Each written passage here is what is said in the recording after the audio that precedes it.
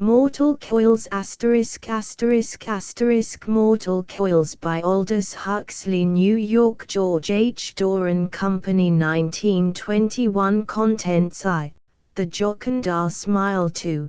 Permutations among the Nightingales. 3. The Tillotson Banquet. 4. Green Tunnels v. Nuns at Luncheon. I. The Jocund Smile. I. Miss Spence will be down directly, sir. Thank you, said Mr. Hutton, without turning round. Janet Spence's parlourmaid was so ugly on purpose, it always seemed to him, malignantly, criminally ugly, that he could not bear to look at her more than was necessary. The door closed. Left to himself, Mr. Hutton got up and began to wander round the room, looking with meditative eyes at the familiar objects it contained. Photographs of Greek statuary, photographs of the Roman Forum, colored prints of Italian masterpieces, all very safe and well known. Poor, dear Janet, what a prig, what an intellectual snob. Her real taste was illustrated in that watercolor by the pavement artist, the one she had paid £0.50 for, and 35 shillings for the frame. How often he had heard her tell the story, how often expatiate on the beauties of that skillful imitation of an oleograph. A real artist in the streets, and you could hear the capital A in artist as she spoke the words.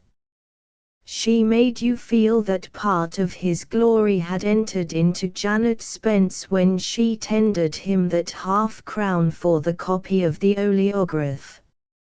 She was implying a compliment to her own taste and penetration. A genuine old master for £0.50. Poor, dear Janet.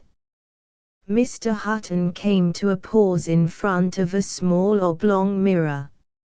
Stooping a little to get a full view of his face, he passed a white, well-manicured finger over his moustache.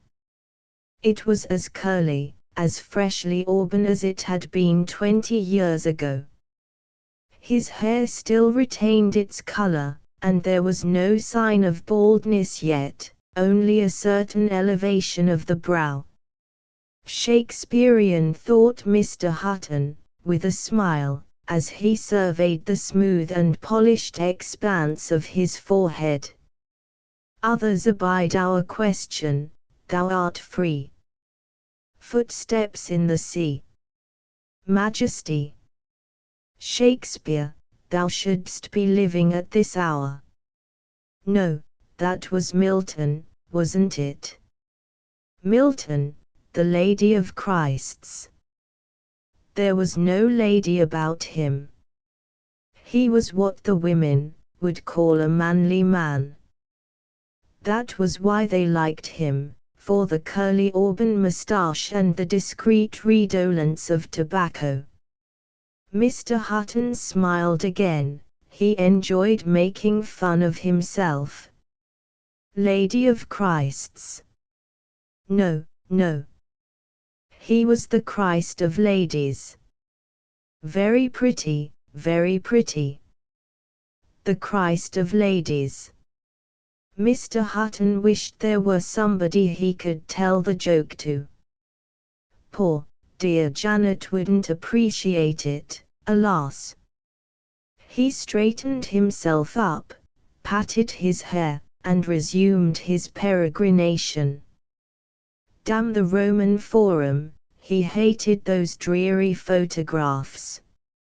Suddenly he became aware that Janet Spence was in the room, standing near the door. Mr. Hutton started, as though he had been taken in some felonious act. To make these silent and spectral appearances was one of Janet Spence's peculiar talents. Perhaps she had been there all the time, had seen him looking at himself in the mirror. Impossible. But, still, it was disquieting. "Oh, you gave me such a surprise," said Mr. Hutton, recovering his smile and advancing with outstretched hand to meet her. Miss Spence was smiling too, her jocund smile, he had once called it, in a moment of half-ironical flattery. Miss Spence had taken the compliment seriously, and had always tried to live up to the Leonardo standard. She smiled on his silence while Mr. Hutton shook hands. That was part of the jocund business. "I hope you're well," said Mr. Hutton. "You look it." What a queer face she had! That small mouth pursed forward by the jocund expression into a little snout with a round hole in the middle as though for whistling. It was like a penholder seen from the front. Above the mouth a well-shaped nose, finely aquiline. Eyes large, lustrous, and dark, with the largeness, luster, and darkness that seems to invite styes and an occasional bloodshot suffusion. They were fine eyes, but unchangingly grave. The penholder might do its jocund trick, but the eyes never altered in their earnestness. Above them, a pair of boldly arched, heavily penciled black eyebrows lent a surprising air of power, as of a Roman matron, to the upper portion of the face. Her hair was dark and equally Roman, Agrippina from the brows upward. "I thought I'd just look in on my way home," Mr. Hutton went on. "Ah, it's good to be back here." He indicated with a wave of his hand the flowers in the vases, the sunshine and greenery beyond the windows. "It's good to be back in the country after a stuffy day of business in town." Miss Spence, who had sat down, pointed to a chair at her side. "No, really, I can't sit down," Mr. Hutton protested. "I must get back to see how poor Emily is. She was rather seedy this morning." He sat down, nevertheless. "It's these wretched liver chills. She's always getting them. Women," he broke off and coughed, so as to hide the fact that he had uttered. He was about to say that women with weak digestions ought not to marry, but the remark was too cruel, and he didn't really believe it. Janet Spence, moreover, was a believer in eternal flames and spiritual attachments. "She hopes to be well enough," he added, "to see you at luncheon tomorrow. Can you come?" "Do." He smiled persuasively. "It's my invitation too, you know." She dropped her eyes, and Mr. Hutton almost thought that he detected a certain reddening of the cheek. It was a tribute. He stroked his moustache. "I should like to come if you think Emily's really well enough to have a visitor." "Of course. You'll do her good. You'll do us both good. In married life 3 is often better company than 2. "Oh, you're cynical." Mr. Hutton always had a desire to say "bow wow wow" whenever that last word was spoken. It irritated him more than any other word in the language. But instead of barking he made haste to protest. "No, no. I'm only speaking a melancholy truth. Reality doesn't always come up to the ideal, you know. But that doesn't make me believe any the less in the ideal. Indeed, I believe in it passionately, the ideal of a matrimony between 2 people in perfect accord. I think it's realizable. I'm sure it is. He paused significantly and looked at her with an arch expression. A virgin of 36, but still unwithered, she had her charms. And there was something really rather enigmatic about her. Miss Spence made no reply but continued to smile. There were times when Mr. Hutton got rather bored with the jocunda.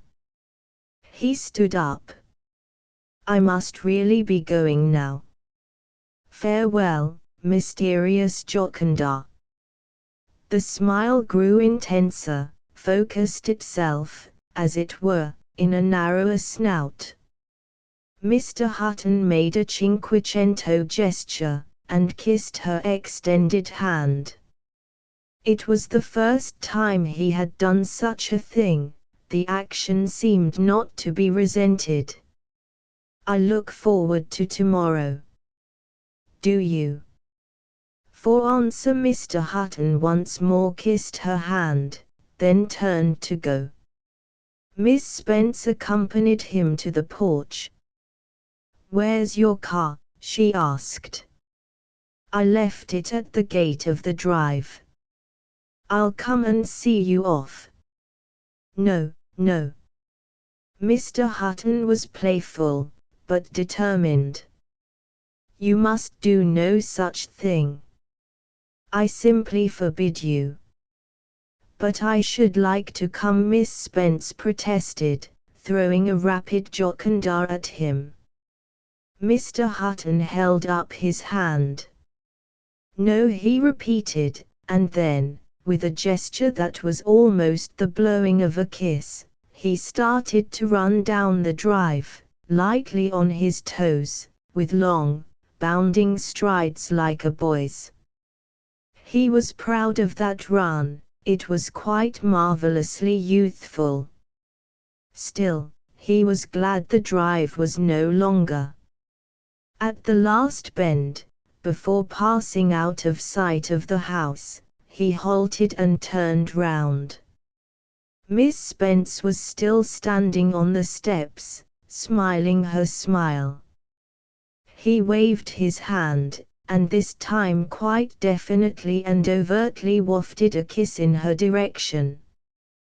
Then, breaking once more into his magnificent canter, he rounded the last dark promontory of trees. Once out of sight of the house, he let his high paces decline to a trot, and finally to a walk. He took out his handkerchief and began wiping his neck inside his collar. What fools, what fools! Had there ever been such an ass as poor, dear Janet Spence? Never, unless it was himself. Decidedly he was the more malignant fool, since he, at least, was aware of his folly and still persisted in it. Why did he persist? Ah, the problem that was himself, the problem that was other people. He had reached the gate. A large, prosperous-looking motor was standing at the side of the road. Home, Nab. The chauffeur touched his cap.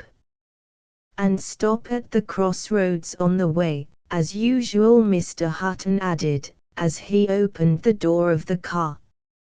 Well, he said, speaking into the obscurity that lurked within. Oh, Teddy Bear, what an age you've been. It was a fresh and childish voice that spoke the words. There was the faintest hint of Cockney impurity about the vowel sounds.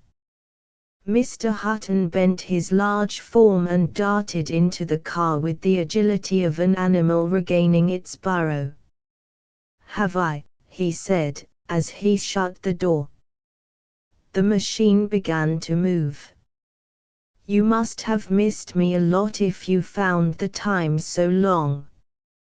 He sat back in the low seat, a cherishing warmth enveloped him. Teddy bear." And with a sigh of contentment a charming little head declined onto Mr. Hutton's shoulder. Ravished, he looked down sideways at the round, babyish face. "Do you know, Doris, you look like the pictures of Louise de Carroll." He passed his fingers through a mass of curly hair. "Who's Louise de Carroll, whatever it is?" Doris spoke from remote distances. She was, alas, Fuit. "We shall all be was one of these days." Meanwhile, Mr. Hutton covered the babyish face with kisses. The car rushed smoothly along. McNabb's back, through the front window, was stonily impassive, the back of a statue. "Your hands," Doris whispered. "Oh, you mustn't touch me. They give me electric shocks." Mr. Hutton adored her for the virgin imbecility of the words. How late in one's existence one makes the discovery of one's body.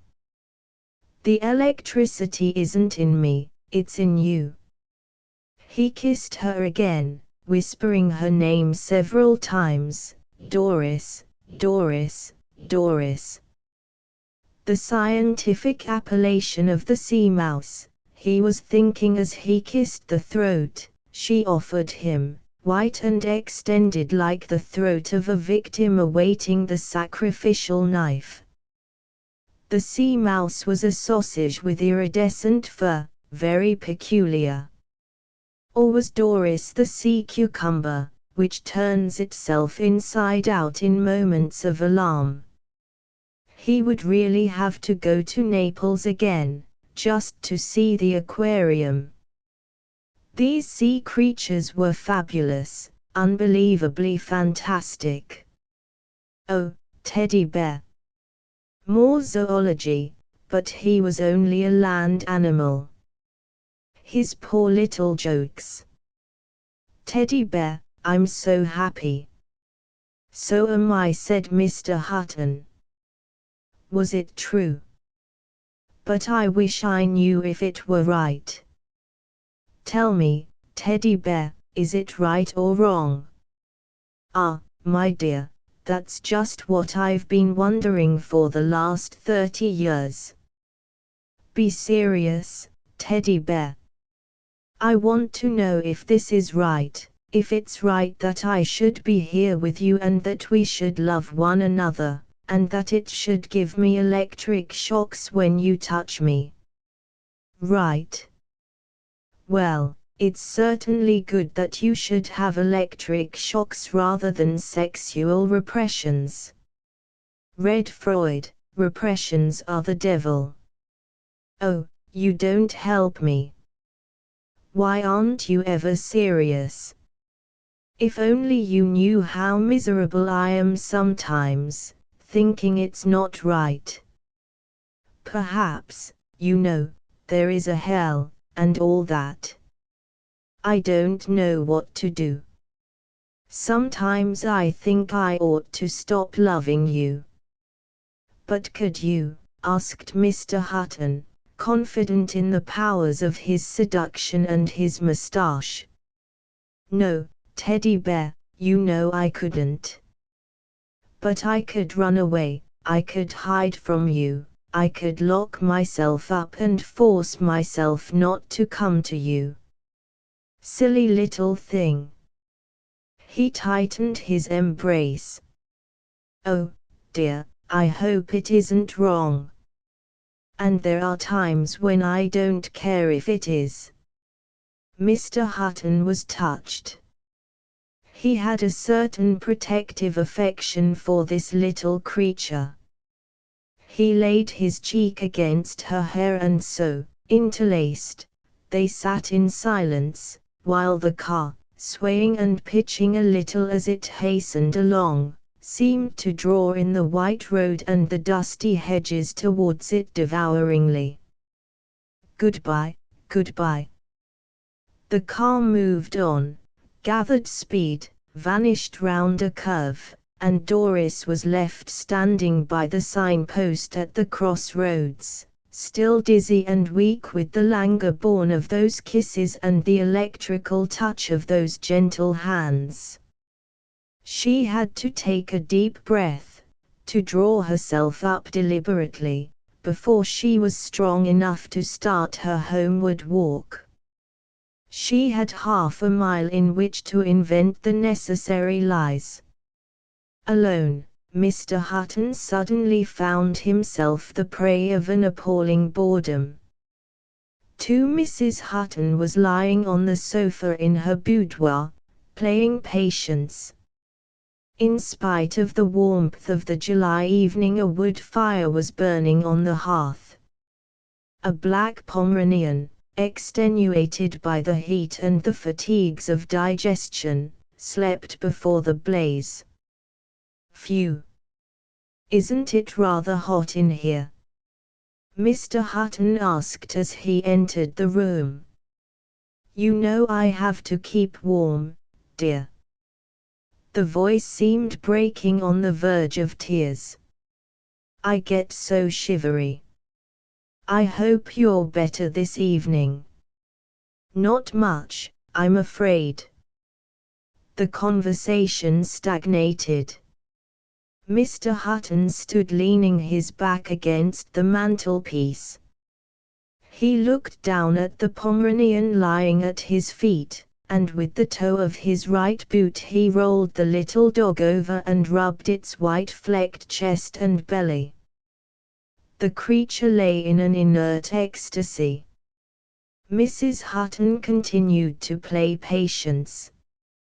Arrived at an impasse, she altered the position of one card, took back another, and went on playing. Her patiences always came out. "Dr. Libbard thinks I ought to go to Clandrindod-Wells this summer." "Well, go, my dear, go, most certainly." Mr. Hutton was thinking of the events of the afternoon, how they had driven, Doris and he, up to the hanging wood, had left the car to wait for them under the shade of the trees, and walked together out into the windless sunshine of the chalk down. "I'm to drink the waters for my liver, and he thinks I ought to have massage and electric treatment, too." Hat in hand, Doris had stalked 4 blue butterflies that were dancing together round a scabious flower with a motion that was like the flickering of blue fire. The blue fire burst and scattered into whirling sparks. She had given chase, laughing and shouting like a child. "I'm sure it will do you good, my dear. I was wondering if you'd come with me, dear. But you know I'm going to Scotland at the end of the month." Mrs. Hutton looked up at him entreatingly. "It's the journey," she said. "The thought of it is such a nightmare. I don't know if I can manage it. And you know I can't sleep in hotels. And then there's the luggage and all the worries. I can't go alone." "But you won't be alone. You'll have your maid with you." He spoke impatiently. The sick woman was usurping the place of the healthy one. He was being dragged back from the memory of the sunlit down and the quick, laughing girl, back to this unhealthy, overheated room and its complaining occupant. "I don't think I shall be able to go." "But you must, my dear, if the doctor tells you to. And, besides, a change will do you good." "I don't think so." "But Libbard thinks so, and he knows what he's talking about." "No, I can't face it. I'm too weak. I can't go alone." Mrs. Hutton pulled a handkerchief out of her black silk bag, and put it to her eyes. "Nonsense, my dear, you must make the effort. I had rather be left in peace to die here." She was crying in earnest now. "Oh Lord! Now do be reasonable. Listen now, please." Mrs. Hutton only sobbed more violently. "Oh, what is one to do?" He shrugged his shoulders and walked out of the room. Mr. Hutton was aware that he had not behaved with proper patience, but he could not help it. Very early in his manhood he had discovered that not only did he not feel sympathy for the poor, the weak, the diseased, and deformed, he actually hated them. Once, as an undergraduate, he spent 3 days at a mission in the East End. He had returned, filled with a profound and ineradicable disgust.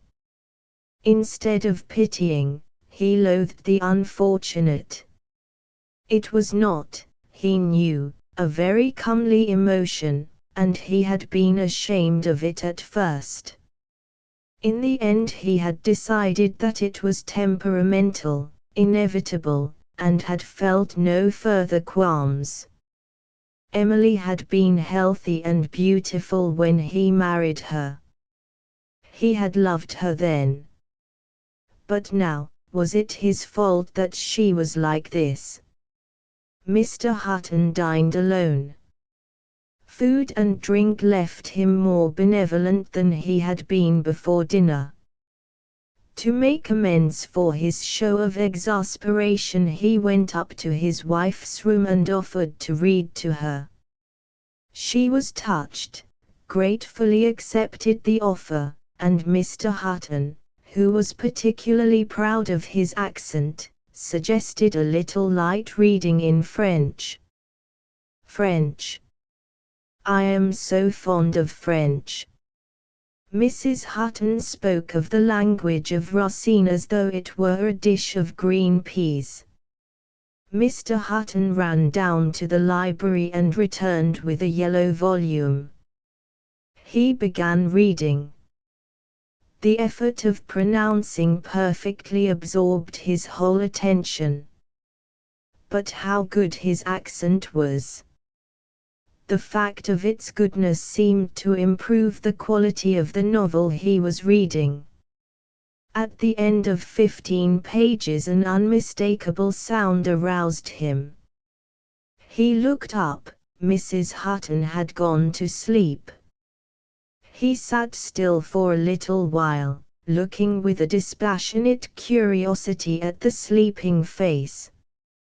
Once it had been beautiful, once, long ago, the sight of it, the recollection of it, had moved him with an emotion profounder, perhaps, than any he had felt before or since. Now it was lined and cadaverous. The skin was stretched tightly over the cheekbones, across the bridge of the sharp, bird-like nose. The closed eyes were set in profound bone-rimmed sockets. The lamplight striking on the face from the side emphasized with light and shade its cavities and projections. It was the face of a dead Christ by Morales.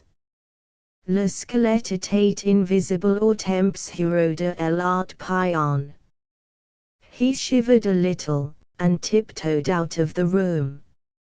On the following day Mrs. Hutton came down to luncheon.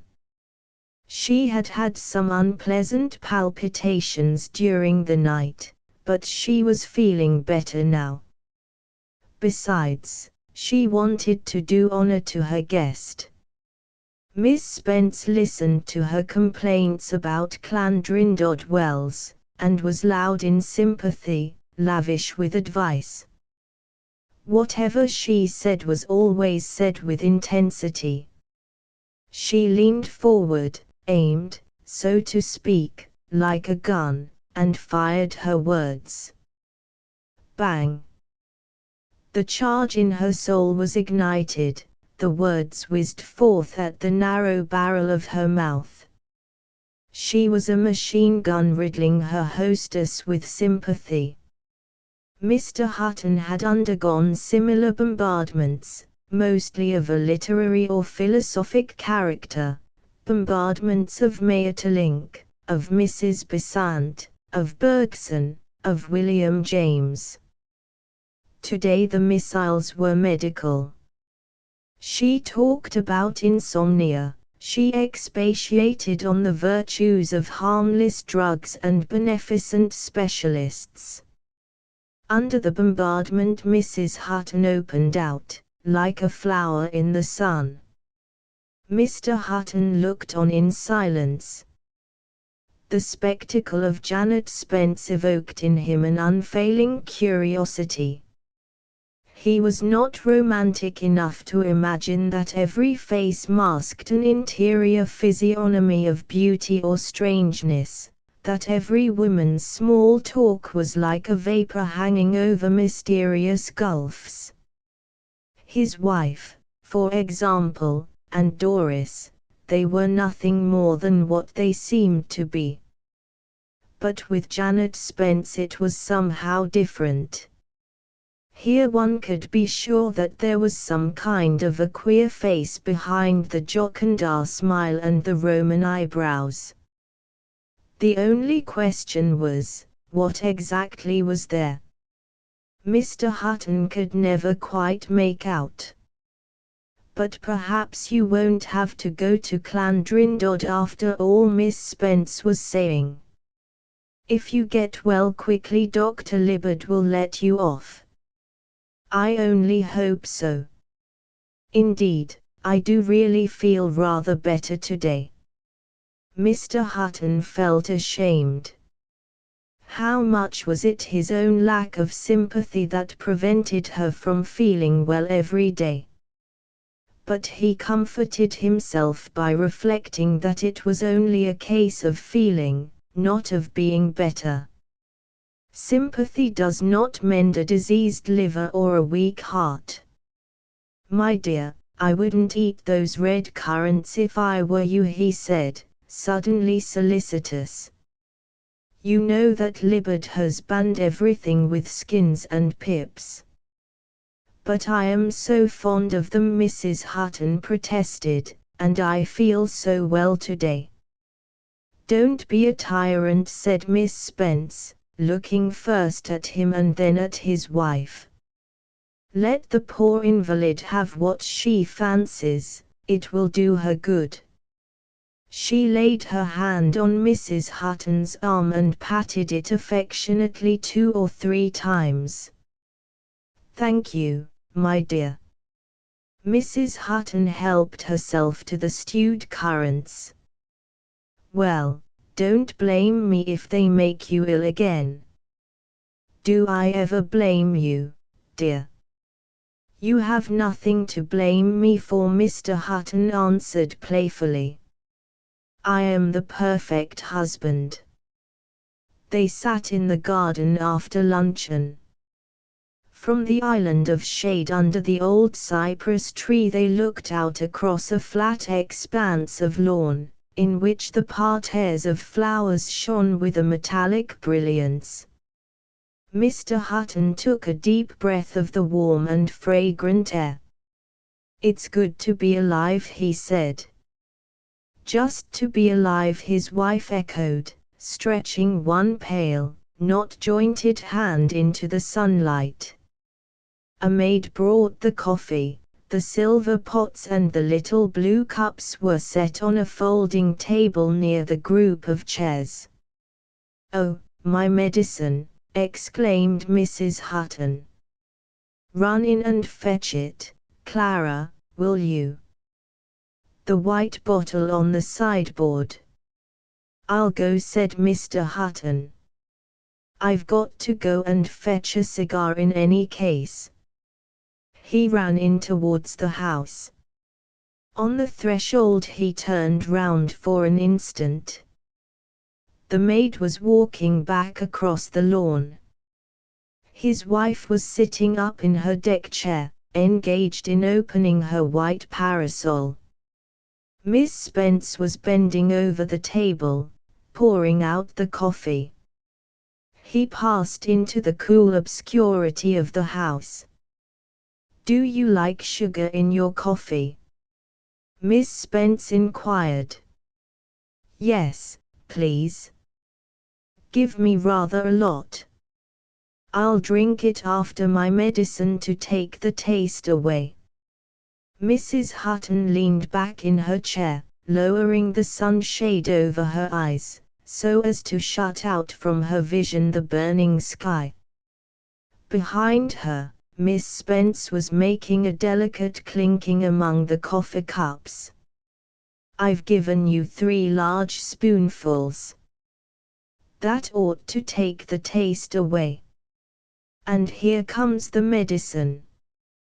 Mr. Hutton had reappeared, carrying a wineglass, half full of a pale liquid. "It smells delicious," he said, as he handed it to his wife. "That's only the flavoring." She drank it off at a gulp, shuddered, and made a grimace. "Ah, it's so nasty. Give me my coffee." Miss Spence gave her the cup. She sipped at it. "You've made it like syrup. But it's very nice, after that atrocious medicine."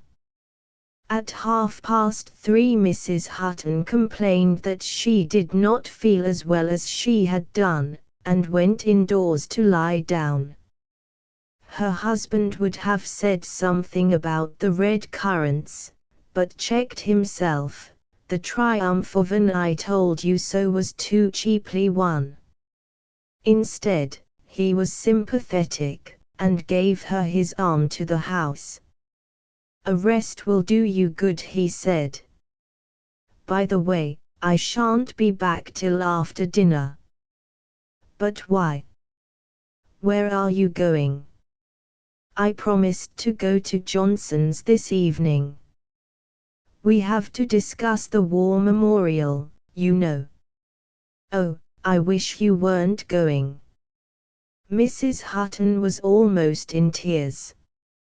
"Can't you stay?" "I don't like being alone in the house." "But, my dear, I promised weeks ago.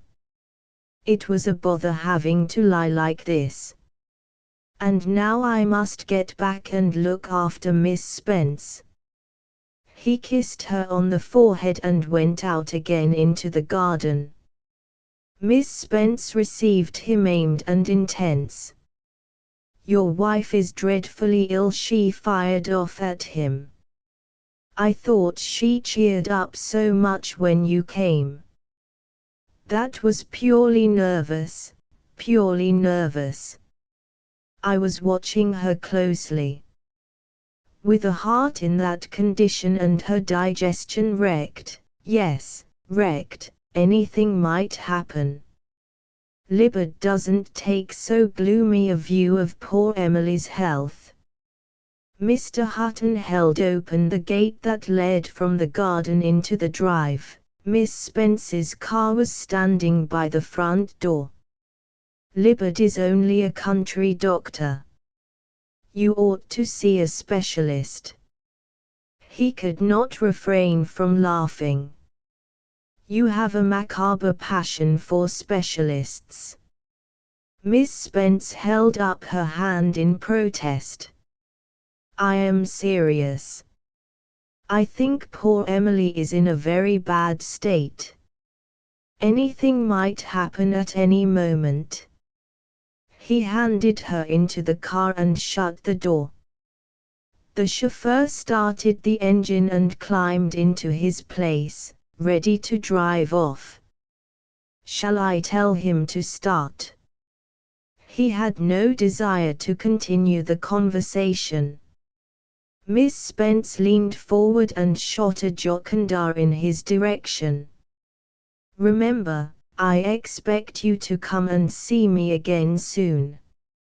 Mechanically he grinned, made a polite noise, and, as the car moved forward, waved his hand. He was happy to be alone.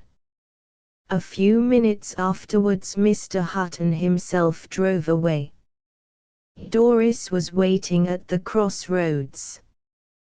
They dined together 20 miles from home, at a roadside hotel. It was one of those bad, expensive meals which are only cooked in country hotels frequented by motorists. It revolted Mr. Hutton, but Doris enjoyed it. She always enjoyed things. Mr. Hutton ordered a not very good brand of champagne. He was wishing he had spent the evening in his library. When they started homewards, Doris was a little tipsy and extremely affectionate.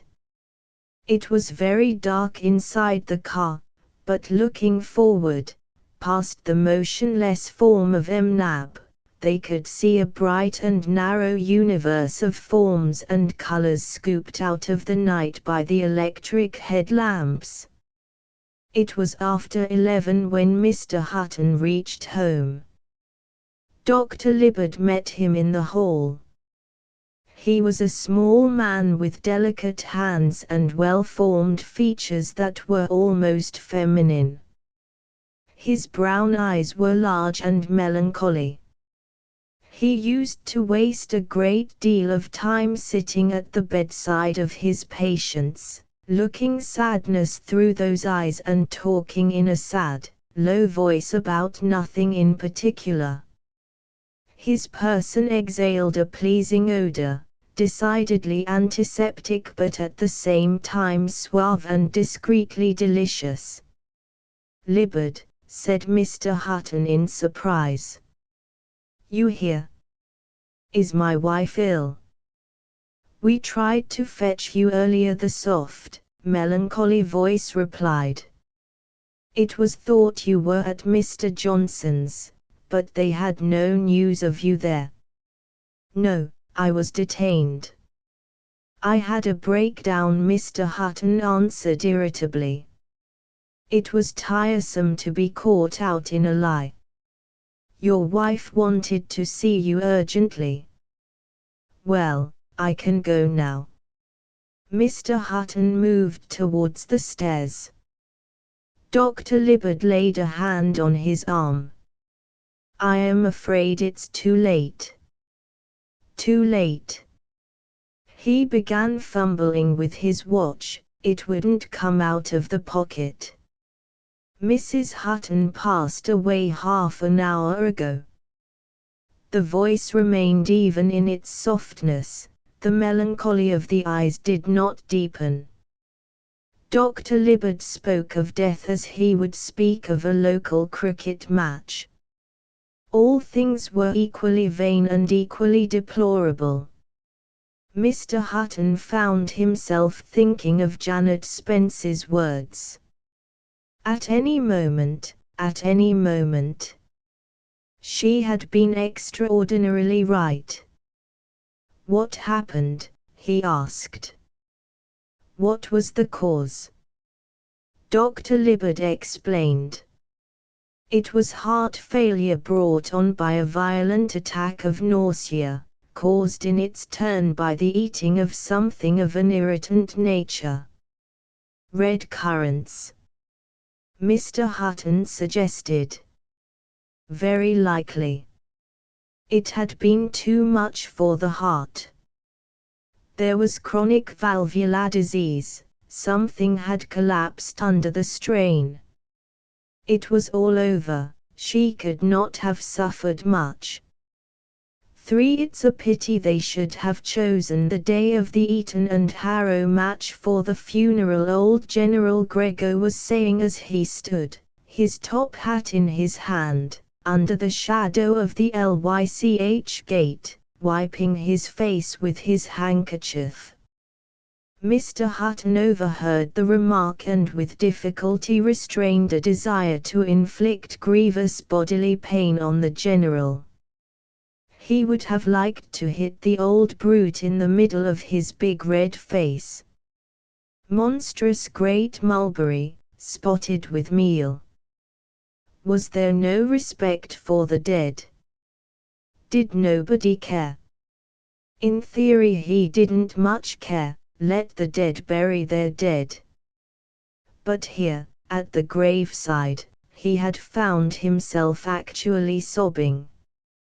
Poor Emily, they had been pretty happy once. Now she was lying at the bottom of a 7-foot hole. And here was Grego complaining that he couldn't go to the Eton and Harrow match. Mr. Hutton looked round at the groups of black figures that were drifting slowly out of the churchyard towards the fleet of cabs and motors assembled in the road outside. Against the brilliant background of the July grass and flowers and foliage, they had a horribly alien and unnatural appearance. It pleased him to think that all these people would soon be dead, too. That evening Mr. Hutton sat up late in his library reading the life of Milton. There was no particular reason why he should have chosen Milton, it was the book that first came to hand, that was all. It was after midnight when he had finished. He got up from his armchair, unbolted the French windows, and stepped out onto the little paved terrace. The night was quiet and clear. Mr. Hutton looked at the stars and at the holes between them, dropped his eyes to the dim lawns and hueless flowers of the garden, and let them wander over the farther landscape, black and grey under the moon. He began to think with a kind of confused violence. There were the stars, there was Milton. A man can be somehow the peer of stars and night. Greatness, nobility. But is there seriously a difference between the noble and the ignoble? Milton, the stars, death, and himself. The soul, the body, the higher and the lower nature. Perhaps there was something in it, after all. Milton had a God on his side and righteousness. What had he? Nothing, nothing whatever. There were only Doris's little breasts. What was the point of it all? Milton, the stars, death, and Emily in her grave, Doris and himself, always himself. Oh, he was a futile and disgusting being.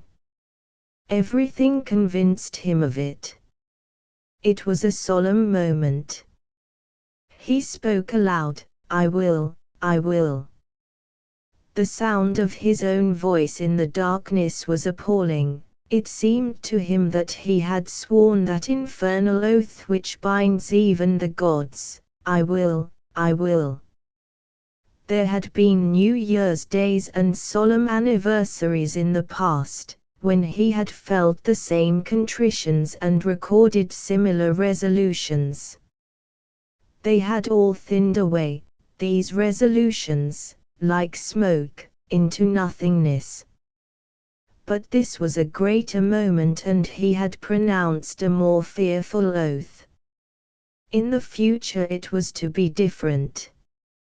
Yes, he would live by reason, he would be industrious, he would curb his appetites, he would devote his life to some good purpose.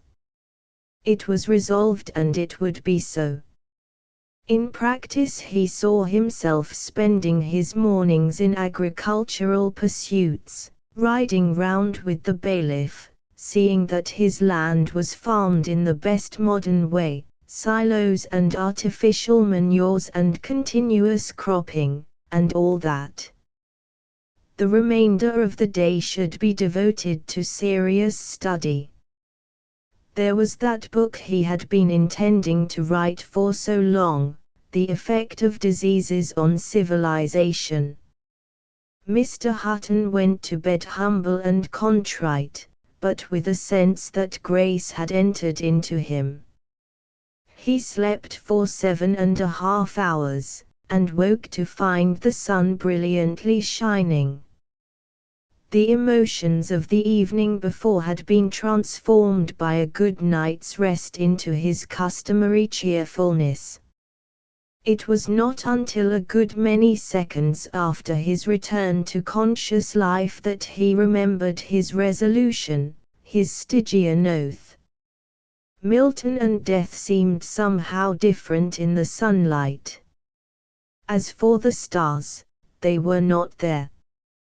But the resolutions were good, even in the daytime he could see that. He had his horse saddled after breakfast, and rode round the farm with the bailiff.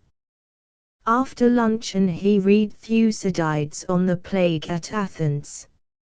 In the evening he made a few notes on malaria in southern Italy. While he was undressing he remembered that there was a good anecdote in Skelton's jest book about the sweating sickness. He would have made a note of it if only he could have found a pencil. On the 6th morning of his new life Mr. Hutton found among his correspondence an envelope addressed in that peculiarly vulgar handwriting which he knew to be Doris's. He opened it, and began to read. She didn't know what to say, words were so inadequate. His wife dying like that, and so suddenly, it was too terrible. Mr. Hutton sighed, but his interest revived somewhat as he read on. Death is so frightening, I never think of it when I can help it. But when something like this happens, or when I am feeling ill or depressed, then I can't help remembering it is there so close, and I think about all the wicked things I have done and about you and me, and I wonder what will happen, and I am so frightened. I am so lonely, Teddy Bear, and so unhappy, and I don't know what to do. I can't get rid of the idea of dying, I am so wretched and helpless without you. I didn't mean to write to you, I meant to wait till you were out of mourning and could come and see me again, but I was so lonely and miserable, Teddy Bear, I had to write. I couldn't help it. Forgive me, I want you so much. I have nobody in the world but you. You are so good and gentle and understanding, there is nobody like you. I shall never forget how good and kind you have been to me, and you are so clever and know so much. I can't understand how you ever came to pay any attention to me. I am so dull and stupid, much less like me and love me. Because you do love me a little, don't you, Teddy Bear? Mr. Hutton was touched with shame and remorse. To be thanked like this, worshipped for having seduced the girl, it was too much. It had just been a piece of imbecile wantonness. Imbecile, idiotic, there was no other way to describe it. For, when all was said, he had derived very little pleasure from it. Taking all things together, he had probably been more bored than amused. Once upon a time he had believed himself to be a hedonist. But to be a hedonist implies a certain process of reasoning, a deliberate choice of known pleasures, a rejection of known pains. This had been done without reason, against it. For he knew beforehand, so well, that there was no interest or pleasure to be derived from these wretched affairs. And yet each time the vague itch came upon him he succumbed, involving himself once more in the old stupidity. There had been Maggie, his wife's maid, and Edith, the girl on the farm, and Mrs. Pringle, and the waitress in London, and others. There seemed to be dozens of them. It had all been so stale and boring. He knew it would be, he always knew. And yet, experience doesn't teach. Poor little Doris. He would write to her kindly, comfortingly, but he wouldn't see her again. A servant came to tell him that his horse was saddled and waiting. He mounted and rode off. That morning the old bailiff was more irritating than usual. 5 days later Doris and Mr. Hutton were sitting together on the pier at Southend. Doris, in white muslin with pink garnishings, radiated happiness. Mr. Hutton, legs outstretched and chair tilted, had pushed the Panama back from his forehead, and was trying to feel like a trooper. That night, when Doris was asleep, breathing and warm by his side, he recaptured, in this moment of darkness and physical fatigue, the rather cosmic emotion which had possessed him that evening, not a fortnight ago, when he had made his great resolution.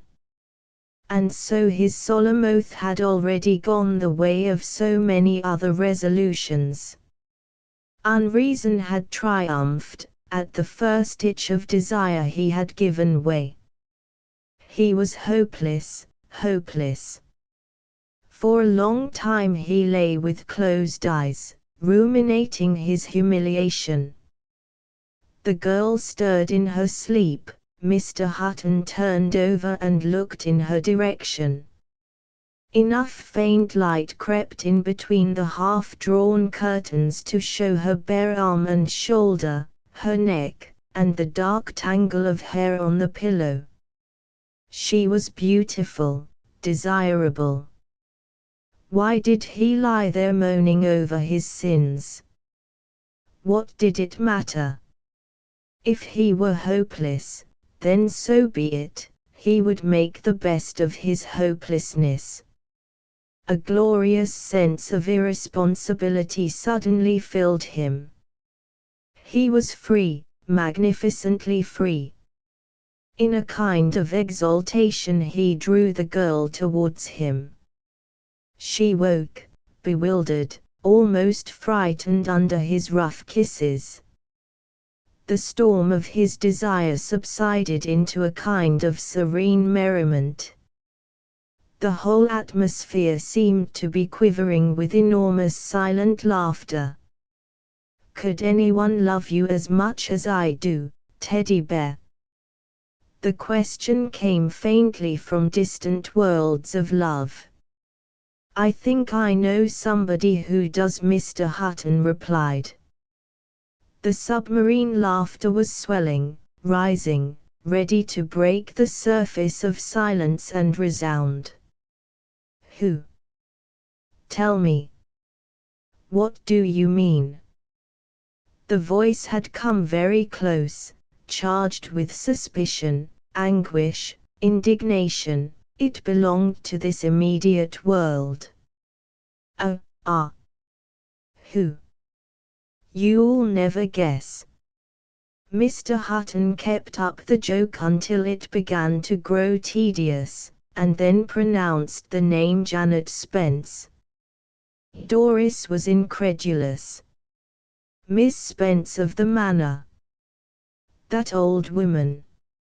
It was too ridiculous. Mr. Hutton laughed too. But it's quite true, he said. She adores me. Oh, the vast joke. He would go and see her as soon as he returned, see and conquer. I believe she wants to marry me, he added. But you wouldn't, you don't intend. The air was fairly crepitating with humor. Mr. Hutton laughed aloud. I intend to marry you, he said.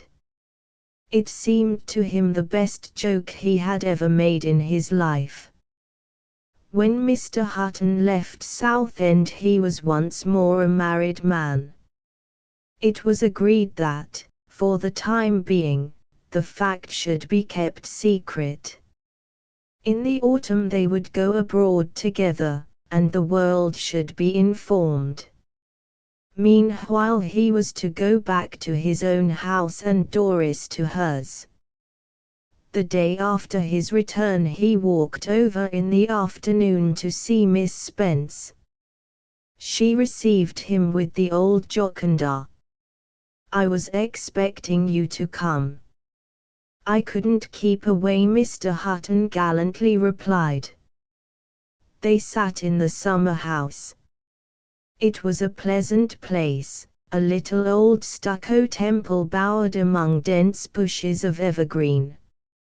Miss Spence had left her mark on it by hanging up over the seat a blue and white Della Robbia plaque. I am thinking of going to Italy this autumn, said Mr. Hutton. He felt like a ginger beer bottle, ready to pop with bubbling humorous excitement. Italy. Miss Spence closed her eyes ecstatically. I feel drawn there too. Why not let yourself be drawn? I don't know. One somehow hasn't the energy and initiative to set out alone. Alone. Ah, sound of guitars and throaty singing. Yes, traveling alone isn't much fun. Miss Spence lay back in her chair without speaking. Her eyes were still closed. Mr. Hutton stroked his moustache. The silence prolonged itself for what seemed a very long time. Pressed to stay to dinner, Mr. Hutton did not refuse. The fun had hardly started. The table was laid in the loggia. Through its arches they looked out onto the sloping garden, to the valley below and the farther hills. Light ebbed away, the heat and silence were oppressive. A huge cloud was mounting up the sky, and there were distant breathings of thunder. The thunder drew nearer, a wind began to blow, and the first drops of rain fell. The table was cleared. Miss Spence and Mr. Hutton sat on in the growing darkness. Miss Spence broke a long silence by saying meditatively, I think everyone has a right to a certain amount of happiness, don't you? Most certainly. But what was she leading up to? Nobody makes generalizations about life unless they mean to talk about themselves. Happiness, he looked back on his own life, and saw a cheerful, placid existence disturbed by no great griefs or discomforts or alarms. He had always had money and freedom, he had been able to do very much as he wanted. Yes, he supposed he had been happy, happier than most men. And now he was not merely happy, he had discovered in irresponsibility the secret of gaiety. He was about to say something about his happiness when Miss Spence went on speaking. People like you and me have a right to be happy sometime in our lives. Me, said Mr. Hutton, surprised. Poor Henry. Fate hasn't treated either of us very well. Oh, well, it might have treated me worse. You're being cheerful. That's brave of you. but don't think I can't see behind the mask." Miss Spence spoke louder and louder as the rain came down more and more heavily.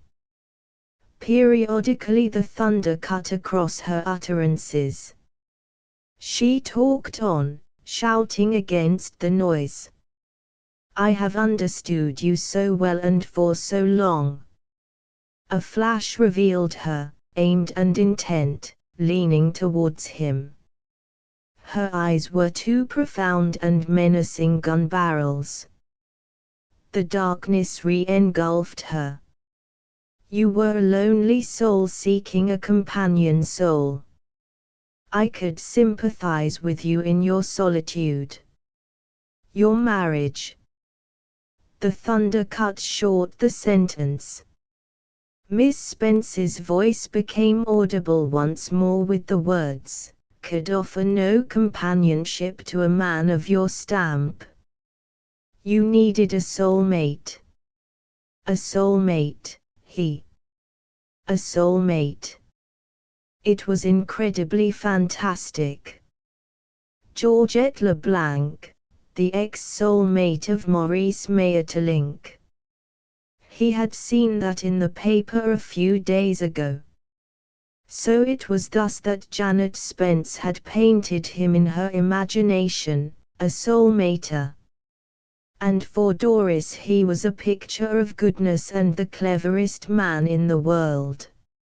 And actually, really, he was what, who knows?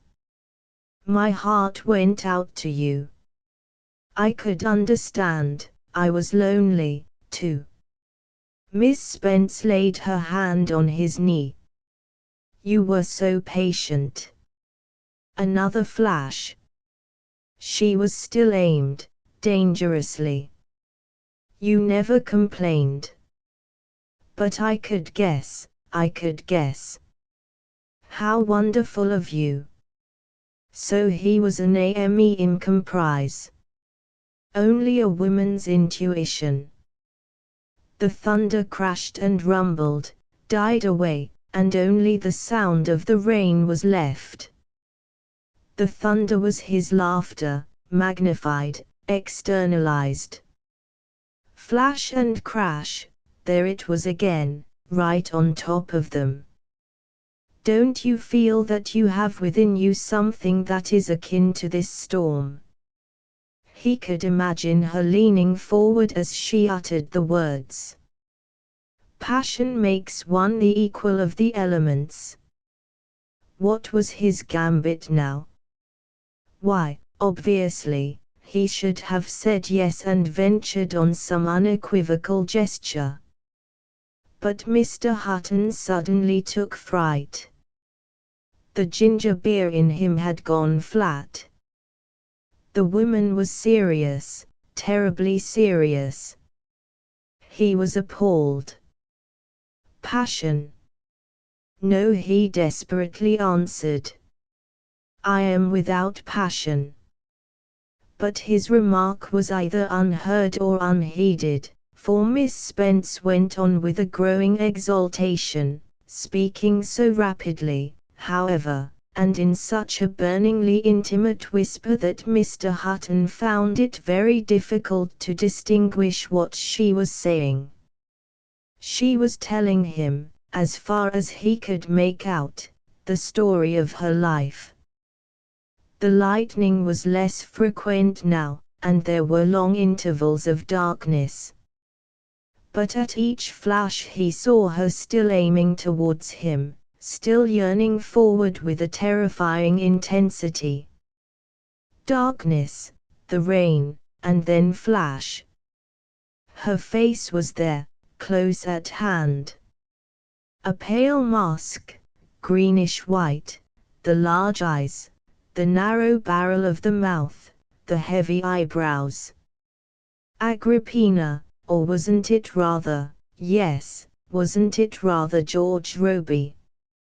He began devising absurd plans for escaping.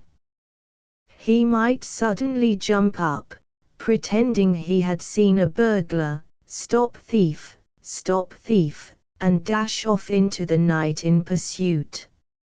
Or should he say that he felt faint, a heart attack? Or that he had seen a ghost, Emily's ghost, in the garden? Absorbed in his childish plotting, he had ceased to pay any attention to Miss Spence's words. The spasmodic clutching of her hand recalled his thoughts. "I honored you for that, Henry," she was saying. Honored him for what? Marriage is a sacred tie, and your respect for it, even when the marriage was, as it was in your case, an unhappy one, made me respect you and admire you, and, shall I dare say the word, oh, the burglar, the ghost in the garden. But it was too late. Yes, love you, Henry, all the more. But we're free now, Henry. Free. There was a movement in the dark, and she was kneeling on the floor by his chair.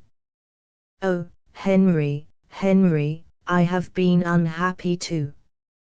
Her arms embraced him, and by the shaking of her body he could feel that she was sobbing.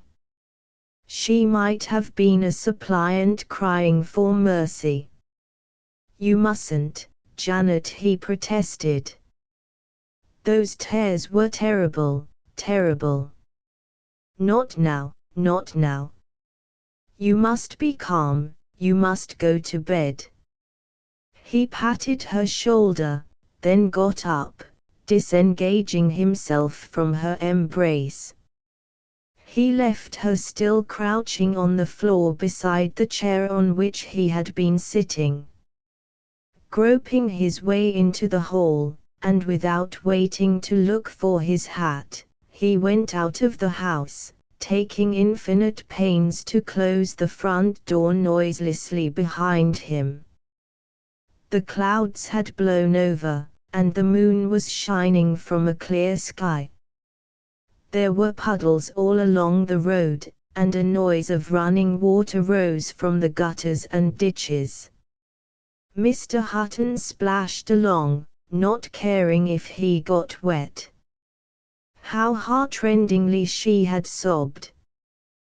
With the emotions of pity and remorse that the recollection evoked in him, there was a certain resentment. Why couldn't she have played the game that he was playing, the heartless, amusing game? Yes, but he had known all the time that she wouldn't, she couldn't play that game. He had known and persisted. What had she said about passion and the elements? Something absurdly stale, but true, true. There she was, a cloud black-bosomed and charged with thunder, and he, like some absurd little Benjamin Franklin, had sent up a kite into the heart of the menace.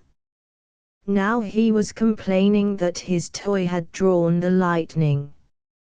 She was probably still kneeling by that chair in the loggia, crying. But why hadn't he been able to keep up the game? Why had his irresponsibility deserted him, leaving him suddenly sober in a cold world? There were no answers to any of his questions. One idea burned steady and luminous in his mind, the idea of flight. He must get away at once. "For what are you thinking about, Teddy Bear?" "Nothing." There was a silence. Mr. Hutton remained motionless, his elbows on the parapet of the terrace, his chin in his hands, looking down over Florence. He had taken a villa on one of the hilltops to the south of the city. From a little raised terrace at the end of the garden one looked down a long fertile valley onto the town and beyond it to the bleak mass of Monte Morello and, eastward of it, to the peopled hill of Fiesole, dotted with white houses. Everything was clear and luminous in the September sunshine. "Are you worried about anything?" "No, thank you." "Tell me, Teddy Bear." "But, my dear, there's nothing to tell." Mr. Hutton turned round, smiled, and patted the girl's hand. "I think you'd better go in and have your siesta. It's too hot for you here." "Very well, Teddy Bear. Are you coming too?" "When I've finished my cigar." "All right. But do hurry up and finish it, Teddy Bear." Slowly, reluctantly, she descended the steps of the terrace and walked towards the house. Mr. Hutton continued his contemplation of Florence. He had need to be alone. It was good sometimes to escape from Doris and the restless solicitude of her passion. He had never known the pains of loving hopelessly, but he was experiencing now the pains of being loved. These last weeks had been a period of growing discomfort. Doris was always with him, like an obsession, like a guilty conscience. Yes, it was good to be alone. He pulled an envelope out of his pocket and opened it, not without reluctance. He hated letters. They always contained something unpleasant, nowadays, since his second marriage. This was from his sister. He began skimming through the insulting home truths of which it was composed. The words indecent haste, social suicide, scarcely cold in her, grave person of the lower classes, all occurred. They were inevitable now in any communication from a well-meaning and right-thinking relative. Impatient, he was about to tear the stupid letter to pieces when his eye fell on a sentence at the bottom of the third page. His heart beat with uncomfortable violence as he read it. It was too monstrous. Janet Spence was going about telling everyone that he had poisoned his wife in order to marry Doris. What damnable malice! Ordinarily a man of the suavest temper, Mr. Hutton found himself trembling with rage. He took the childish satisfaction of calling names. He cursed the woman. Then suddenly he saw the ridiculous side of the situation. The notion that he should have murdered anyone in order to marry Doris. If they only knew how miserably bored he was. Poor, dear Janet. She had tried to be malicious, she had only succeeded in being stupid. A sound of footsteps aroused him. He looked round. In the garden below the little terrace the servant girl of the house was picking fruit. A Neapolitan, strayed somehow as far north as Florence, she was a specimen of the classical type, a little debased. Her profile might have been taken from a Sicilian coin of a bad period. Her features, carved floridly in the grand tradition, expressed an almost perfect stupidity. Her mouth was the most beautiful thing about her. The calligraphic hand of nature had richly curved it into an expression of mulish bad temper. Under her hideous black clothes, Mr. Hutton divined a powerful body, firm and massive. He had looked at her before with a vague interest and curiosity. Today the curiosity defined and focused itself into a desire. An idol of Theocritus. Here was the woman. He, alas, was not precisely like a goat herd on the volcanic hills.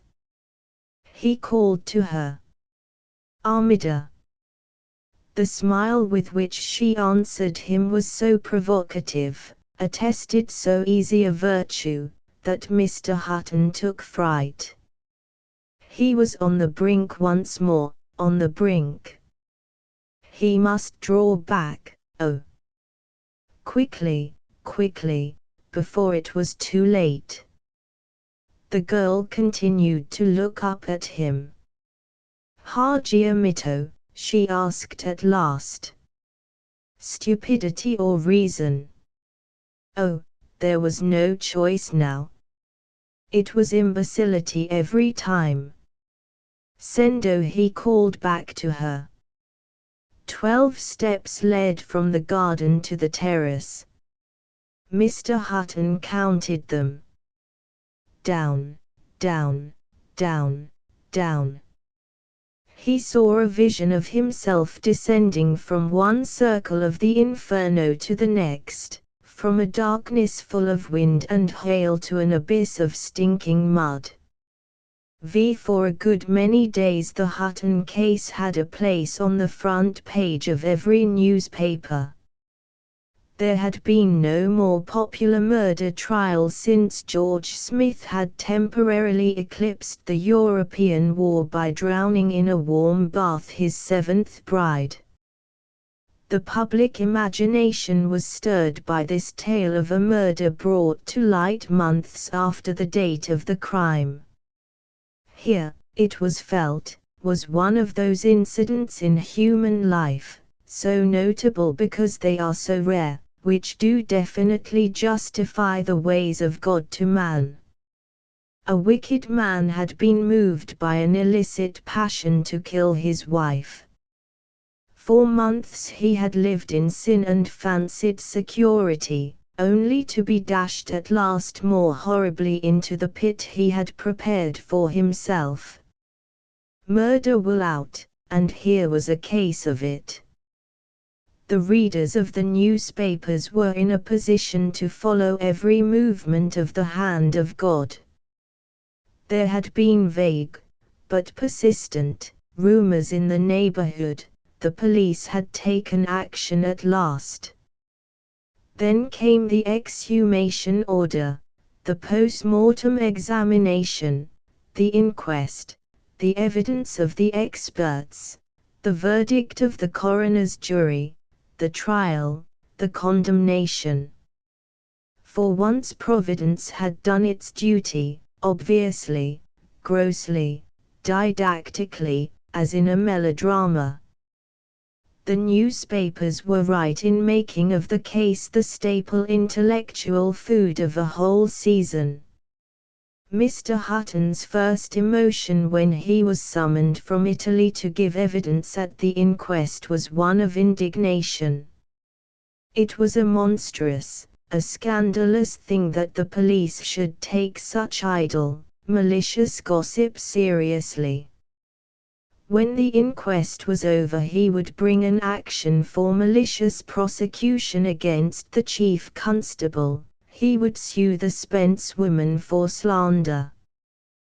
The inquest was opened, the astonishing evidence unrolled itself.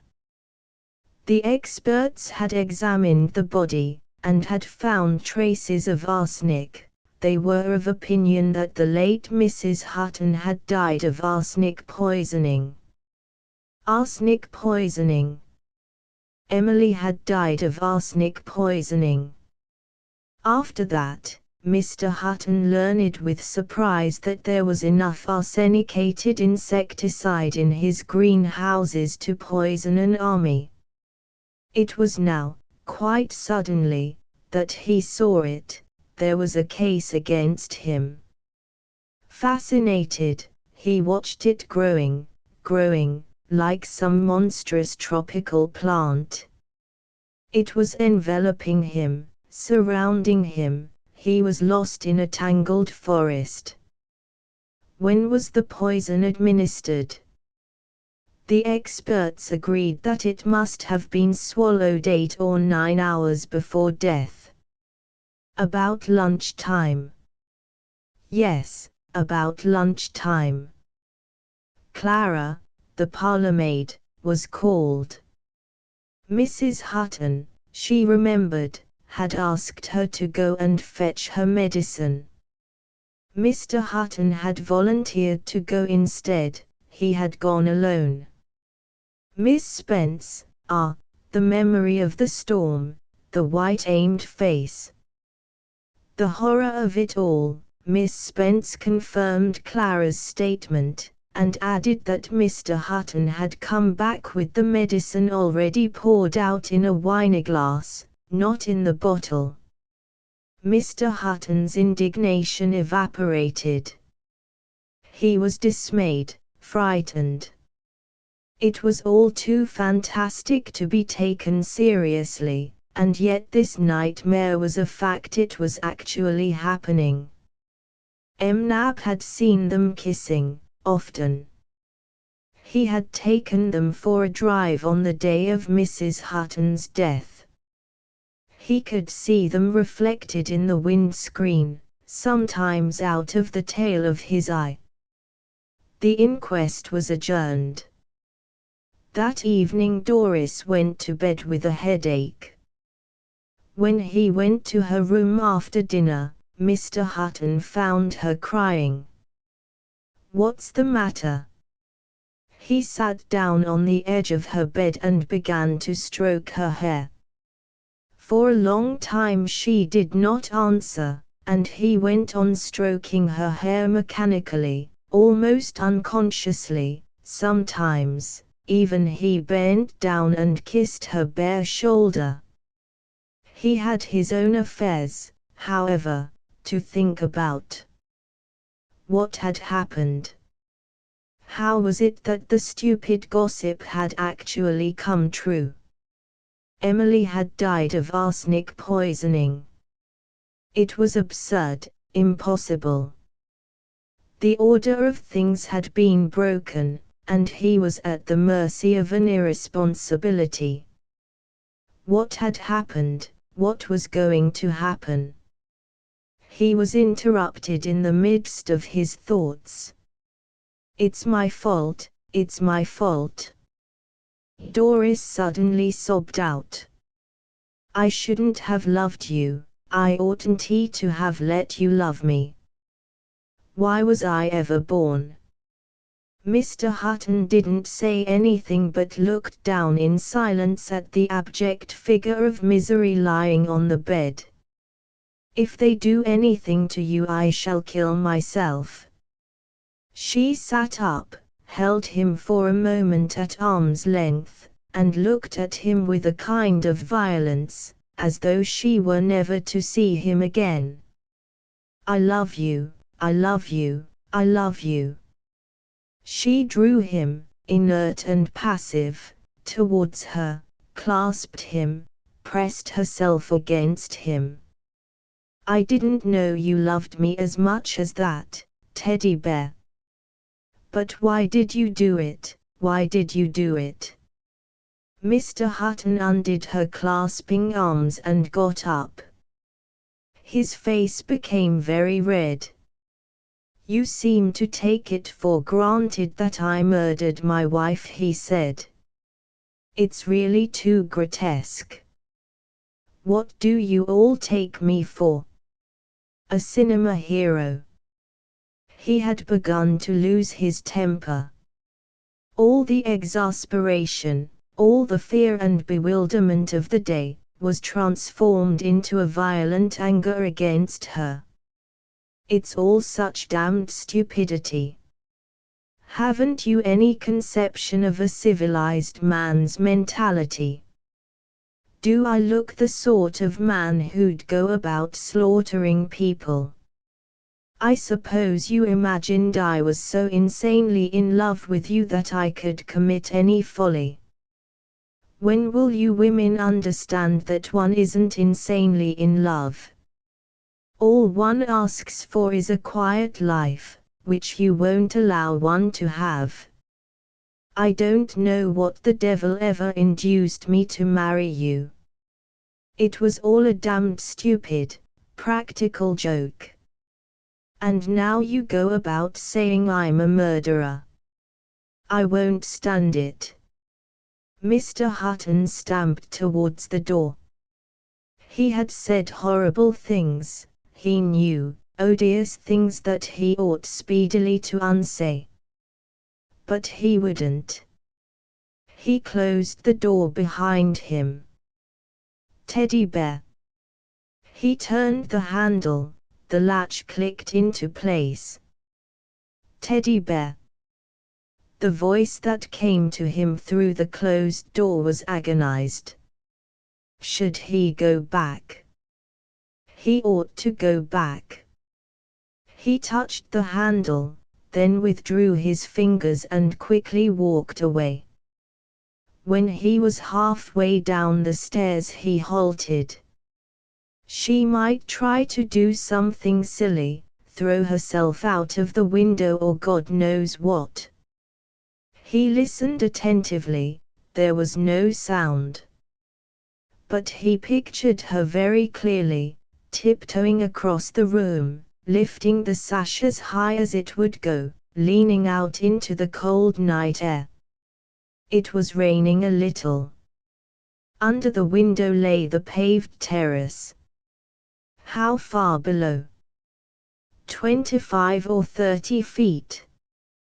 Once, when he was walking along Piccadilly, a dog had jumped out of a third-story window of the Ritz. He had seen it fall, he had heard it strike the pavement. Should he go back? He was damned if he would, he hated her. He sat for a long time in the library. What had happened? What was happening?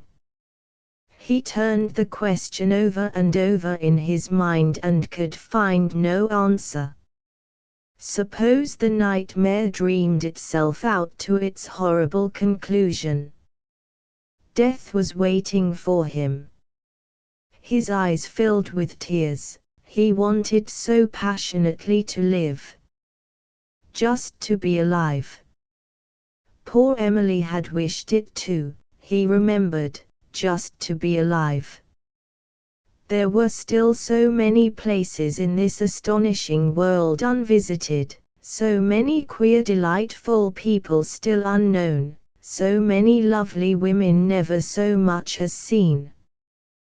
The huge white oxen would still be dragging their wains along the Tuscan roads, the cypresses would still go up, straight as pillars, to the blue heaven, but he would not be there to see them. And the sweet southern wines, tear of Christ and blood of Judas, others would drink them, not he. Others would walk down the obscure and narrow lanes between the bookshelves in the London Library, sniffing the dusty perfume of good literature, peering at strange titles, discovering unknown names, exploring the fringes of vast domains of knowledge. He would be lying in a hole in the ground. And why? Confusedly he felt that some extraordinary kind of justice was being done. In the past he had been wanton and imbecile and irresponsible. Now fate was playing as wantonly, as irresponsibly, with him. It was tit for tat, and God existed after all. He felt that he would like to pray.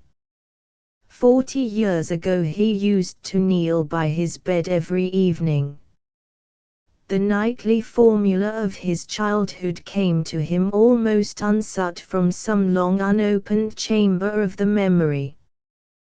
God bless father and mother, Tom and Sissy and the baby, Mademoiselle and nurse, and everyone that I love, and make me a good boy. Amen. They were all dead now, all except Sissy. His mind seemed to soften and dissolve, a great calm descended upon his spirit. He went upstairs to ask Doris's forgiveness.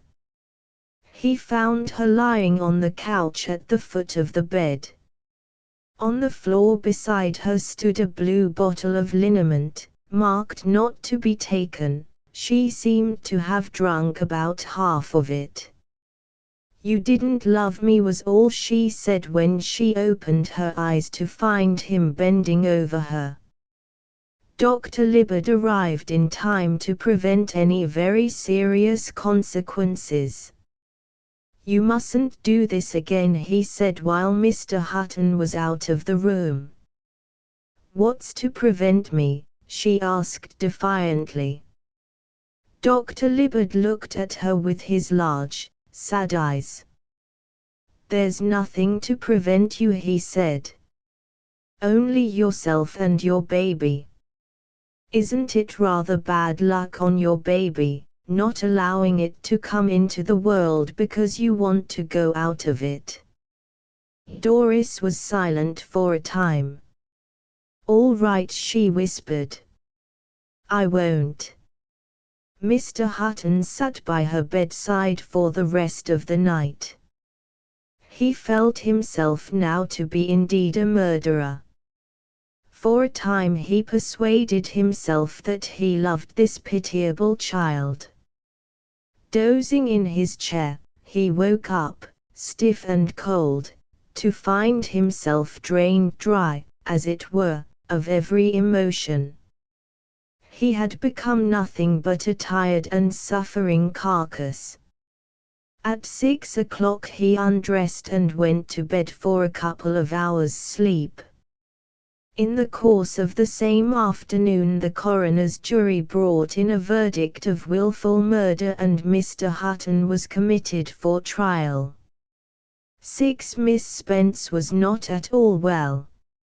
She had found her public appearances in the witness box very trying, and when it was all over she had something that was very nearly a breakdown. She slept badly, and suffered from nervous indigestion. Dr. Libbard used to call every other day. She talked to him a great deal, mostly about the Hutton case. Her moral indignation was always on the boil. Wasn't it appalling to think that one had had a murderer in one's house? Wasn't it extraordinary that one could have been for so long mistaken about the man's character? But she had had an inkling from the first. And then the girl he had gone off with, so low class, so little better than a prostitute. The news that the second Mrs. Hutton was expecting a baby, the posthumous child of a condemned and executed criminal, revolted her. The thing was shocking an obscenity. Dr. Libbard answered her gently and vaguely, and prescribed bromide.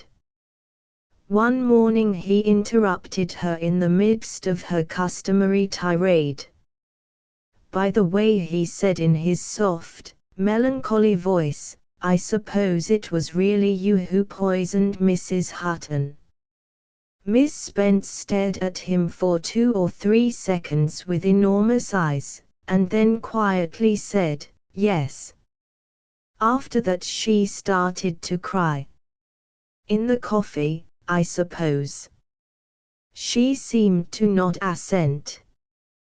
Dr. Libbard took out his fountain pen, and in his neat, meticulous calligraphy wrote out a prescription for a sleeping draught. 2. Permutations among the Nightingales, a play. It is night on the terrace outside the Hotel Cimarosa. Part of the garden facade of the hotel is seen at the back of the stage, a bare white wall, with 3 French windows giving onto balconies about 10 feet from the ground, and below them, leading from the terrace to the lounge, a double door of glass, open now, through which a yellow radiance streams out into the night. On the paved terrace stand 2 or 3 green iron tables and chairs. To the left a mass of dark foliage, ilex and cypress, in the shadow of which more tables and chairs are set.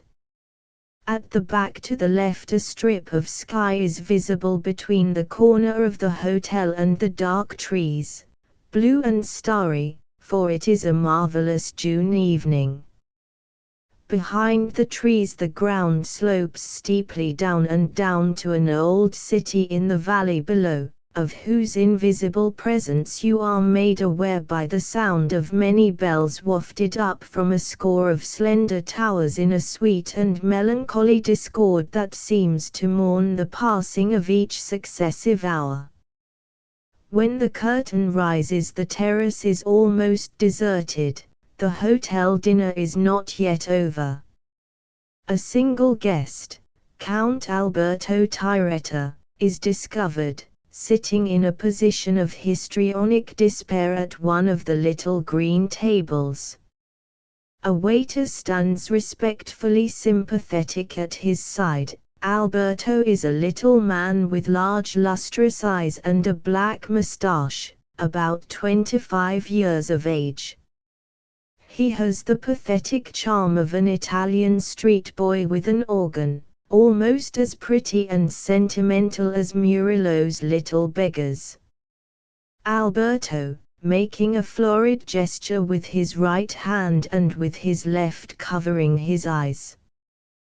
Whereupon, waiter, he is reciting a tale of woes, she slammed the door in my face. He brings down his gesticulating right hand with a crash onto the table. Waiter. In your face, Signor. Impossible. Alberto. Impossible, but a fact.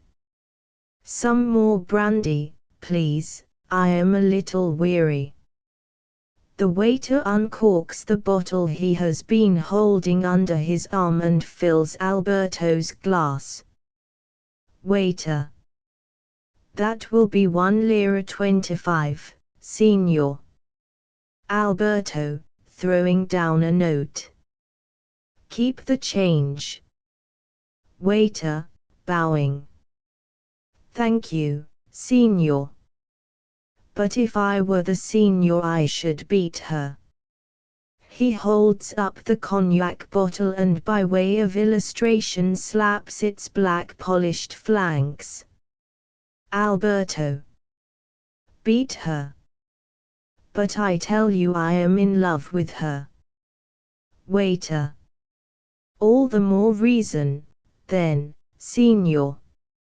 It will be not only a stern disciplinary duty, but a pleasure as well, oh, I assure you, Signor, a pleasure. Alberto. Enough, enough. You sully the melancholy beauty of my thoughts. My feelings at this moment are of an unheard of delicacy and purity. Respect them, I beg you. Some more brandy, please. Waiter, pouring out the brandy. Delicacy, purity. Ah, believe me, Signor. That will be 1 lira 25. Alberto, throwing down another note with the same superbly aristocratic gesture. Keep the change. Waiter. Thank you, Signor. But as I was saying, Signor, delicacy, purity. You think I do not understand such sentiments. Alas, Signor, beneath the humblest shirt front there beats a heart. And if the Signor's sentiments are too much for him, I have a niece. 18 years old, and what eyes, what forms. Alberto. Stop, stop. Respect my feelings, waiter, as well as the ears of the young lady, he points towards the glass doors. Remember she is an American. The waiter bows and goes into the hotel. Sidney Dolphin and Miss Amy Toomis come out together onto the terrace. Miss Amy supports a well-shaped head on one of the most graceful necks that ever issued from Minneapolis. The eyes are dark, limpid, ingenuous, the mouth expresses sensibility. She is 22 and the heiress of those ill-gotten two Miss Millions. Sydney Dolphin has a romantic aristocratic appearance. The tailoring of 1830 would suit him. Balzac would have described his face as plein de poésie. In effect, he does happen to be a poet. His 2 volumes of verse, Zoetrope and Trembling Ears, have been recognized by intelligent critics as remarkable. How far they are poetry nobody, least of all Dolphin himself, is certain. They may be merely the ingenious products of a very cultured and elaborate brain. Mere curiosities, who knows? His age is 27. They sit down at one of the little iron tables. Alberto they do not see, the shadow of the trees conceals him. For his part, he is too much absorbed in savoring his own despair to pay any attention to the newcomers. There is a long, uncomfortable silence. Dolphin assumes the thinker's mask, the bent brow, the frown, the finger to the forehead. Amy regards this romantic gargoyle with some astonishment. Pleased with her interest in him, Dolphin racks his brains to think of some way of exploiting this curiosity to his own advantage, but he is too shy to play any of the gambits which his ingenuity suggests. Amy makes a social effort and speaks, in chanting Middle Western tones. Amy. It's been a wonderful day, hasn't it? Dolphin, starting, as though roused from profoundest thought. Yes, yes, it has. Amy. You don't often get it as fine as this in England, I guess. Dolphin. Not often. Amy. Nor do we over at home. Dolphin. So I should suppose. Silence. A spasm of anguish crosses Dolphin's face, then he reassumes the old thinker's mask. Amy looks at him for a little longer, then, unable to suppress her growing curiosity, she says with a sudden burst of childish confidence. Amy. It must be wonderful to be able to think as hard as you do, Mr. Dolphin. Or are you sad about something? Dolphin looks up, smiles, and blushes. A spell has been broken. The finger at the temple, Miss Miss, is not the barrel of a revolver. Amy. That means you're not specially sad about anything. Just thinking. Dolphin. Just thinking. Amy. What about? Dolphin.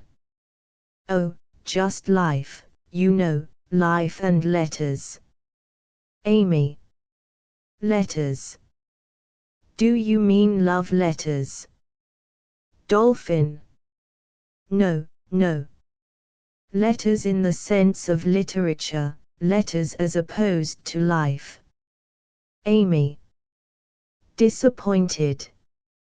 Oh, literature. They used to teach us literature at school. But I could never understand Emerson. What do you think about literature for? Dolphin. It interests me, you know. I read it, I even try to write it. Amy, very much excited. What, Are you a writer, a poet, Mr. Dolphin? Dolphin. Alas, it is only too true, I am. Amy. But what do you write? Dolphin. Verse and prose, Miss to Miss. Just verse and prose. Amy, with enthusiasm. Isn't that interesting? I've never met a poet before, you know. Dolphin. Fortunate being. Why, before I left England I attended a luncheon of the Poetry Union at which no less than 189 poets were present. The sight of them made me decide to go to Italy. Amy. Will you show me your books? Dolphin. Certainly not, Miss to Miss. That would ruin our friendship. I am insufferable in my writings. In them I give vent to all the horrible thoughts and impulses which I am too timid to express or put into practice in real life. Take me as you find me here, a decent specimen of a man, shy but able to talk intelligently when the layers of ice are broken, aimless, ineffective, but on the whole quite a good sort. Amy. But I know that man already, Mr. Dolphin. I want to know the poet. Tell me what the poet is like. Dolphin. He is older, Miss to Miss, than the rocks on which he sits.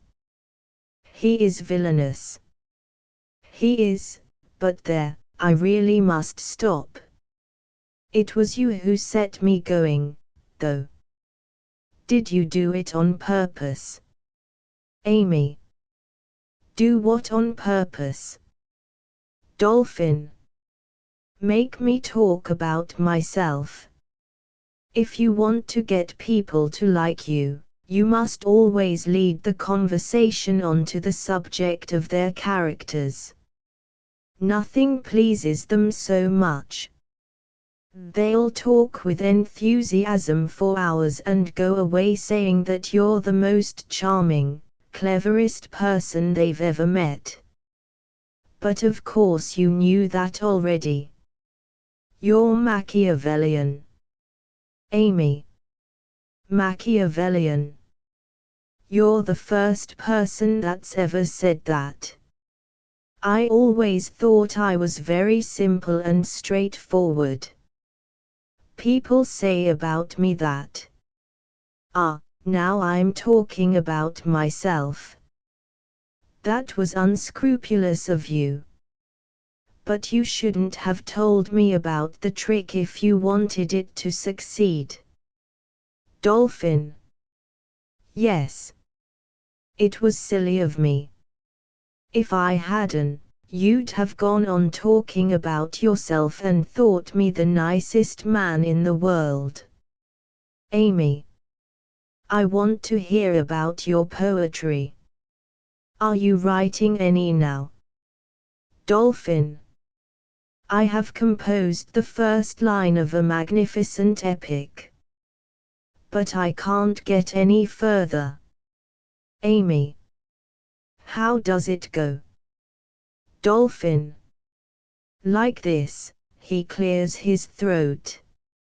Caspian has been, and Moghreb is no more. The transience of all sublunary things. But inspiration has stopped short there. Amy. What exactly does it mean? Dolphin. There you're asking too much, Miss to Miss. Waiter, some coffee for two. Waiter, who is standing in the door of the lounge. Sigh, Signor. Will the lady and gentleman take it here, or in the gardens, perhaps? Dolphin. A good suggestion. Why shouldn't the lady and gentleman take it in the garden? Amy. Why not? Dolphin. By the fountain, then, waiter. We can talk about ourselves there to the tune of falling waters. Amy. And you shall recite your poetry, Mr. Dolphin. I just love poetry. Do you know Mrs. Wilcox's poems of passion? They go out to the left. A nightingale utters 2 or 3 phrases of song, and from far down the bells of the city jangle the 3/4 and die slowly away into the silence out of which they rose and came together. A Lucrezia Gratterol has come out of the hotel just in time to overhear Miss Toomis's last remark, just in time to see her walk slowly away with a hand on Sidney Dolphin's arm. A Lucrezia has a fine thoroughbred appearance, an aquiline nose, a finely curved sensual mouth, a superb white brow, a quivering nostril. She is the last of a family whose name is as illustrious in Venetian annals as that of Foscarini, Tiepolo, or Tron. She stamps a preposterously high-heeled foot and tosses her head. A Lucrezia. Passion. Passion, indeed. An American. She starts to run after the retreating couple, when Alberto, who has been sitting with his head between his hands, looks up and catches sight of the newcomer. Alberto. A Lucrezia. A Lucrezia starts, for in the shade beneath the trees she had not seen him. Oh! You gave me such a fright, Alberto. I'm in a hurry now. Later on, if you... Alberto, in a desperate voice that breaks into a sob. A Lucrezia. You must come and talk to me. You must. A Lucrezia. But I tell you I can't now, Alberto. Later on. Alberto, the tears streaming down his cheeks. Now. You must come now. I am lost if you don't.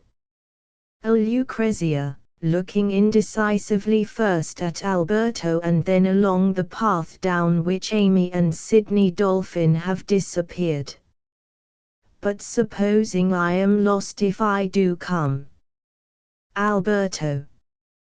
But you couldn't be as much lost as I am. Ah, you don't know what it is to suffer. Nowhere Dyson sut Kent Weiss was ich lied. Oh, a Lucrezia. He sobs unrestrainedly. A Lucrezia goes over to where Alberto is sitting. She pats his shoulder and his bowed head of black curly hair. There, my little Bertino. Tell me what it is.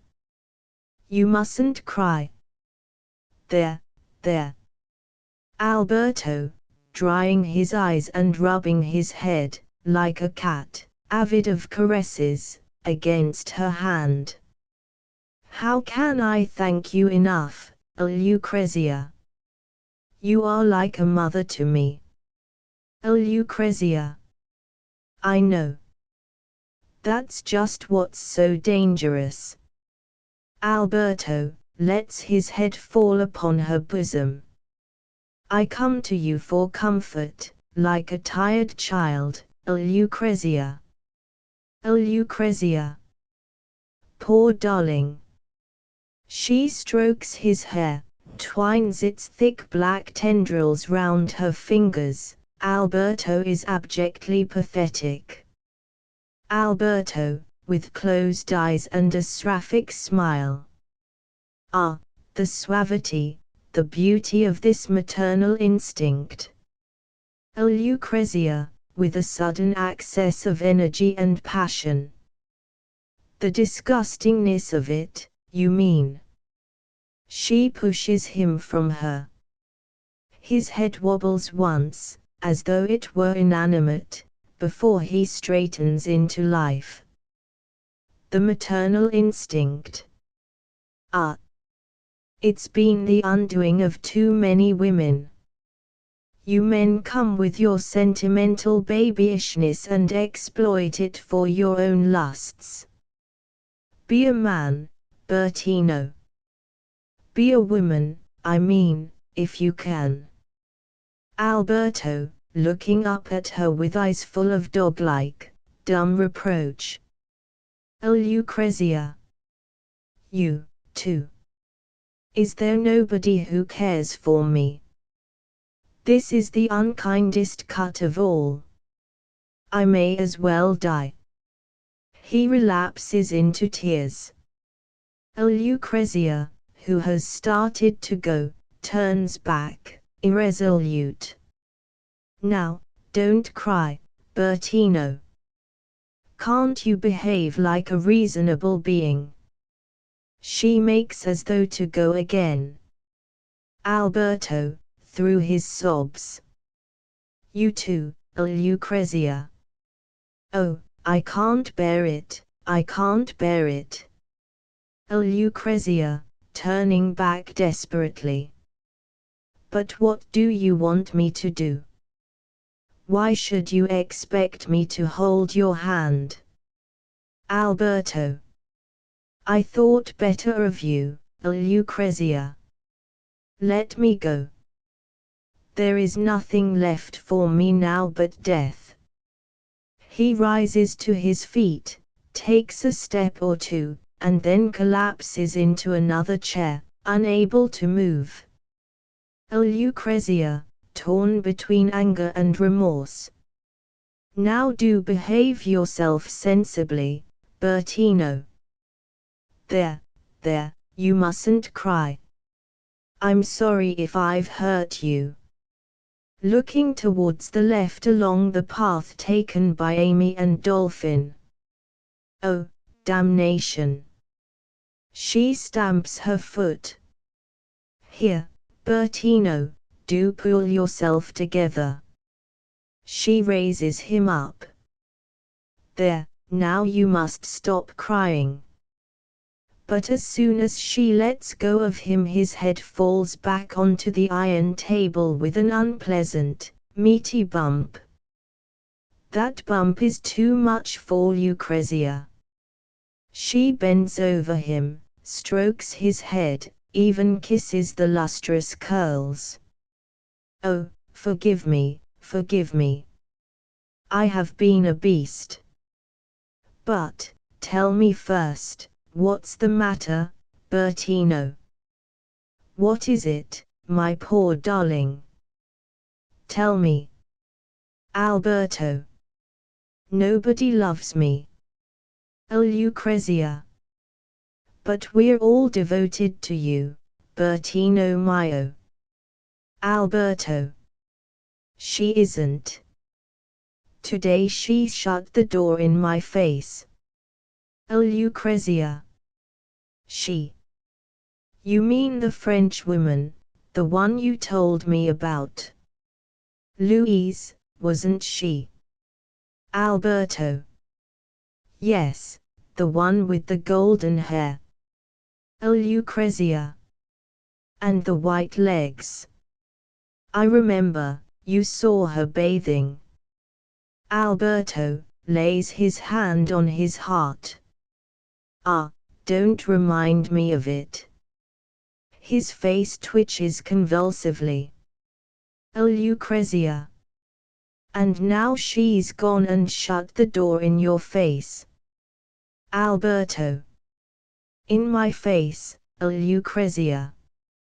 Lucrezia. Poor darling. Alberto. For me there is nothing now but the outer darkness. Lucrezia. Is the door shut forever, then? Alberto. definitively, forever. Lucrezia. But have you tried knocking? Perhaps, after all, it might be opened again, if only a crack. Alberto. What? Bruise my hands against the granite of her heart. Lucrezia. Don't be too poetical, Bertino mio. Why not try again, in any case? Alberto. You give me courage. Lucrezia. There's no harm in trying, you know. Alberto. Courage to live, to conquer. He beats his breast. I am a man again, thanks to you, Lucrezia, my inspirer, my muse, my Egeria. How can I be sufficiently grateful? He kisses her. I am the child of your spirit. He kisses her again. Lucrezia. Enough, enough. I am not ambitious to be a mother, yet a while. Quickly now, Bertino, I know you will succeed. Alberto, cramming his hat down on his head and knocking with his walking stick on the ground. Succeed or die, Lucrezia. He goes out with a loud martial stamp. Lucrezia, to the waiter who is passing across the stage with a coffee pot and cups on a tray. Have you seen the Signorina too, Miss Giuseppe? Waiter. The Signorina is down in the garden. So is the Signor Dolphin. By the fountain, Signorina. This is the Signor's coffee. Lucrezia. Have you a mother, Giuseppe? Waiter. Unfortunately, Signorina. Lucrezia. Unfortunately. Does she treat you badly, then? Waiter. Like a dog, Signorina. Lucrezia. Ah, I should like to see your mother. I should like to ask her to give me some hints on how to bring up children. Waiter. But surely, Signorina, you are not expecting, you are. Lucrezia. Only figuratively, Giuseppe. My children are spiritual children. Waiter. Precisely, precisely. My mother, alas, is not a spiritual relation. Nor is my fiancé. Lucrezia. I didn't know you were engaged. Waiter. To an angel of perdition. Believe me, Signorina, I go to my destruction in that woman, go with open eyes. There is no escape. She is what is called in the Holy Bible, crosses himself, a fisher of men. Lucrezia. You have remarkable connections, Giuseppe. Waiter. I am honored by your words, Signorina. But the coffee becomes cold. He hurries out to the left. Lucrezia. In the garden. By the fountain. And there's the nightingale beginning to sing in earnest. Good heavens! What may not already have happened? She runs out after the waiter. Two persons emerge from the hotel, the Vicomte de Barbazange and the Baroness Coq de Worms. Paul de Barbazange is a young man, 26 perhaps, of exquisite grace. 5'10", well built, dark hair, sleek as marble, the most refined aristocratic features, and a monocle. Simone de Worms is 40, a ripe Semitic beauty. 5 years more and the bursting point of overripeness will have been reached. But now, thanks to massage, powerful corsets, skin foods, and powder, she is still a beauty of the type Italians admire, cushioned, stetopigus.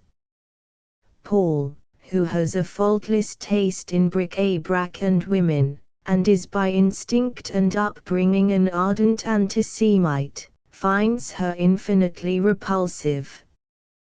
The Baronne enters with a loud shrill giggle. She gives Paul a slap with her green feather fan. Simone. Oh, you naughty boy. Quella historia. Mon Dieu. How dare you tell me such a story? Paul. For you, Baron, I would risk anything, even your displeasure. Simone. Charming boy. But stories of that kind. And you look so innocent, too. Do you know any more like it? Paul, suddenly grave. Not of that description. But I will tell you a story of another kind, a true story, a tragic story. Simone. Did I ever tell you how I saw a woman run over by a train? Cut to pieces, literally, to pieces. So disagreeable. I'll tell you later.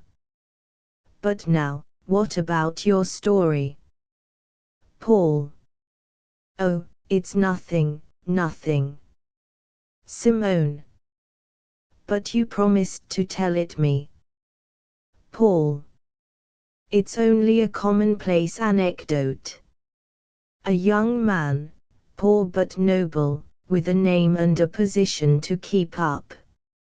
A few youthful follies, a mountain of debts, and no way out except the revolver.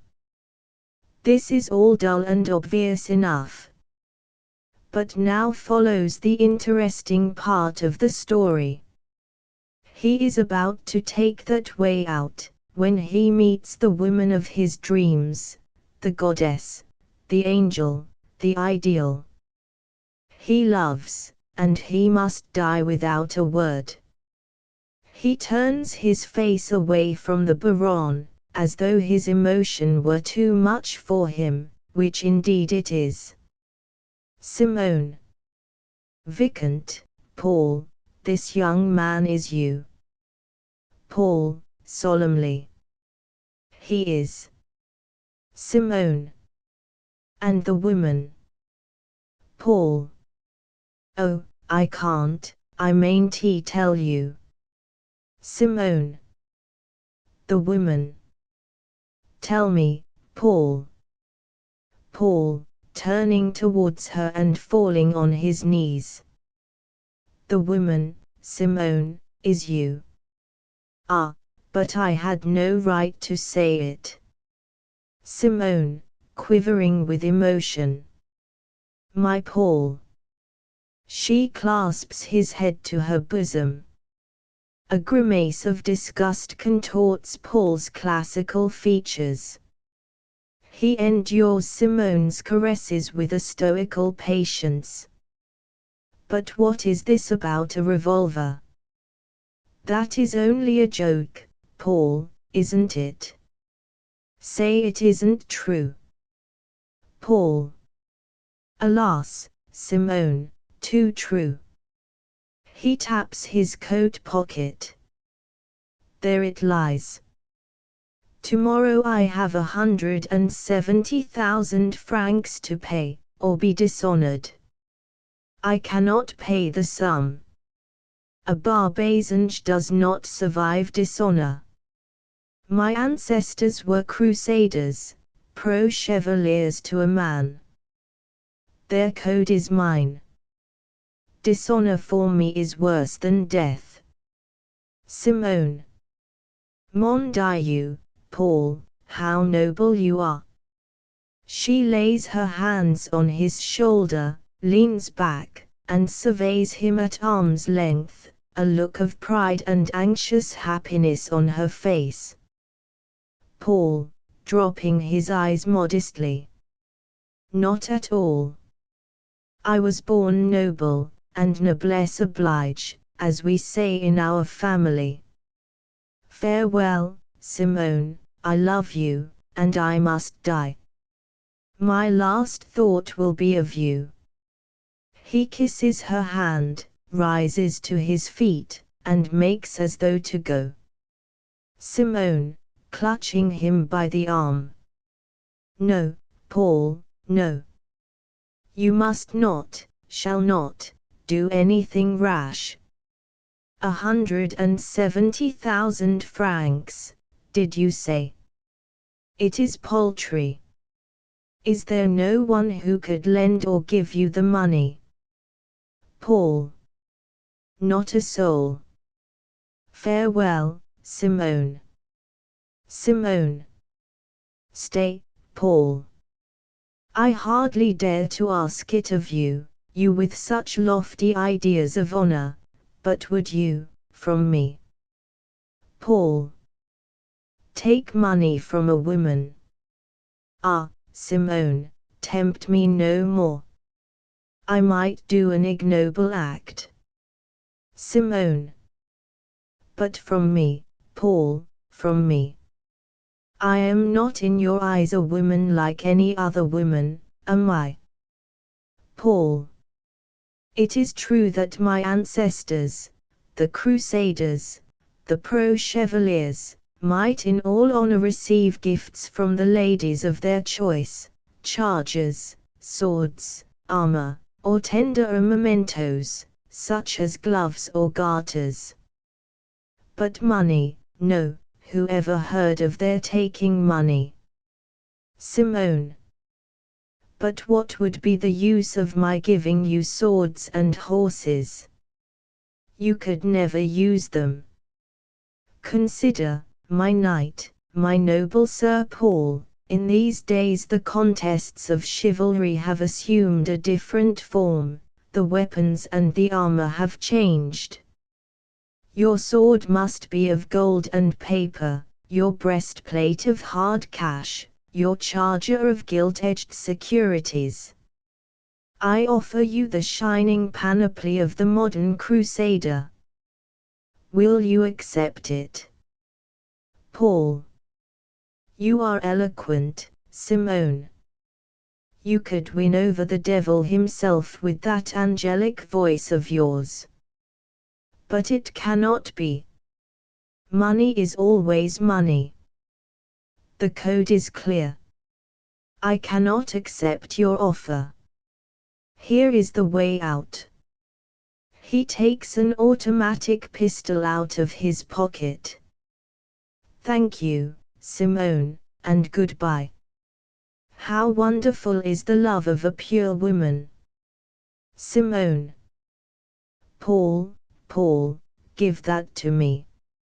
She snatches the pistol from his hand. If anything were to happen to you, Paul, I should kill myself with this. You must live, you must consent to accept the money. You mustn't let your honor make a martyr of you. Paul, brushing a tear from his eyes. No, I can't. Give me that pistol, I beg you. Simone. For my sake, Paul. Paul. Oh, you make it impossible for me to act as the voices of dead ancestors tell me I should. For your sake, then, Simone, I consent to live. For your sake I dare to accept the gift you offer. Simone, kissing his hand in an outburst of gratitude. Thank you, Paul. How happy I am. Paul. I, too, light of my life. Simone. My month's allowance arrived today. I have the check here. She takes it out of her corsage. 200,000 francs. It's signed already. You can get it cashed as soon as the Hanks open tomorrow. Paul, moved by an outburst of genuine emotion, kisses indiscriminately the check, the baron, his own hands. My angel, you have saved me. How can I thank you? How can I love you enough? Ah, mon petit bouton de rose. Simone. Oh, naughty, naughty. Not now, my Paul, you must wait till some other time. Paul. I burn with impatience. Simone. Quelle fog. Listen, then. In an hour's time, Paul chéri, in my boudoir, I shall be alone. Paul. An hour. It is an eternity. Simone, playfully. An hour. I won't relent. Till then, my Paul. She blows a kiss and runs out. The scenery trembles at her passage. Paul looks at the check, then pulls out a large silk handkerchief and wipes his neck inside his collar. Dolphin drifts in from the left. He is smoking a cigarette, but he does not seem to be enjoying it. Paul. Alone. Dolphin. Alas. Paul. Brooding on the universe as usual. I envy you your philosophic detachment. Personally, I find that the world is very much too much with us, and the devil too. He looks at the check in his hand, and above all the flesh. My God, the flesh. He wipes his neck again. Dolphin. My philosophic detachment. But it's only a mask to hide the ineffectual longings I have to achieve contact with the world. Paul. But surely nothing is easier.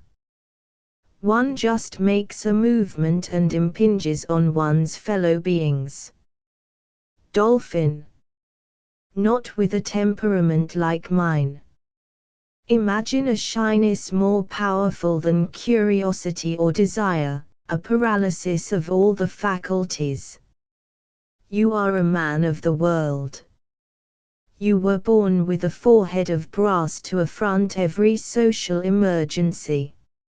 Ah, if you knew what a torture it is to find yourself in the presence of someone, a woman, perhaps, someone in whom you take an interest that is not merely philosophic, to find oneself in the presence of such a person and to be incapable, yes, physically incapable, of saying a word to express your interest in her or your desire to possess her intimacy. Ah, I notice I have slipped into the feminine. Inevitably, for of course the person is always a she. Paul.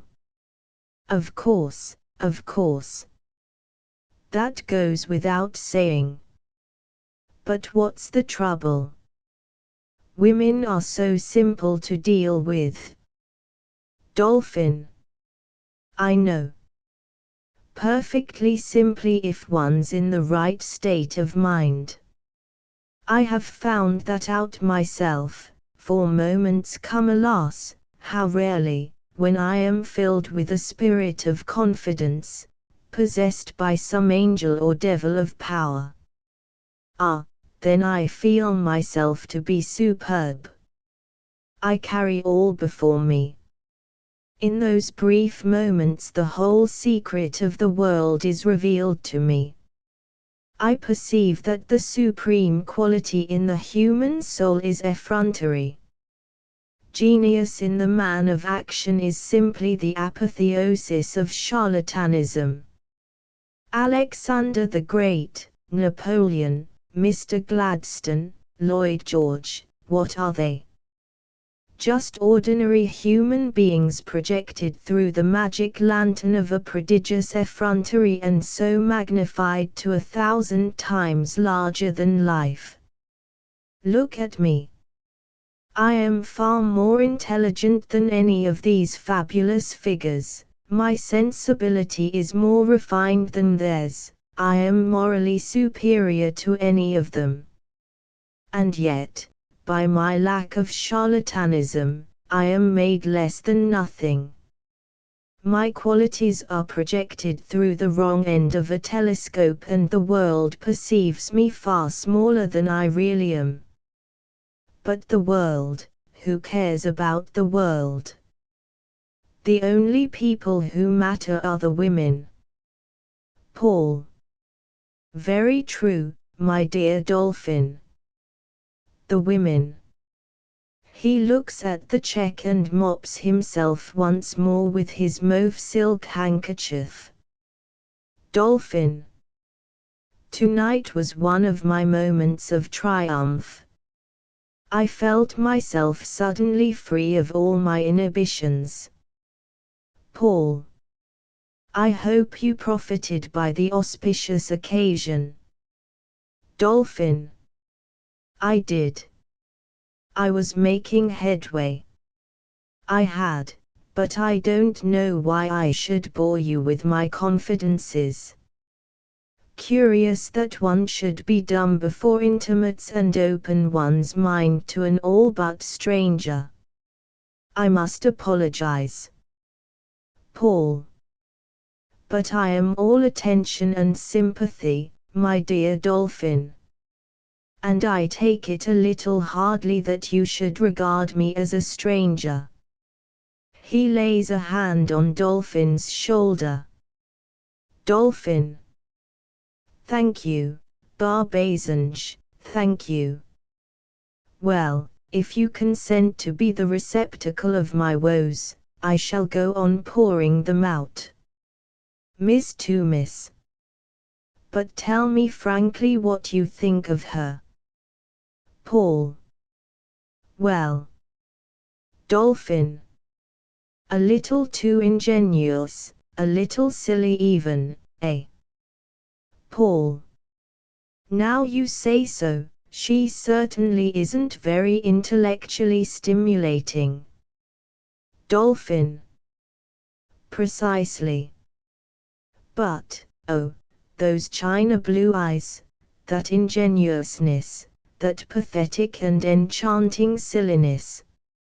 She touches lost chords in one's heart. I love the chromatic fantasia of Bach, I am transported by Beethoven's 111th Sonata, but the fact doesn't prevent my being moved to tears by the last luscious waltz played by the hotel orchestra. In the best constructed brains there are always spongy surfaces that are sensitive to picture postcards and Little Nelly and the end of a perfect day. Miss Toomis has found out my Achilles' heel. She is boring, ridiculous, absurd to a degree, but oh, how moving, how adorable. Paul. You're done for, my poor Dolphin, sunk, spur loss. Dolphin. And I was getting on so well, was reveling in my newfound confidence, and, knowing its transience, was exploiting it for all I was worth.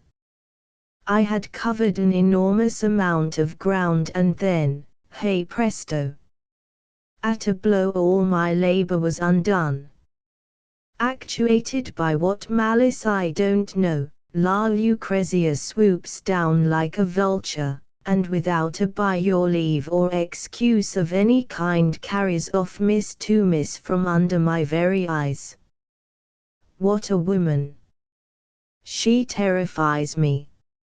I am always running away from her. Paul. Which means, I suppose, that she is always pursuing you. Dolphin. She has ruined my evening and, it may me, all my chances of success. My precious hour of self-confidence will be wasted, though I hope you'll not take offense at the word, wasted on you. Paul. It will return. Dolphin. But when? Till it does I shall be impotent and in agony. Paul. I know the agony of waiting. I myself was engaged to a Romanian princess in 1916. But owing to the sad collapse in the Romanian rate of exchange, I have had to postpone our union indefinitely. It is painful, but, believe me, it can be borne. He looks at the check and then at his watch. There are other things which are much worse. Believe me, Dolphin, it can be borne. Dolphin. I suppose it can. For, when all is said, there are damned few of us who really take things much to heart. Julie de Lespinuses are happily not common. I am even subnormal. At 20 I believed myself passionate, one does at that age. But now, when I come to consider myself candidly, I find that I am really one of those who never deeply felt nor strongly willed. Everything is profoundly indifferent to me.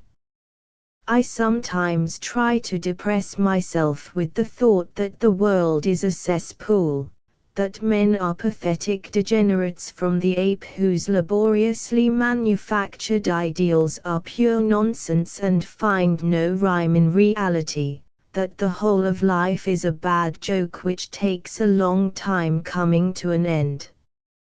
But it really doesn't upset me. I don't care a curse. It's deplorable, one ought to care. The best people do care. Still, I must say I should like to get possession of Miss Toomis. Confound that Gratterall woman. What on earth did she want to rush me like that for, do you suppose? Paul. I expect we shall find out now. Paul jerks his head towards the left. Lucrezia and Amy are seen entering from the garden. Lucrezia holds her companion's arm and marches with a firm step towards the two men. Amy suffers herself to be dragged along. Lucrezia. Vicant, Miss Toomis wants you to tell her all about Correggio. Amy, rather scared. Oh, really, Lucrezia. And, sternly, and Michelangelo. She is so much interested in art. Amy. But please, don't trouble. Paul, bowing gracefully. I shall be delighted. And in return I hope Miss Toomis will tell me all about Longfellow. Amy, brightening. Oh yes, don't you just love Evangeline? Paul. I do, and with your help, Miss Toomis, I hope I shall learn to love her better. Lucrezia, to Dolphin, who has been looking from Amy to the Vicant and back again at Amy with eyes that betray a certain disquietude. You really must come and look at the moon rising over the hills, Mr. Dolphin. One sees it best from the lower terrace. Shall we go? Dolphin starts and shrinks. But it's rather cold, isn't it? I mean, I think I ought to go and write a letter. Lucrezia. Oh, you can do that tomorrow. Dolphin. But really.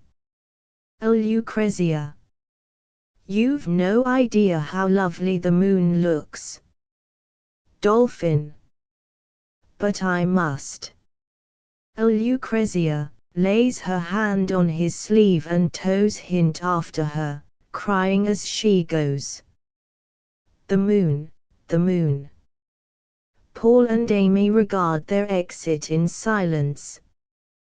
Paul. He doesn't look as though he much wanted to go and see the moon. Amy.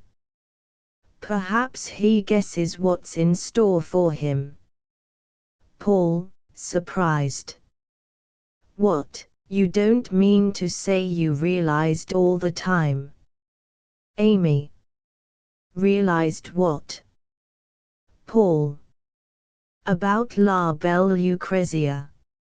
Amy. I don't know what you mean. All I know is that she means to give Mr. Dolphin a good talking to. He's so mercenary. It made me quite indignant when she told me about him. Such a schemer, too. You know, in America we have very definite ideas about honor. Paul. Here too, Miss. Amy. Not Mr. Dolphin. Oh dear, it made me so sad, more sad than angry. I can never be grateful enough to Signorina Gratterall. Paul. But I'm still at a loss to know exactly what you're talking about. Amy. And I am quite bewildered myself. Would you have believed it of him? I thought him such a nice man. Paul. What has he done? Amy. It's all for my money, Miss Gratterall told me.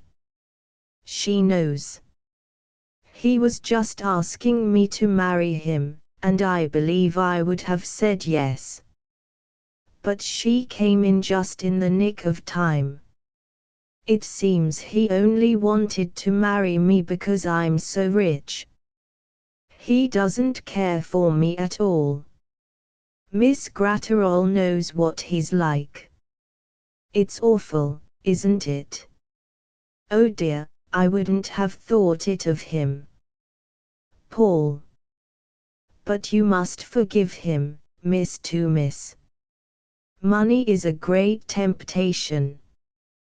Perhaps if you gave him another chance. Amy. Impossible. Paul. Poor Dolphin. He's such a nice young fellow. Amy. I thought so too. But he's false. Paul. Don't be too hard on him. Money probably means too much to him. It's the fault of his upbringing. No one who has not lived among the traditions of our ancient aristocracy can be expected to have that contempt, almost that hatred of wealth, which is the sign of true nobility. If he had been brought up, as I was, in an old machicolated castle on the Loire, surrounded by ancestral ghosts, imbued with the spirit of the crusaders and pro-chevaliers who had inhabited the place in the past, if he had learned to know what noblesse oblige really means, believe me, Miss, he could never have done such a thing. Amy. I should just think he couldn't, Monsieur de Barbesange. Paul. You have no idea, Miss, how difficult it is for a man of truly noble feelings to get over the fact of your great wealth. when I heard that you were the possessor of $100 million. Amy. Oh, I'm afraid it's more than that. It's 200 million. Paul. Of $200 million, then, it only makes it worse. I was very melancholy, Miss Toomis. For those $200 million were a barrier, which a descendant of crusaders and pro-chevaliers could not overleap. Honor, Miss Toomis, honor forbade. Ah, if only that accursed money had not stood in the way. When I first saw you, oh, how I was moved by that vision of beauty and innocence. I wanted nothing better than to stand gazing on you forever. But then I heard about those millions. Dolphin was lucky to have felt no restraints. But enough, enough. He checks a rising tide of emotion. Give poor Dolphin another chance, Miss Toomis. At bottom he is a good fellow, and he may learn in time to esteem you for your own sake and to forget the dazzling millions. Amy. Never. I can only marry a man who is entirely disinterested. Paul. But, can't you see, no disinterested man could ever bring himself to ask you. How could he prove his disinterestedness? No one would believe the purity of his intentions. Amy, much moved. It is for me to judge. I know a disinterested man when I see him. Even in America we can understand honor. Paul, with a sob in his voice. Goodbye, Miss Toomis. Amy. But no, I don't want it to be goodbye. Paul. It must be. Never shall it be said of a Barbazange that he hunted a woman for her money. Amy. But what does it matter what the world says, if I say the opposite? Paul. You say the opposite. Thank you, thank you. But no, goodbye. Amy. Stop. Oh. You're forcing me to do a most unwomanly thing. You're making me ask you to marry me. You're the only disinterested man I've ever met or, to judge from what I've seen of the world, I'm ever likely to meet. Haven't you kept away from me in spite of your feelings? Haven't you even tried to make me listen to another man, a man not worthy to black your boots? Oh, it's so wonderful, so noble. It's like something in a picture play. Paul, I offer myself to you. Will you take me in spite of my millions? Paul, falling on his knees and kissing the hem of Amy's skirt. My angel, you're right, what does it matter what the world says as long as you believe in me? Amy, Amy, BN Amy. Ah, it's too good to be true. He rises to his feet and embraces her with an unfeigned enthusiasm. Amy. Paul, Paul. And so this is love. Isn't it wonderful? Paul, looking round anxiously.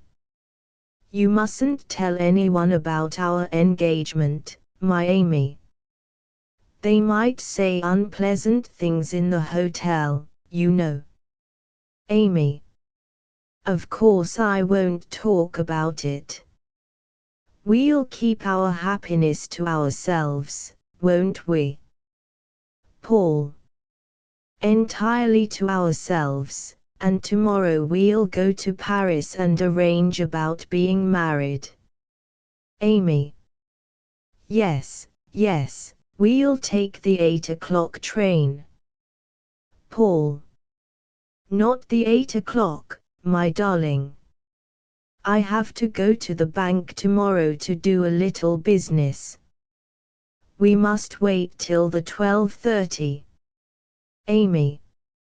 Very well, then. The 12:30. Oh, how happy I am. Paul. So am I, my sweetheart. More than I can tell you. The sound of a window being opened is heard. They look up and see the Baroness dressed in a peignoir of the tenderest blue, emerging onto the right hand of the 3 balconies. Amy. Oh, my soul. I think I'd better go in. Good night, my Paul. She runs in. Simone. Has that horrid little American girl gone? She peers down, then, reassured, she blows a kiss to Paul. My Romeo. Paul.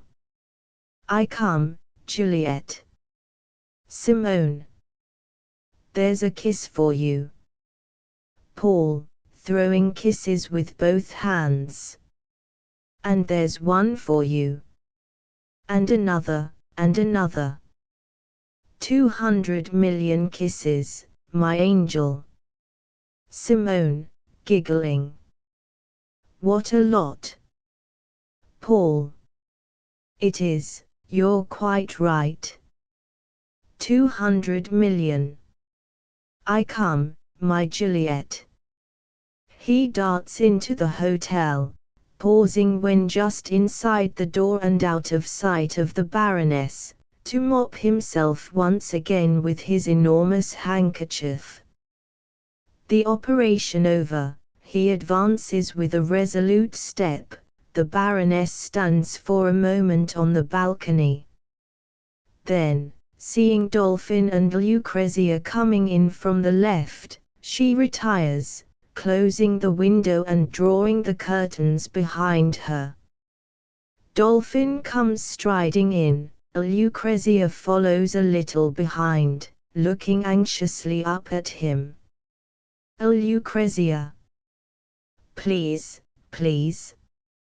Dolphin. No, I won't listen to anything more. He walks with an agitated step up and down the stage.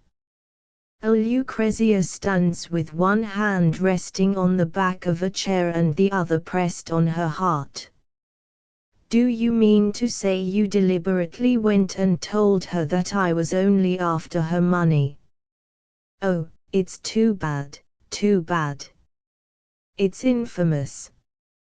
And I hadn't the faintest notion that she had any money. Besides, I don't want money, I have quite enough of my own. It's infamous, infamous. Lucrezia. I know it was a horrible thing to do. But I couldn't help it. How could I stand by and see you being carried off by that silly little creature? Dolphin. But I cared for her. Lucrezia. But not as I cared for you.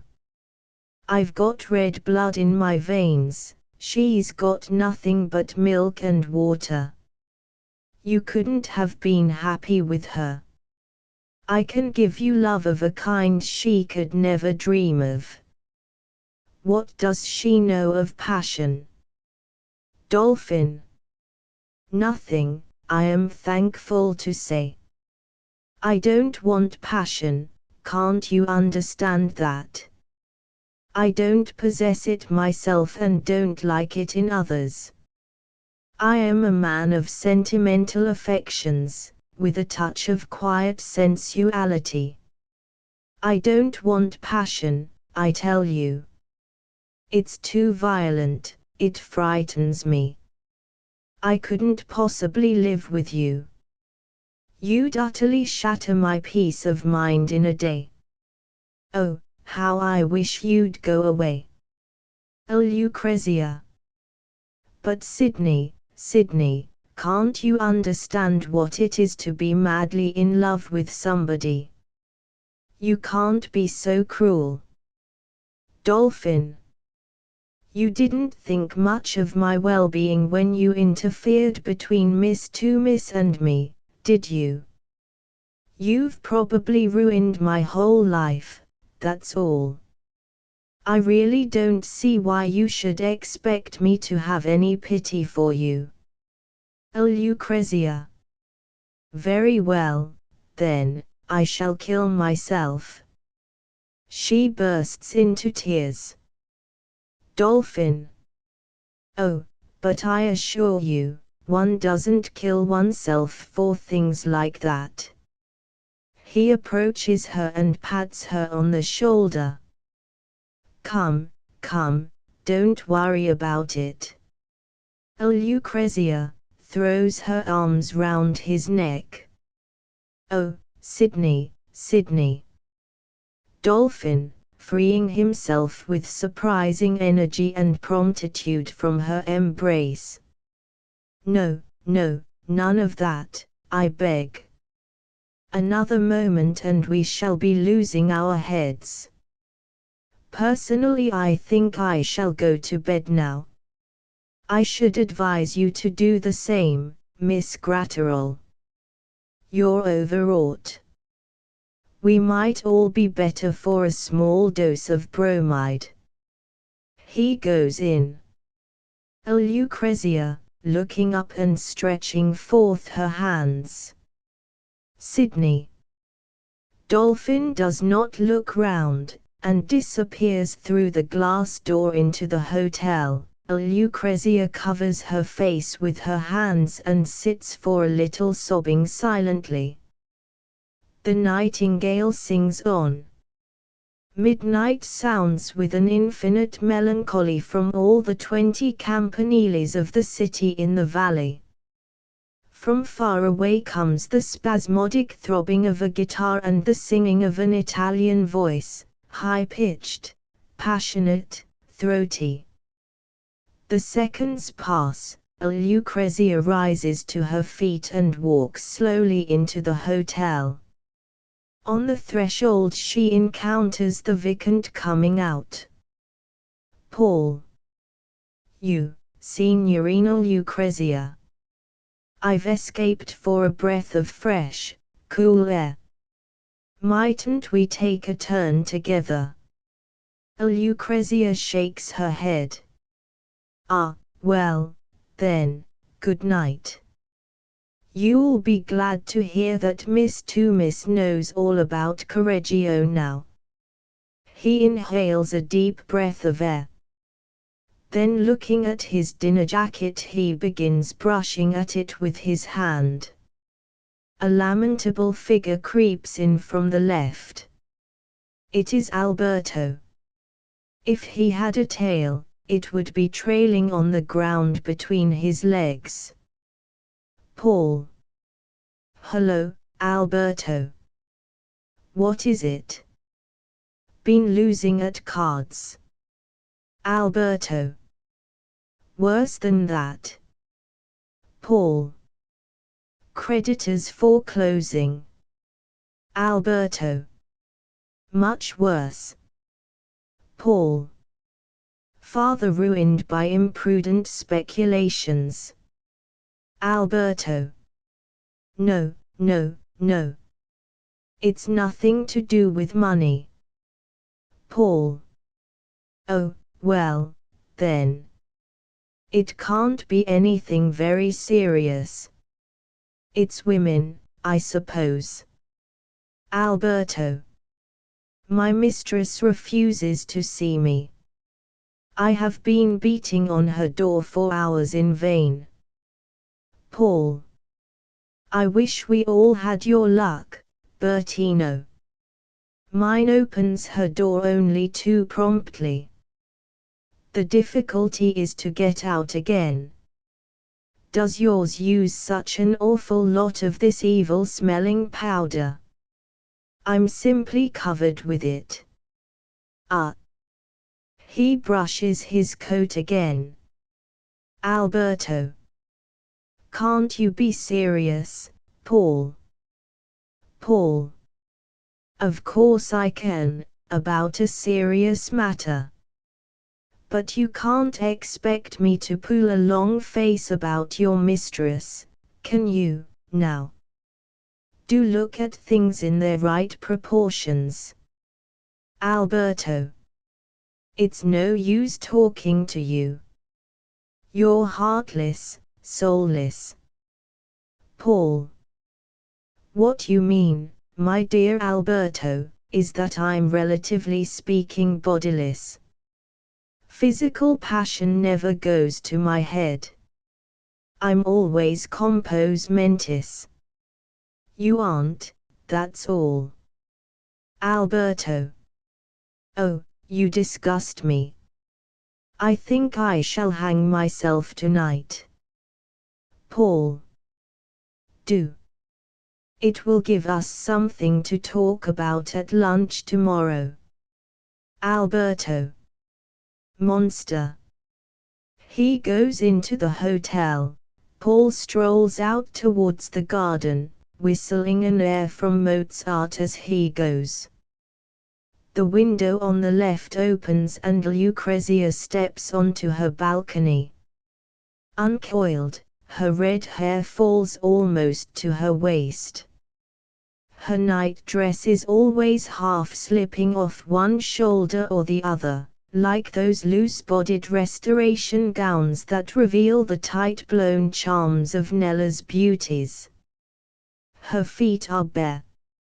She is a marvelously romantic figure, as she stands there, leaning on the balustrade, and with eyes more somber than night, gazing into the darkness.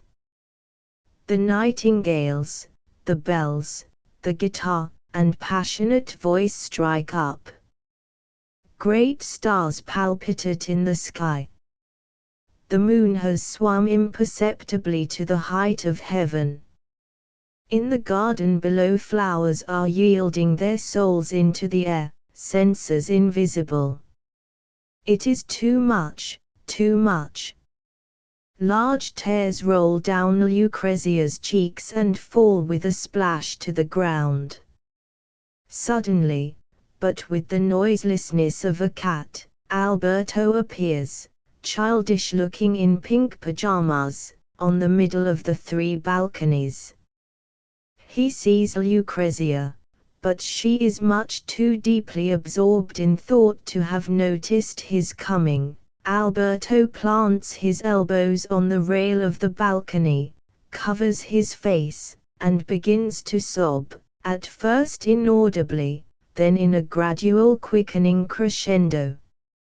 At the seventh sob, Lucrezia starts and becomes aware of his presence. Oh, Lucrezia! Alberto! I didn't know. Have you been there long? Alberto makes no articulate reply, but his sobs keep on growing louder. Alberto, are you unhappy? Answer me. Alberto, with difficulty, after a pause. Yes. Oh, Lucrezia. Didn't she let you in? Alberto. No. His sobs become convulsive. Oh, Lucrezia. Poor boy. Alberto, lifting up a blubbered face to the moonlight. I am so unhappy. Oh, Lucrezia. You can't be more unhappy than I am. Alberto. Oh yes, I am. It's impossible to be unhappier than me. Oh, Lucrezia. But I am more unhappy. Alberto. You're not. Oh, how can you be so cruel, Lucrezia? He covers his face once more. Oh, Lucrezia. But I only said I was unhappy, Alberto. Alberto. Yes, I know. That showed you weren't thinking of me. Nobody loves me. I shall hang myself tonight with the cord of my dressing gown. Oh, Lucrezia. No, no, Alberto. You mustn't do anything rash. Alberto. I shall. Your cruelty has been the last straw. Oh, Lucrezia. I'm sorry, Bertino mio. But if you only knew how miserable I was feeling. I didn't mean to be unsympathetic. Poor boy. I'm so sorry. There, don't cry, poor darling. Alberto. Oh, I knew you wouldn't desert me, Lucrezia. You've always been a mother to me.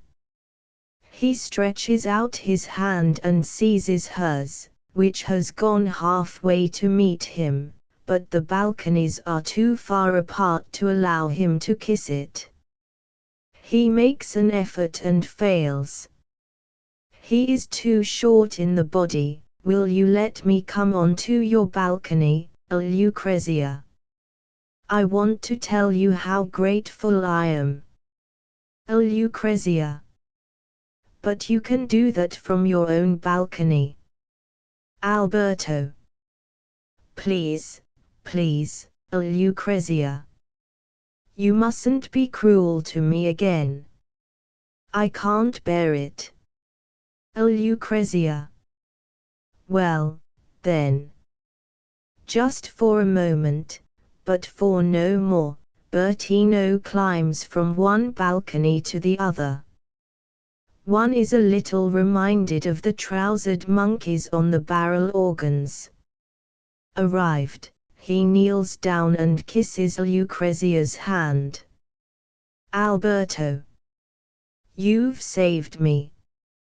You've given me a fresh desire to live and a fresh faith in life. How can I thank you enough, Lucrezia, darling? Lucrezia, patting his head. There, there. We are just two unhappy creatures. We must try and comfort one another. Alberto. What a brute I am. I never thought of your unhappiness. I am so selfish. What is it, Lucrezia? Lucrezia. I can't tell you, Bertino, but it's very painful. Alberto.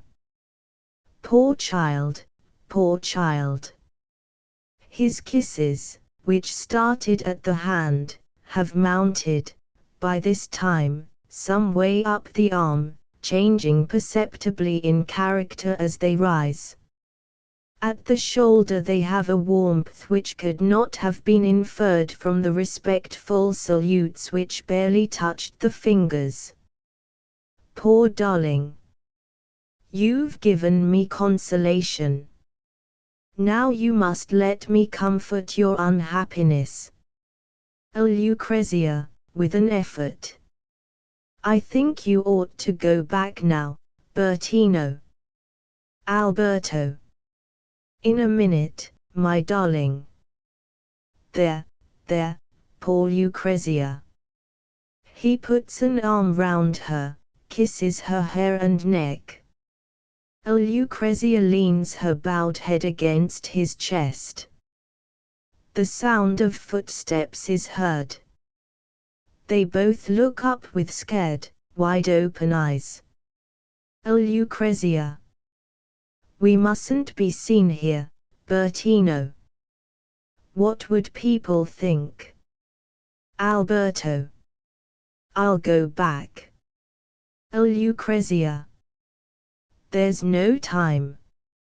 You must come into my room. Quickly.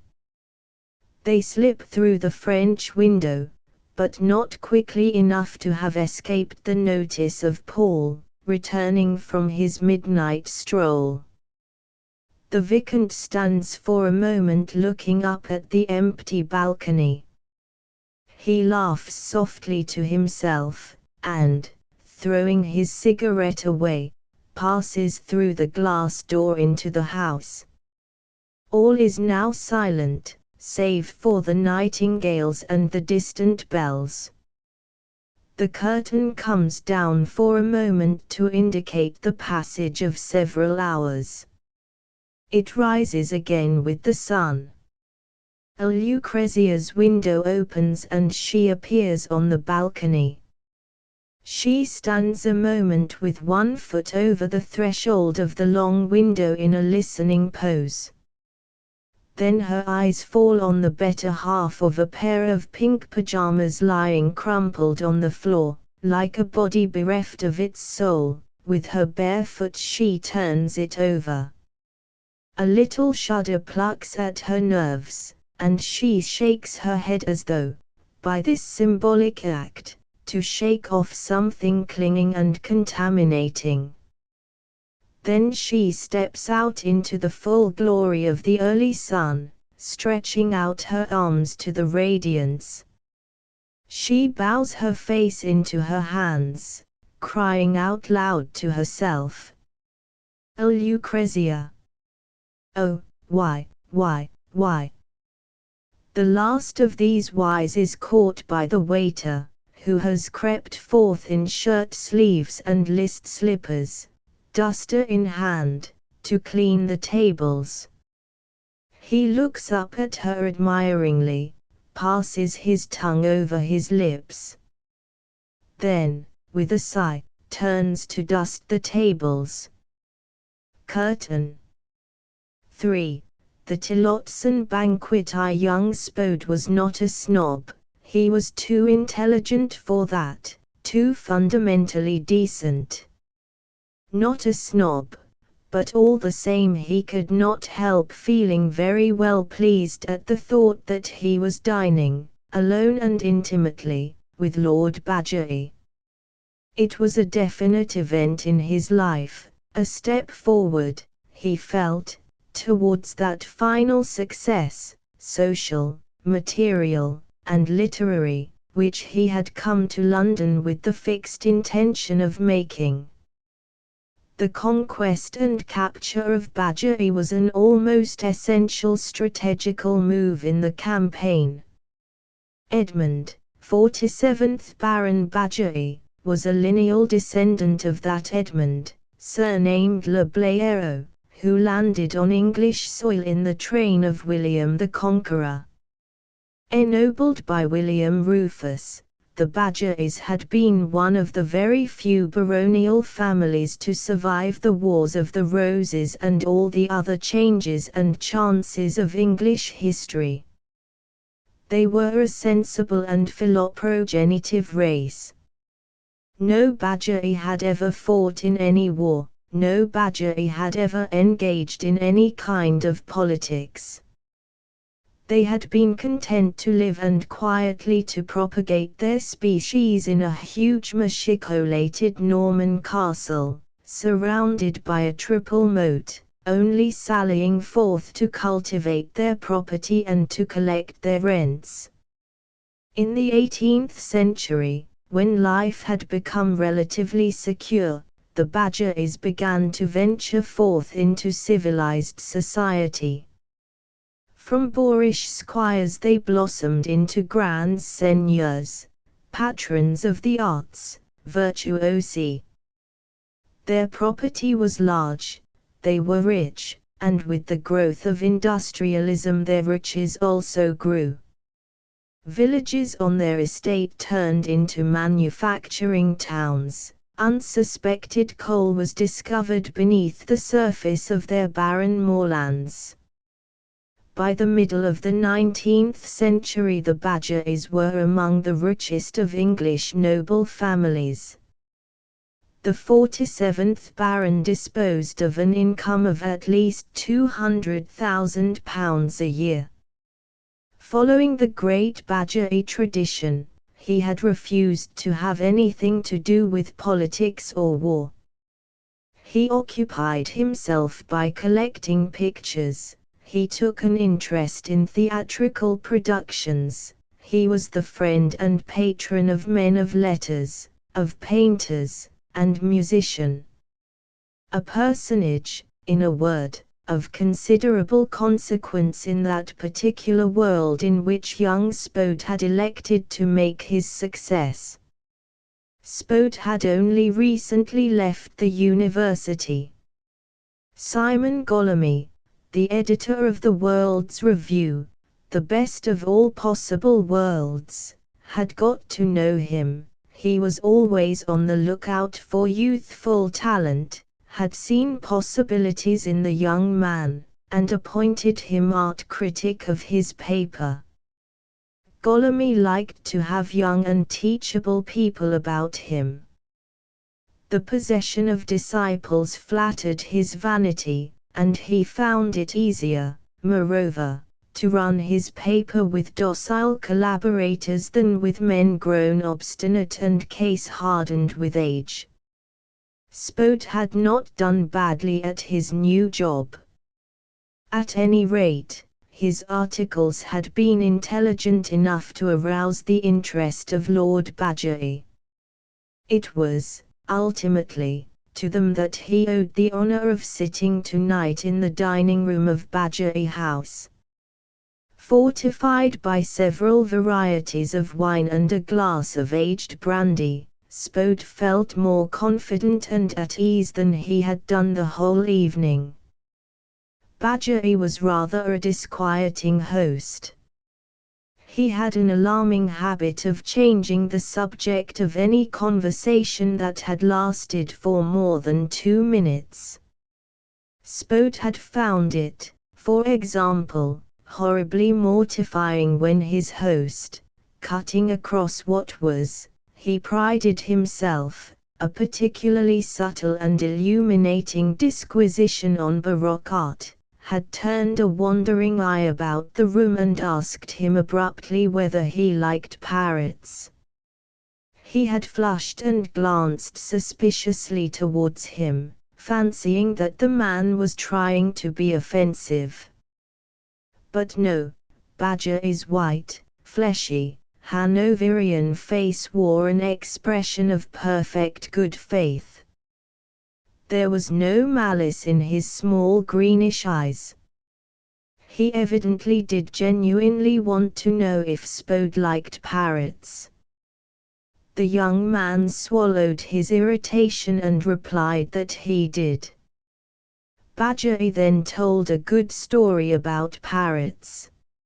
Spode was on the point of capping it with a better story, when his host began to talk about Beethoven. And so the game went on. Spode cut his conversation to suit his host's requirements. In the course of 10 minutes he had made a more or less witty epigram on Benvenuto Cellini, Queen Victoria, sport, God, Stephen Phillips, and Moorish architecture. Lord Badgerly thought him the most charming young man, and so intelligent. "If you've quite finished your coffee," he said, rising to his feet as he spoke, "we'll go and look at the pictures." Spode jumped up with alacrity, and only then realized that he had drunk just ever so little too much. He would have to be careful, talk deliberately, plant his feet consciously, one after the other. "This house is quite cluttered up with pictures," Lord Badgerly complained. "I had a whole wagon load taken away to the country last week, but there are still far too many. My ancestors would have their portraits painted by Romney. Such a shocking artist, don't you think? Why couldn't they have chosen Gainsborough, or even Reynolds? I've had all the Romneys hung in the servants' hall now. It's such a comfort to know that one can never possibly see them again. I suppose you know all about the ancient Hittites. Well, the young man replied, with befitting modesty. Look at that, then. He indicated a large stone head which stood in a case near the dining room door. It's not Greek, or Egyptian, or Persian, or anything else, so if it isn't ancient Hittite, I don't know what it is. And that reminds me of that story about Lord George Sanger, the circus king. And, without giving Spode time to examine the Hittite relic, he led the way up the huge staircase, pausing every now and then in his anecdote to point out some new object of curiosity or beauty. I suppose you know de Burau's pantomimes. Spode rapped out as soon as the story was over. He was in an itch to let out his information about de Burau. Badgery had given him a perfect opening with his ridiculous Sanger. What a perfect man, isn't he? He used to. This is my main gallery, said Lord Badgery, throwing open one leaf of a tall folding door. I must apologize for it. It looks like a roller skating rink. He fumbled with the electric switches and there was suddenly light that revealed an enormous gallery, duly receding into distance according to all the laws of perspective.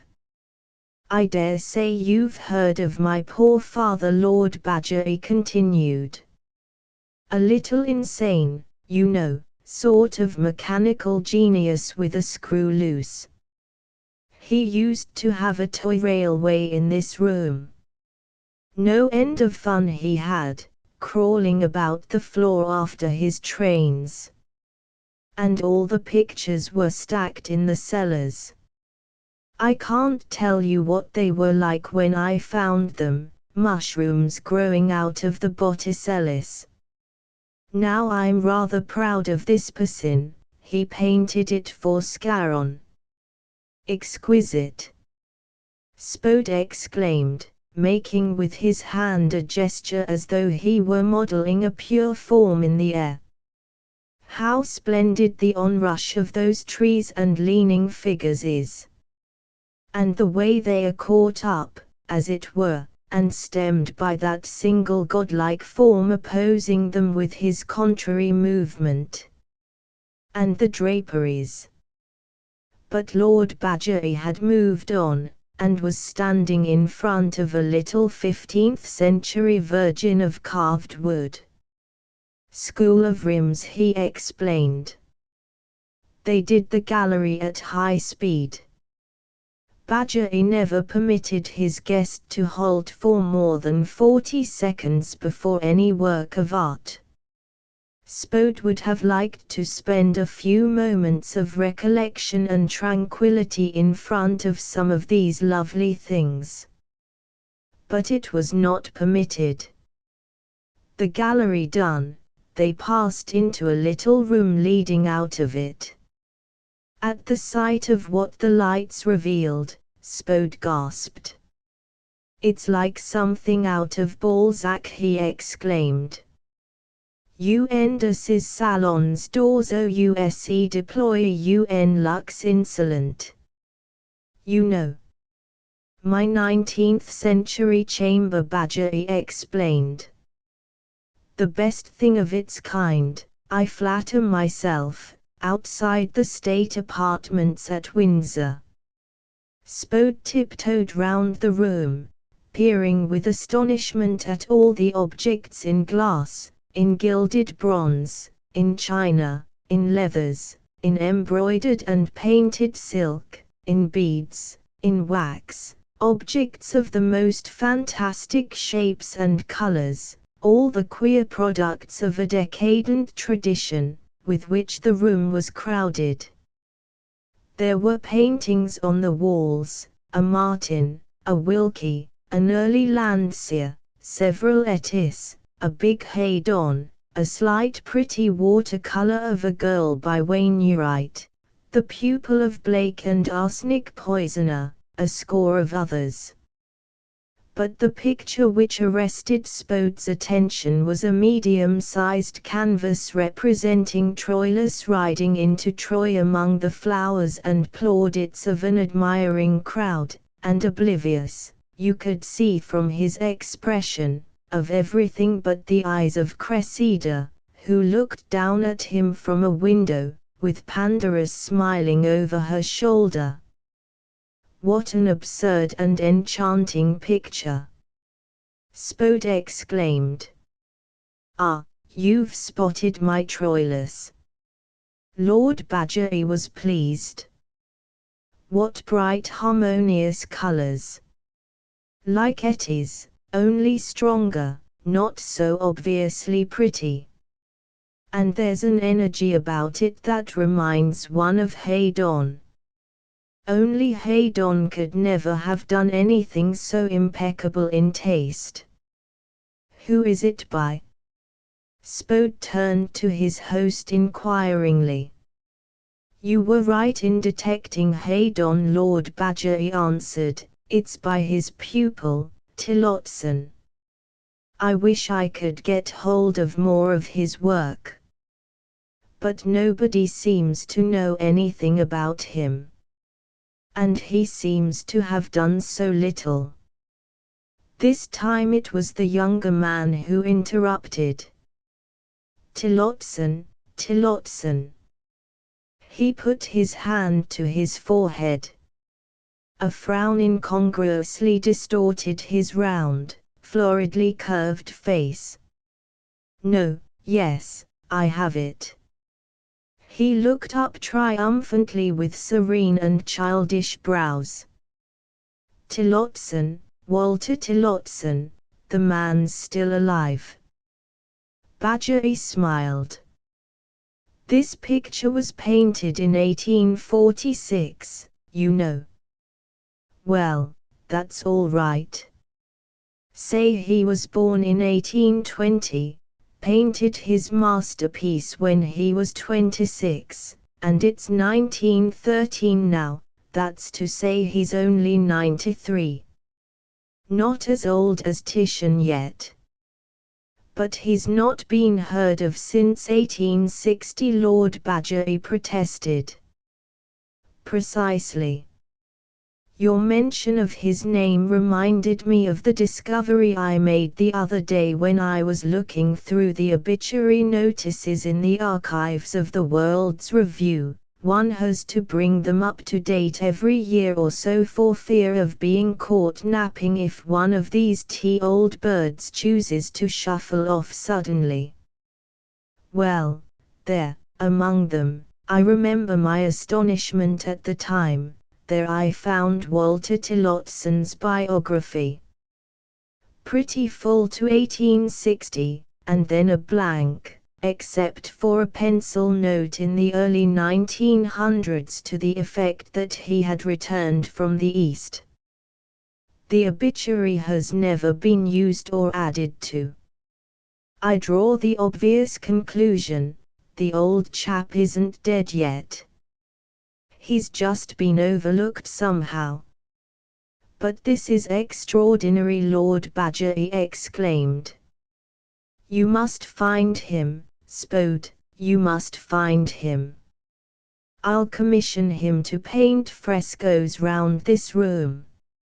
It's just what I've always vainly longed for, a real 19th century artist to decorate this place for me. Oh, we must find him at once, at once. Lord Badgerly strode up and down in a state of great excitement. I can see how this room could be made quite perfect, he went on. We'd clear away all these cases and have the whole of that wall filled by a heroic fresco of Hector and Andromache, or distraining for rent, or Fanny Kemble as Belvidera in Venice preserved, anything like that. provided it's in the grand manner of the 30s and 40s. And here I'd have a landscape with lovely receding perspectives, or else something architectural and grand in the style of Belshazzar's feast. Then we'll have this Adam fireplace taken down and replaced by something more Gothic.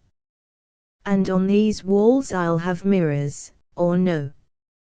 Let me see. He sank into meditative silence, from which he finally roused himself to shout, "The old man, the old man.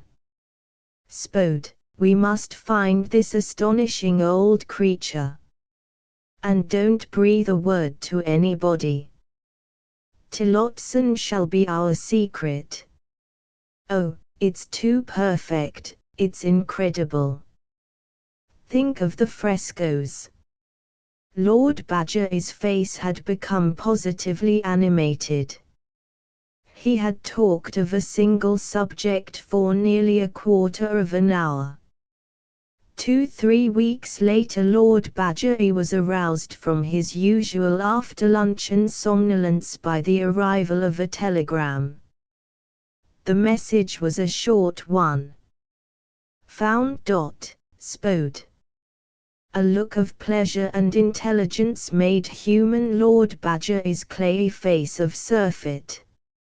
"No answer," he said. The footman padded away on noiseless feet. Lord Badger closed his eyes and began to contemplate. Found. What a room he would have! There would be nothing like it in the world. The frescoes, the fireplace, the mirrors, the ceiling. And a small, shriveled old man clambering about the scaffolding, agile and quick like one of those whiskered little monkeys at the zoo, painting away, painting away. Fanny Kemble as Belvidera, Hector and Andromache, or why not the Duke of Clarence in the butt, the Duke of Malmsey, the butt of Clarence. Lord Badger was asleep. Spode did not lag long behind his telegram. He was at Badger House by 6 o'clock.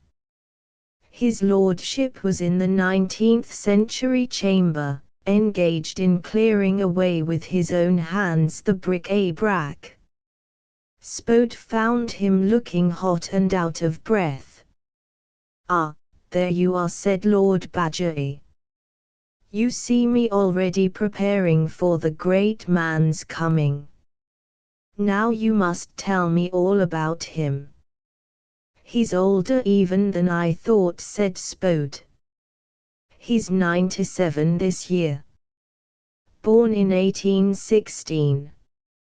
Incredible, isn't it?"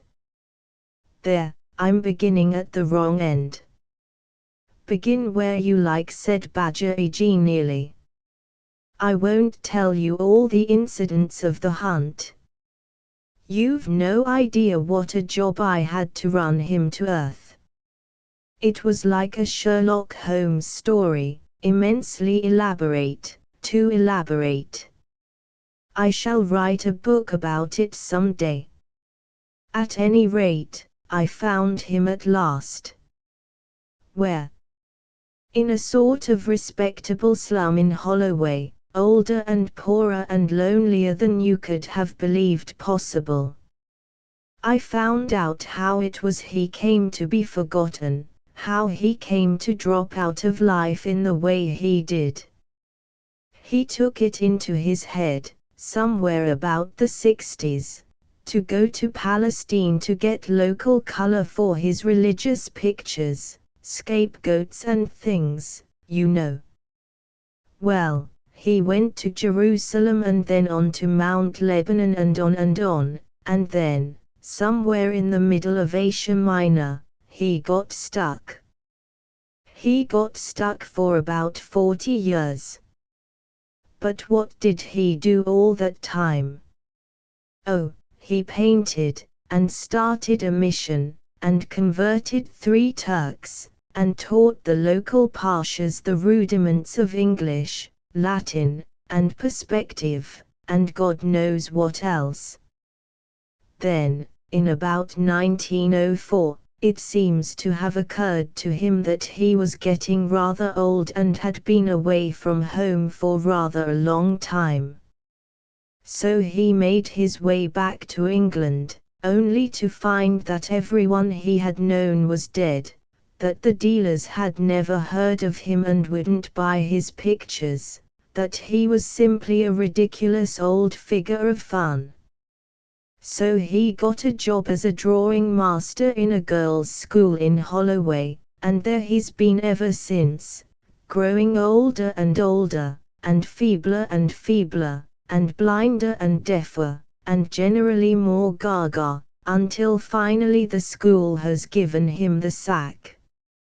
He had about £10 in the world when I found him. He lives in a kind of black hole in a basement full of beetles. When his £10 are spent, I suppose he'll just quietly die there. Badgery held up a white hand. No more, no more. I find literature quite depressing enough. I insist that life at least shall be a little gayer. Did you tell him I wanted him to paint my room? But he can't paint. He's too blind and palsied. Can't paint. Badgery exclaimed in horror. Then what's the good of the old creature? Well, if you put it like that, Spode began, I shall never have my frescoes. Ring the bell, will you? Spode rang. What right has Tillotson to go on existing if he can't paint? Went on Lord Badgery petulantly. After all, that was his only justification for occupying a place in the sun. He doesn't have much sun in his basement. The footman appeared at the door. Get someone to put all these things back in their places, Lord Badgery commanded, indicating with a wave of the hand the ravaged cases, the confusion of glass and china with which he had littered the floor, the pictures unhooked. We'll go to the library, Spode, it's more comfortable there.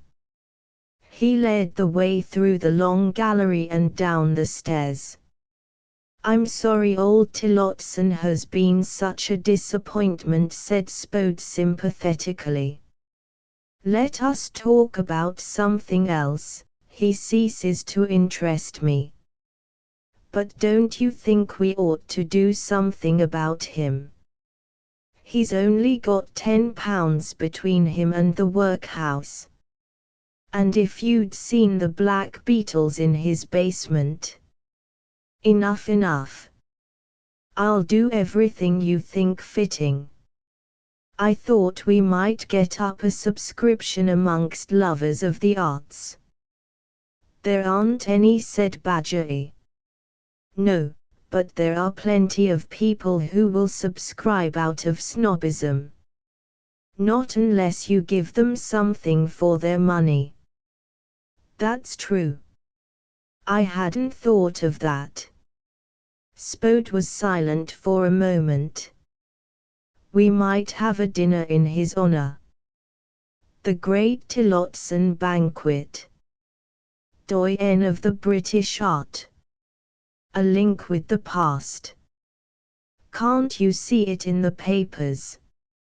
I'd make a stunt of it in the World's Review. That ought to bring in the snobs. And we'll invite a lot of artists and critics, all the ones who can't stand one another. It will be fun to see them squabbling. Badgery laughed. Then his face darkened once again.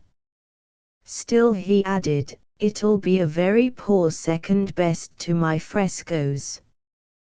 You'll stay to dinner, of course. Well, since you suggest it. Thanks very much.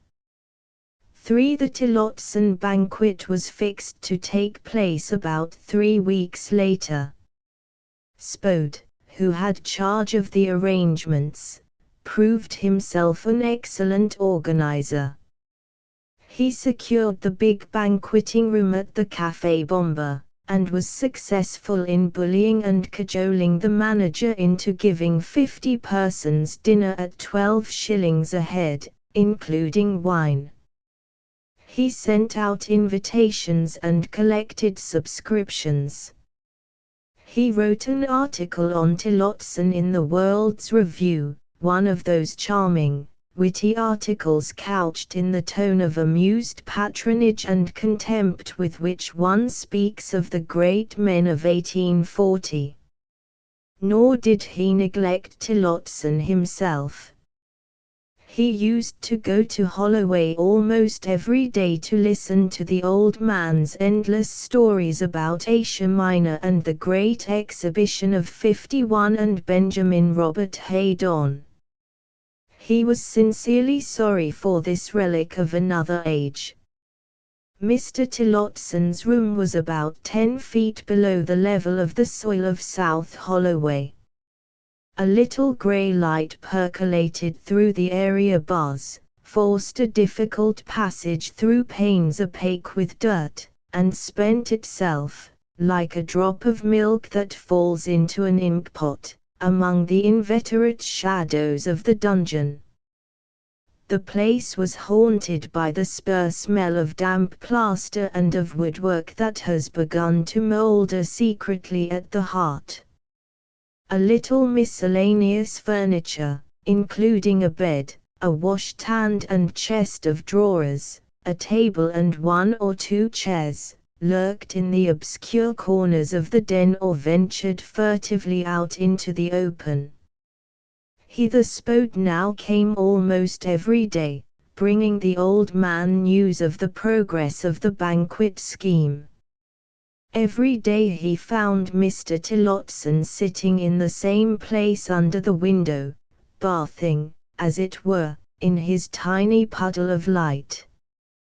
The oldest man that ever wore grey hairs, Spode reflected as he looked at him. Only there were very few hairs left on that bald, unpolished head. At the sound of the visitor's knock, Mr. Tillotson would turn in his chair, stare in the direction of the door with blinking, uncertain eyes. He was always full of apologies for being so slow in recognizing who was there. No discourtesy meant, he would say, after asking. "It's not as if I had forgotten who you were. Only it's so dark and my sight isn't what it was." After that he never failed to give a little laugh, and, pointing out of the window at the area railings, would say, "Ah, this is the plate for somebody with good sight. It's the place for looking at ankles. It's the grand stand." It was the day before the great event. Spode came as usual, and Mr. Tillotson punctually made his little joke about the ankles, and Spode, as punctually laughed. "Well, Mr. Tillotson," he said, after the reverberation of the joke had died away, "tomorrow you make your re-entry into the world of art and fashion. You'll find some changes." "I've always had such extraordinary luck," said Mr. Tillotson, and Spode could see by his expression that he genuinely believed it, that he had forgotten the black hole and the black beetles and the almost exhausted £10 that stood between him and the workhouse.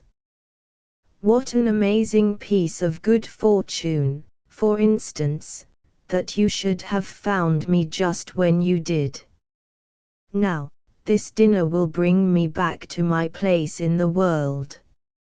I shall have money, and in a little while, who knows, I shall be able to see well enough to paint again. I believe my eyes are getting better, you know. Ah, the future is very rosy. Mr. Tillotson looked up, his face puckered into a smile, and nodded his head in affirmation of his words. You believe in the life to come, said Spode, and immediately flushed for shame at the cruelty of the words. But Mr. Tillotson was in far too cheerful a mood to have caught their significance. Life to come, he repeated. No, I don't believe in any of that stuff, not since 1859. The origin of species changed my views, you know. No life to come for me, thank you. You don't remember the excitement, of course. You're very young, Mr. Spode. Well, I'm not so old as I was, Spode replied. You know how middle-aged one is as a schoolboy and undergraduate. Now I'm old enough to know I'm young. Spode was about to develop this little paradox further, but he noticed that Mr. Tillotson had not been listening. He made a note of the gambit for use in companies that were more appreciative of the subtleties. You were talking about the origin of species, he said. Was I, said Mr. Tillotson, waking from reverie. About its effect on your faith, Mr. Tillotson. To be sure, yes. It shattered my faith. But I remember a fine thing by the poet laureate, something about there being more faith in honest doubt, believe me, than in all the, I forget exactly what, but you see the train of thought. Oh, it was a bad time for religion.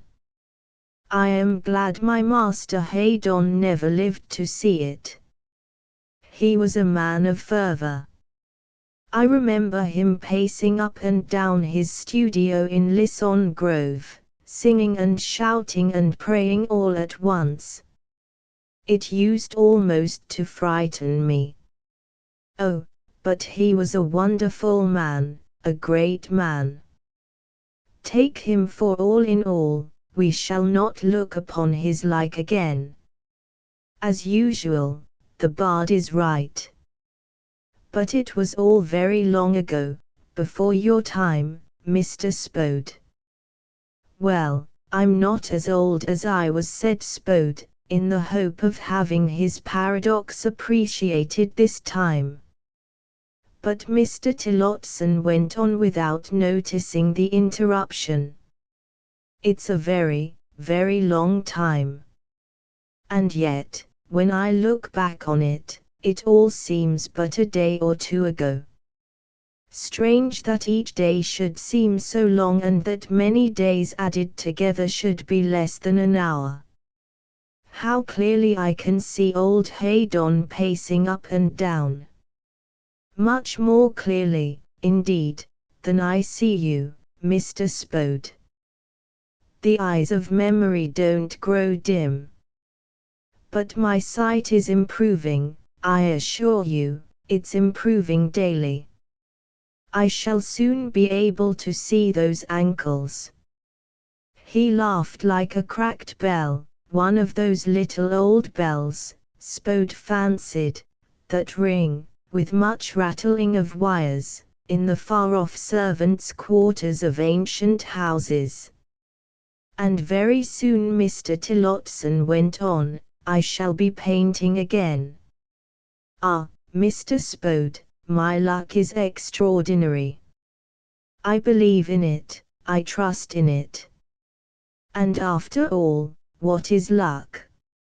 Simply another name for providence, in spite of the origin of species and the rest of it. How right the laureate was when he said that there was more faith in honest doubt, believe me, than in all the, well, you know. I regard you, Mr. Spode, as the emissary of Providence. Your coming marked a turning point in my life, and the beginning, for me, of happier days.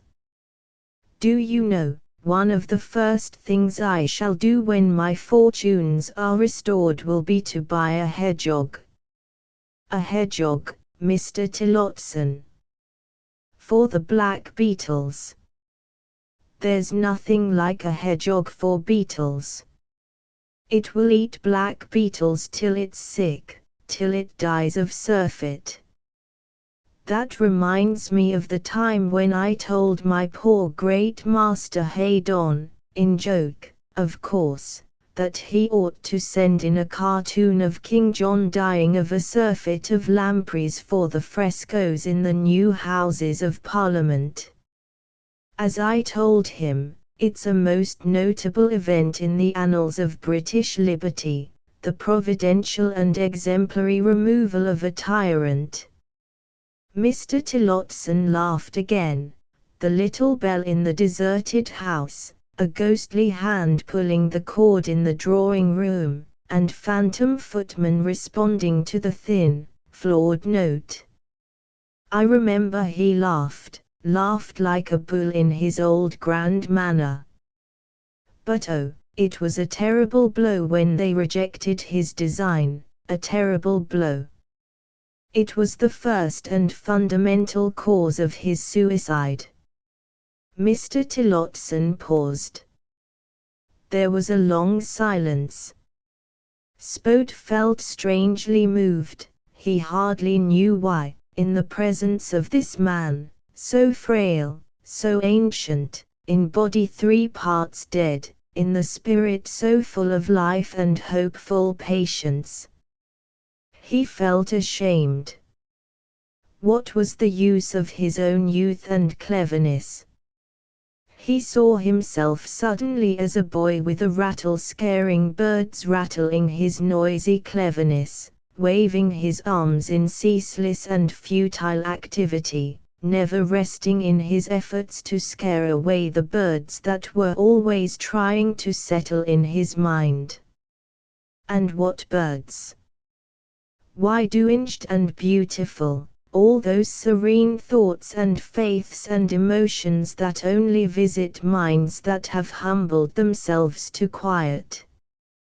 Those gracious visitants he was forever using all his energies to drive away. But this old man, with his hedgehogs and his honest doubts and all the rest of it, his mind was like a field made beautiful by the free coming and going, the unafraid alightings of a multitude of white, bright-winged creatures. He felt ashamed. But then, was it possible to alter one's life? Wasn't it a little absurd to risk a conversion? Spode shrugged his shoulders. I'll get you a hedgehog at once, he said. They're sure to have some at Whiteley's.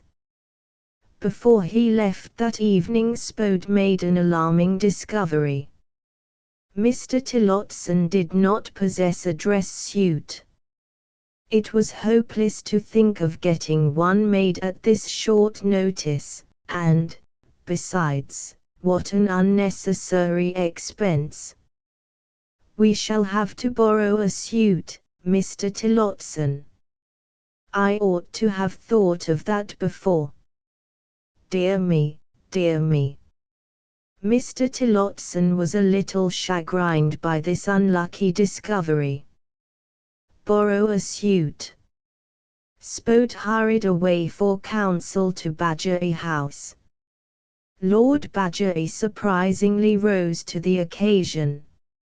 Ask Boreham to come and see me, he told the footman, who answered his ring.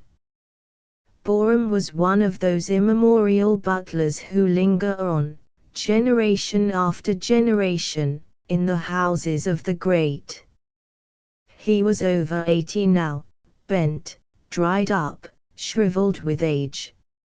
All old men are about the same size, said Lord Badgerly. It was a comforting theory. Ah, here he is. Have you got a spare suit of evening clothes, Borum?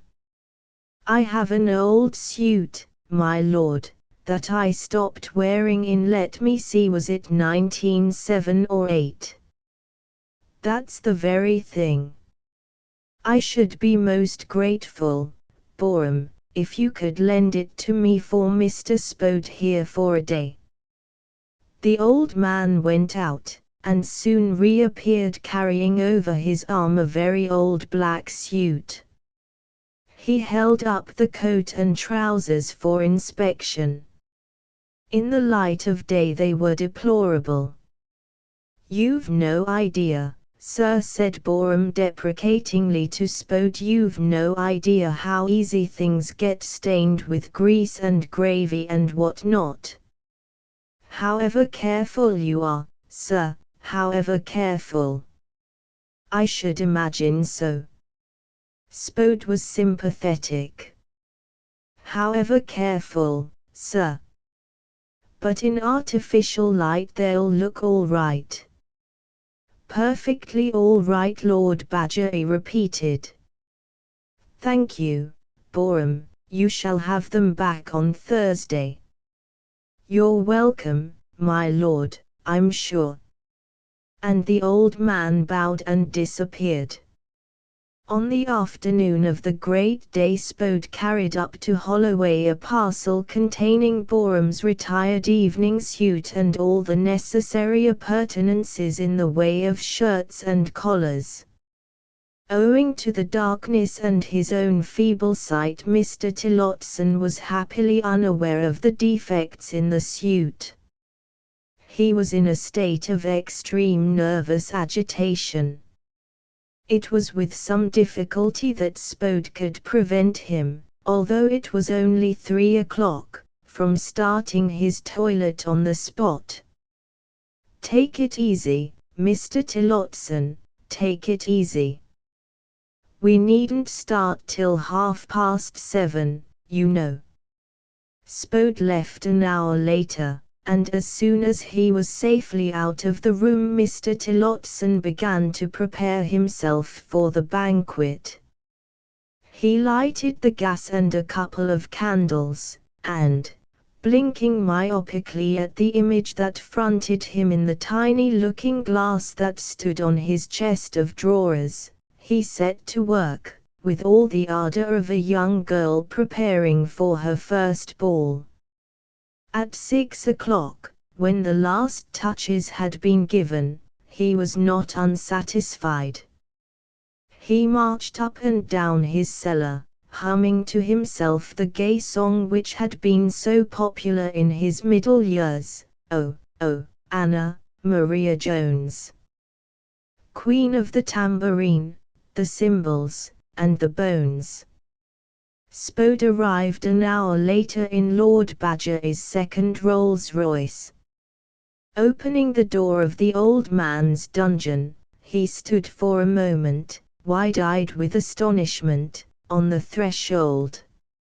Mr. Tillotson was standing by the empty grate, one elbow resting on the mantelpiece, one leg crossed over the other in a jaunty and gentlemanly attitude. The effect of the candlelight shining on his face was to deepen every line and wrinkle with intense black shadow. He looked immeasurably old. It was a noble and pathetic head. On the other hand, Borum's outworn evening suit was simply buffoonish. The coat was too long in the sleeves and the tail, the trousers bagged in elephantine creases about his ankles. Some of the grease spots were visible even in candlelight. The white tie, over which Mr. Tillotson had taken infinite pains and which he believed in his purblindness to be perfect, was fantastically lopsided.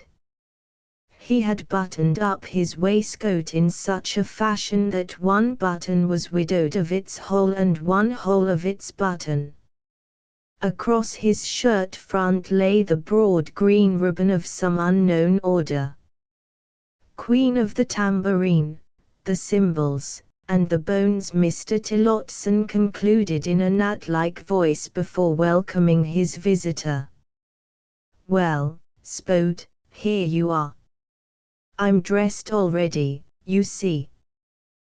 The suit, I flatter myself, fits very well, almost as though it had been made for me. I am all gratitude to the gentleman who was kind enough to lend it to me. I shall take the greatest care of it. It's a dangerous thing to lend clothes. Forlorn oft loseth both itself and friend. The bard is always right." "Just one thing," said Spode. "A touch to your waistcoat." He unbuttoned the dissipated garment and did it up again more symmetrically. Mr. Tillotson was a little piqued at being found so absurdly in the wrong. "Thanks, thanks," he said, protestingly, trying to edge away from his valet. "It's all right, you know, I can do it myself." "Foolish oversight. I flatter myself the suit fits very well. And perhaps the tie might." Spode began tentatively. But the old man would not hear of it. "No, no.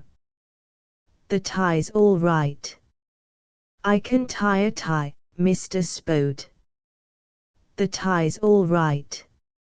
Leave it as it is, I beg. I like your order." Mr. Tillotson looked down complacently at his shirt front. "Ah, you've noticed my order. It's a long time since I wore that. It was given me by the Grand Porte, you know, for services rendered in the Russo-Turkish War. It's the Order of Chastity, the second class. They only give the first class to crowned heads, you know, browned heads and ambassadors. And only pashas of the highest rank get the second. Mine's the second. They only give the first class to crowned heads." Of course," said Spode. "Do you think I look all right, Mr. Spode?" Mr. Tillotson asked, a little anxiously. "Splendid, Mr. Tillotson, splendid. The orders, magnificent." The old man's face brightened once more. "I flatter myself," he said, "that this borrowed suit fits me very well. But I don't like borrowing clothes. Forlorn oft loseth both itself and friend, you know. And the bard is always right.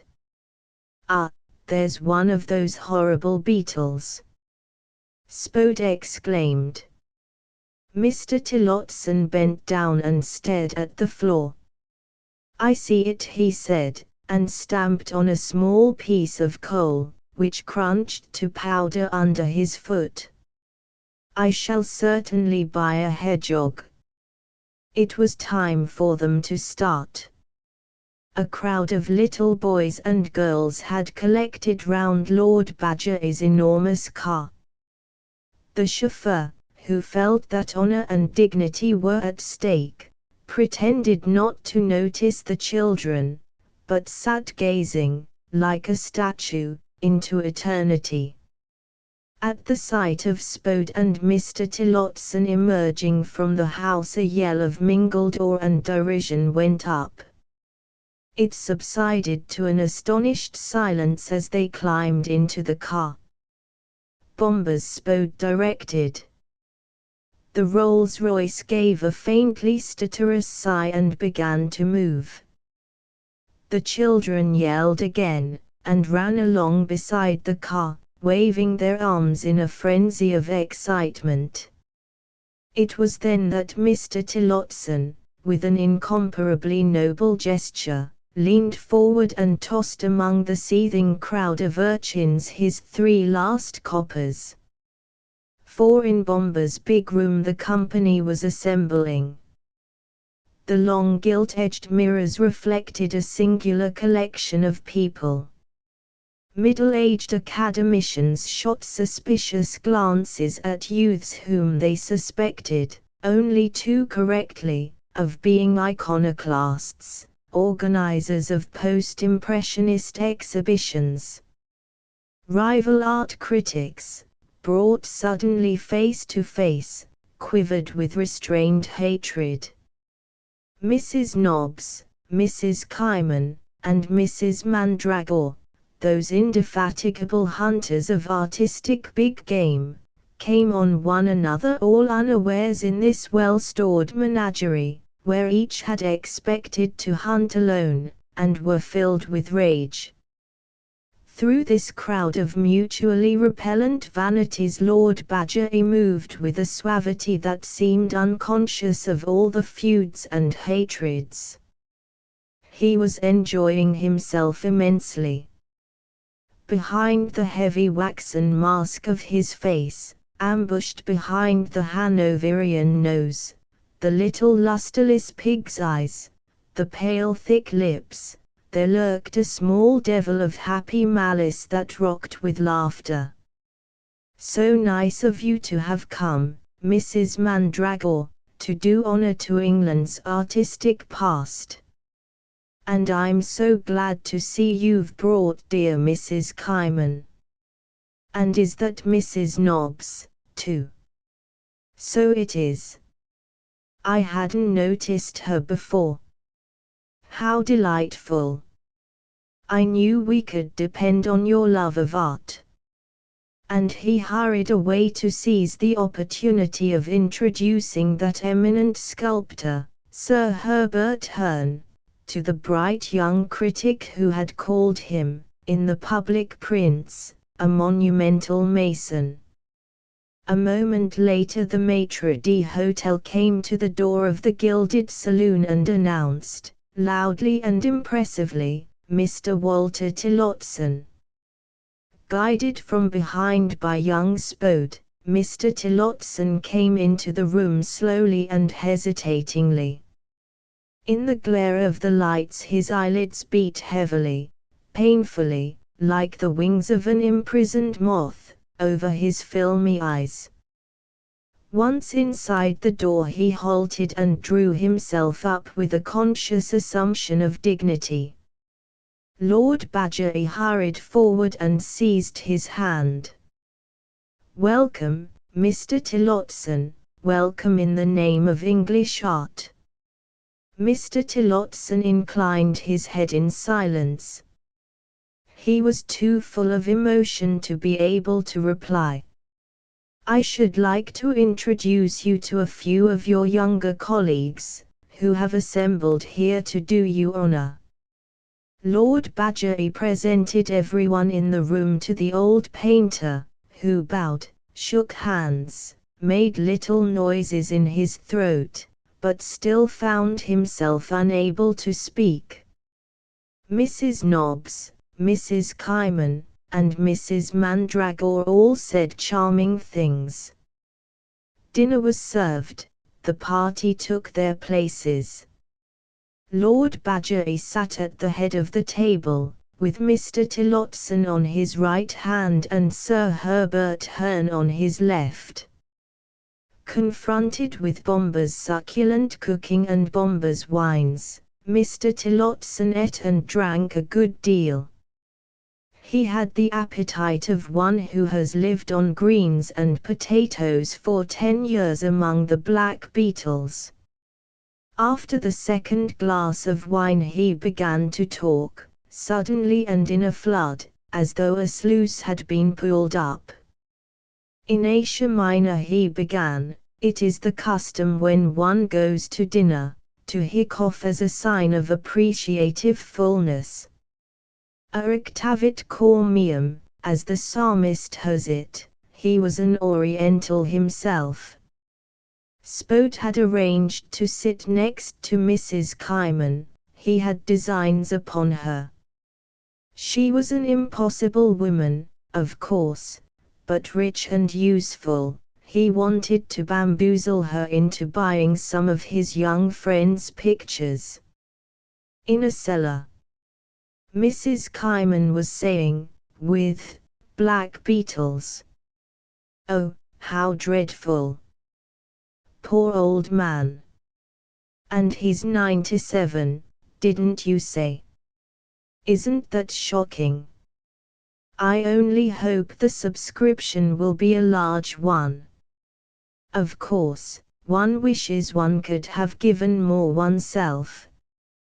But then, you know, one has so many expenses, and things are so difficult now.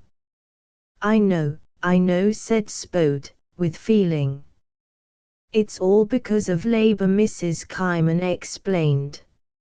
Of course, I should simply love to have him in to dinner sometimes. But, then, I feel he's really too old, too farouche and gato. It would not be doing a kindness to him, would it? And so you are working with Mr. Golamy now. What a charming man, so talented, such conversation. A octavit cormium, said Mr. Tillotson for the third time. Lord Badgerly tried to head him off the subject of Turkish etiquette, but in vain. By 9:30 a kind of violent atmosphere had put to sleep the hatreds and suspicions of before dinner. Sir Herbert Herne had discovered that the young cubist sitting next him was not insane and actually knew a surprising amount about the old masters. For their part, these young men had realized that their elders were not at all malignant. They were just very stupid and pathetic. It was only in the bosoms of Mrs. Nobbs, Mrs. Keiman, and Mrs. Mandragore that hatred still reigned undiminished. Being ladies and old-fashioned, they had drunk almost no wine. The moment for speech-making arrived. Lord Badgerly rose to his feet, said what was expected of him, and called upon Sir Herbert to propose the toast of the evening. Sir Herbert coughed, smiled and began. In the course of a speech that lasted 20 minutes he told anecdotes of Mr. Gladstone, Lord Leighton, Sir Armo Tadema, and the late Bishop of Bombay. He made 3 puns. He quoted Shakespeare and Whittier. He was playful, he was eloquent, he was grave.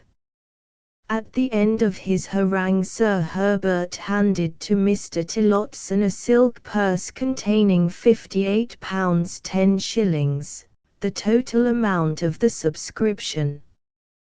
The old man's health was drunk with acclamation. Mr. Tillotson rose with difficulty to his feet. The dry, snake-like skin of his face was flushed, his tie was more crooked than ever, the green ribbon of the Order of Chastity of the second class had somehow climbed tip his crumpled and maculate shirt front.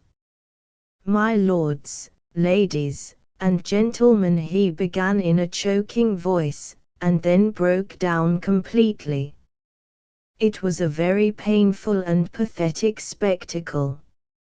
A feeling of intense discomfort afflicted the minds of all who looked upon that trembling relic of a man, as he stood there weeping and stammering. It was as though a breath of the wind of death had blown suddenly through the room, lifting the vapors of wine and tobacco smoke, quenching the laughter and the candle flames. Eyes floated uneasily, not knowing where to look. Lord Badgerly, with great presence of mind, offered the old man a glass of wine. Mr. Tillotson began to recover. The guests heard him murmur a few disconnected words. This great honor, overwhelmed with kindness, this magnificent banquet, not used to it, in Asia Minor, Akchavit Cormium. At this point Lord Badgerly plucked sharply at one of his long coat tails. Mr. Tillotson paused, took another sip of wine, and then went on with a newly won coherence and energy.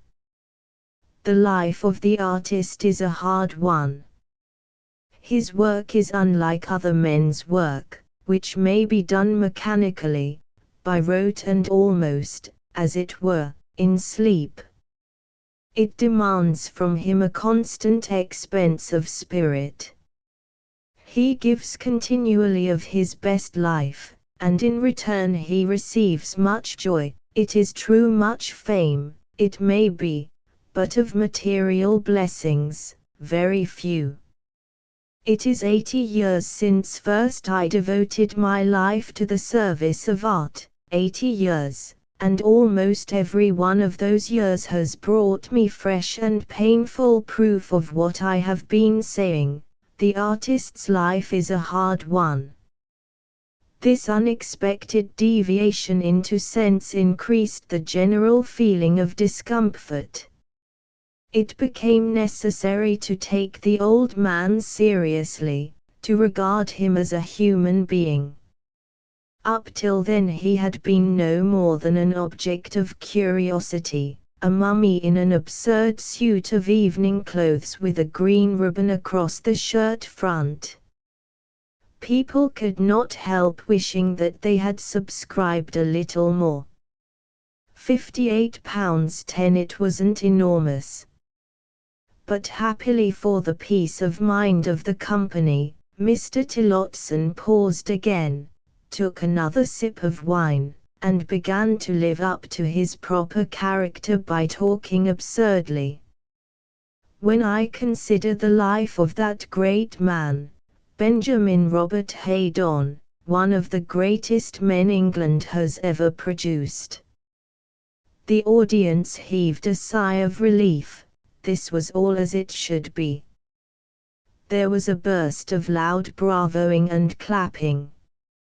Mr. Tillotson turned his dim eyes round the room, and smiled gratefully at the misty figures he beheld.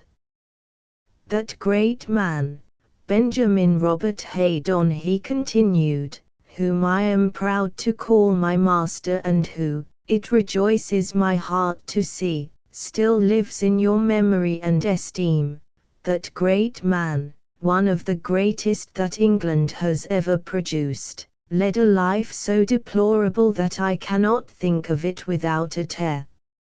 And with infinite repetitions and divagations, Mr. Tillotson related the history of B.R. Haydon, his imprisonments for debt, his battle with the Academy, his triumphs, his failures, his despair, his suicide. 10:30 struck. Mr. Tillotson was declaiming against the stupid and prejudiced judges who had rejected Haydon's designs for the decoration of the new Houses of Parliament in favour of the paltriest German scribblings. That great man, one of the greatest England has ever produced, that great Benjamin Robert Haydon, whom I am proud to call my master and who, it rejoices me to see, still lives on in your memory and esteem. At that affront his great heart burst. It was the unkindest cut of all. He who had worked all his life for the recognition of the artist by the state, he who had petitioned every prime minister, including the Duke of Wellington, for 30 years, begging them to employ artists to decorate public buildings, he to whom the scheme for decorating the Houses of Parliament was undeniably due. Mr. Tillotson lost a grip on his syntax and began a new sentence. It was the unkindest cut of all, it was the last straw. The artist's life is a hard one. At 11 Mr. Tillotson was talking about the Pre-Raphaelites. At 1:15 he had begun to tell the story of B.R. Haydon all over again. At 25 minutes to 12 he collapsed quite speechless into his chair. Most of the guests had already gone away, the few who remained made haste to depart. Lord Badgerly led the old man to the door and packed him into the second Rolls-Royce. The Tillotson banquet was over. It had been a pleasant evening, but a little too long. Spode walked back to his rooms in Bloomsbury, whistling as he went. The arc lamps of Oxford Street reflected in the polished surface of the road, canals of dark bronze. He would have to bring that into an article some time. The Cayman woman had been very successfully nobbled. Voice sapit he whistled, somewhat out of tune, but he could not hear that. When Mr. Tillotson's landlady came in to call him on the following morning, she found the old man lying fully dressed on his bed. He looked very ill and very, very old. Boreham's dress suit was in a terrible state, and the green ribbon of the Order of Chastity was ruined. Mr. Tillotson lay very still, but he was not asleep. Hearing the sound of footsteps, he opened his eyes a little and faintly groaned. His landlady looked down at him menacingly. "Disgusting," she said, "disgusting, I call it. At your age." Mr. Tillotson groaned again. Making a great effort, he drew out of his trouser pocket a large silk purse, opened it, and extracted a sovereign. "The artist's life is a hard one, Mrs. Green," he said, handing her the coin. "Would you mind sending for the doctor? I don't feel very well. And oh, what shall I do about these clothes? What shall I say to the gentleman who was kind enough to lend them to me? Loan oft loseth both itself and friend. The bard is always right." 4. Green tunnels in the Italian gardens of the 13th century. Mr. Buzzacket interrupted himself to take another helping of the risotto which was being offered him. "Excellent risotto this," he observed. "Nobody who was not born in Milan can make it properly." "So they say." "So they say," Mr. Topes repeated in his sad, apologetic voice, and helped himself in his turn. "Personally," said Mrs. Topes, with decision, "I find all Italian cooking abominable. I don't like the oil, especially hot. No, thank you." She recoiled from the proffered dish. After the first mouthful Mr. Buzzacket put down his fork. "In the Italian gardens of the 13th century," he began again, making with his long, pale hand a curved and flowery gesture that ended with a clutch at his beard, "a frequent and most felicitous use was made of green tunnels." Green tunnels. Barbara woke up suddenly from her tranced silence. "Green tunnels." "Yes, my dear," said her father. "Green tunnels. Arched alleys covered with vines or other creeping plants. Their length was often very considerable." But Barbara had once more ceased to pay attention to what he was saying. Green tunnels, the word had floated down to her, through profound depths of reverie, across great spaces of abstraction, startling her like the sound of a strange-voiced bell. Green tunnels, what a wonderful idea! She would not listen to her father explaining the phrase into dullness. He made everything dull, an inverted alchemist, turning gold into lead. She pictured caverns in a great aquarium, long vistas between rocks and scarcely swaying weeds and pale, discolored corals, endless dim green corridors with huge lazy fishes loitering aimlessly along them. Green-faced monsters with goggling eyes and mouths that slowly opened and shut. Green tunnels. I have seen them illustrated in illuminated manuscripts of the period. Mr. Buzzacket went on. Once more he clutched his pointed brown beard, clutched and combed it with his long fingers. Mr. Topes looked up. The glasses of his round owlish spectacles flashed as he moved his head. "I know what you mean," he said.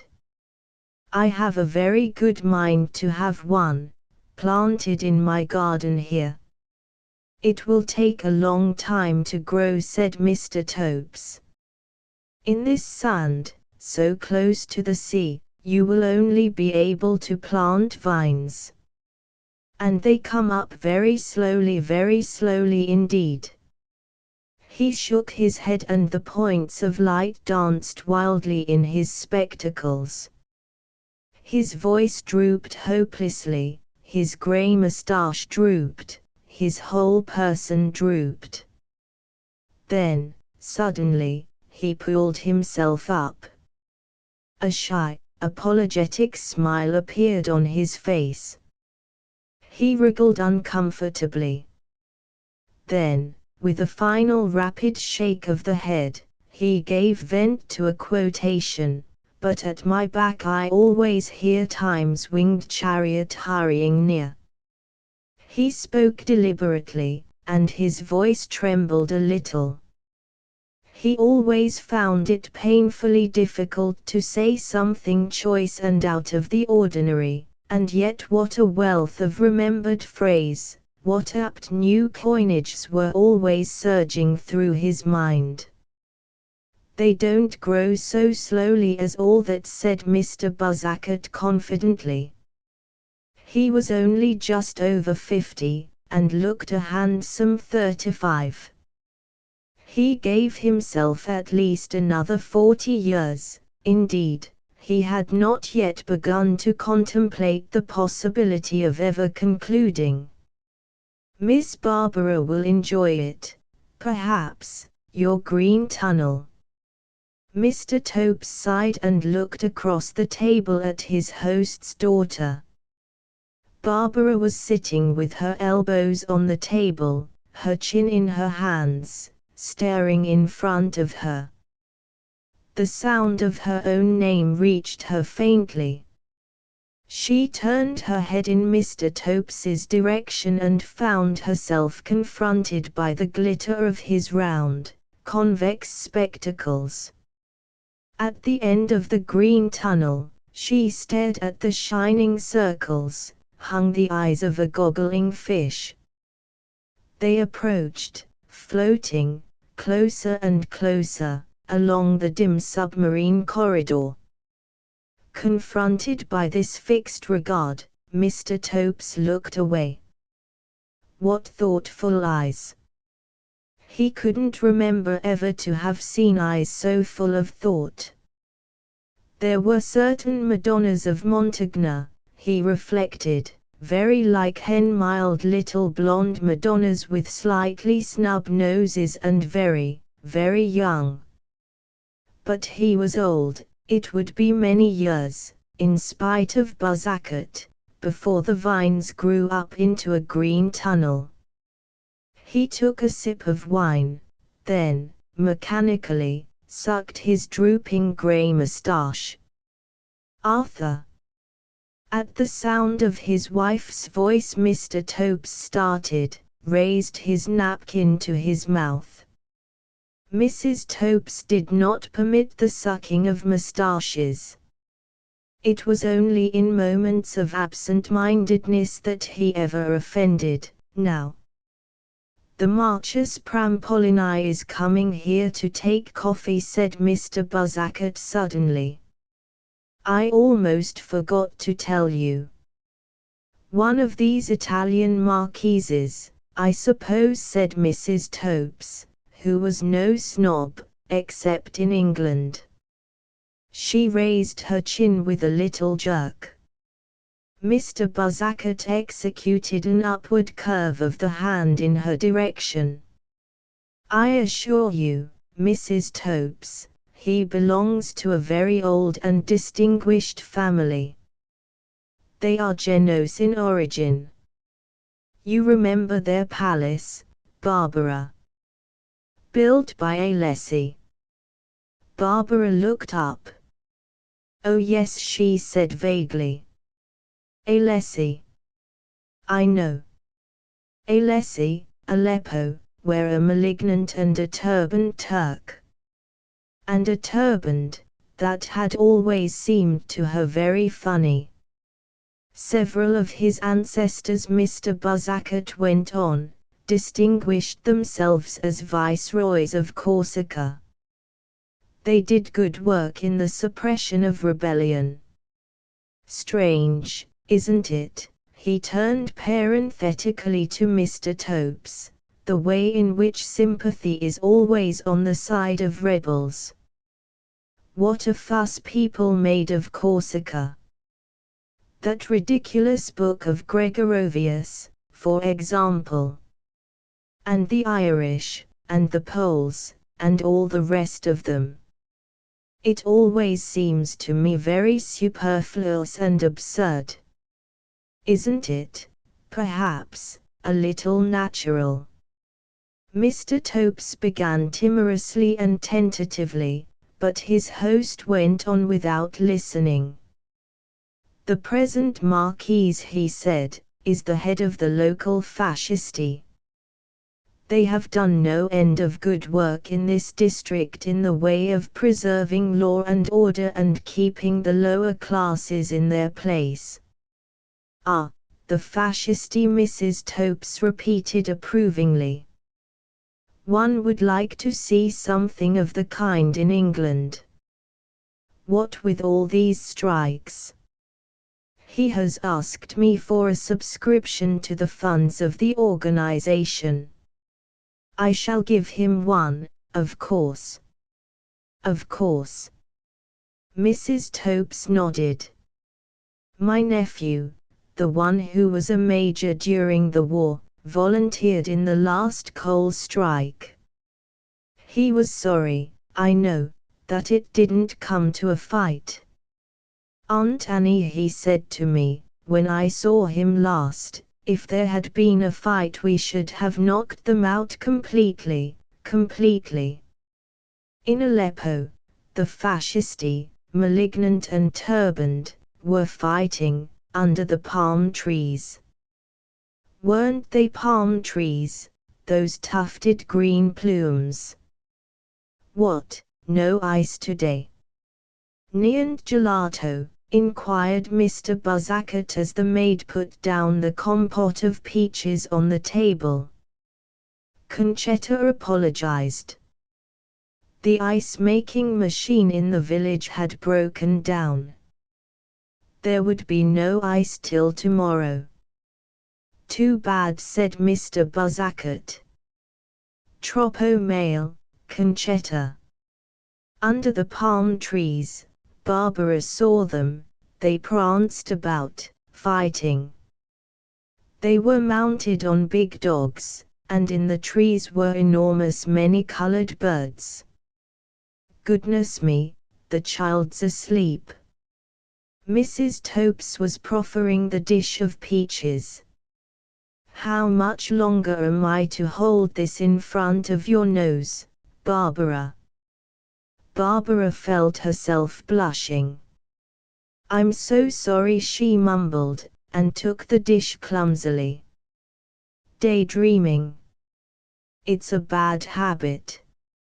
It's one we all succumb to sometimes, put in Mr. Topes deprecatingly, with a little nervous tremble of the head. You may, my dear, said his wife. I do not. Mr. Topes lowered his eyes to his plate and went on eating.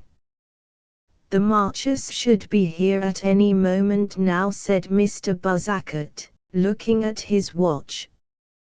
I hope he won't be late. I find I suffer so much from any postponement of my siesta.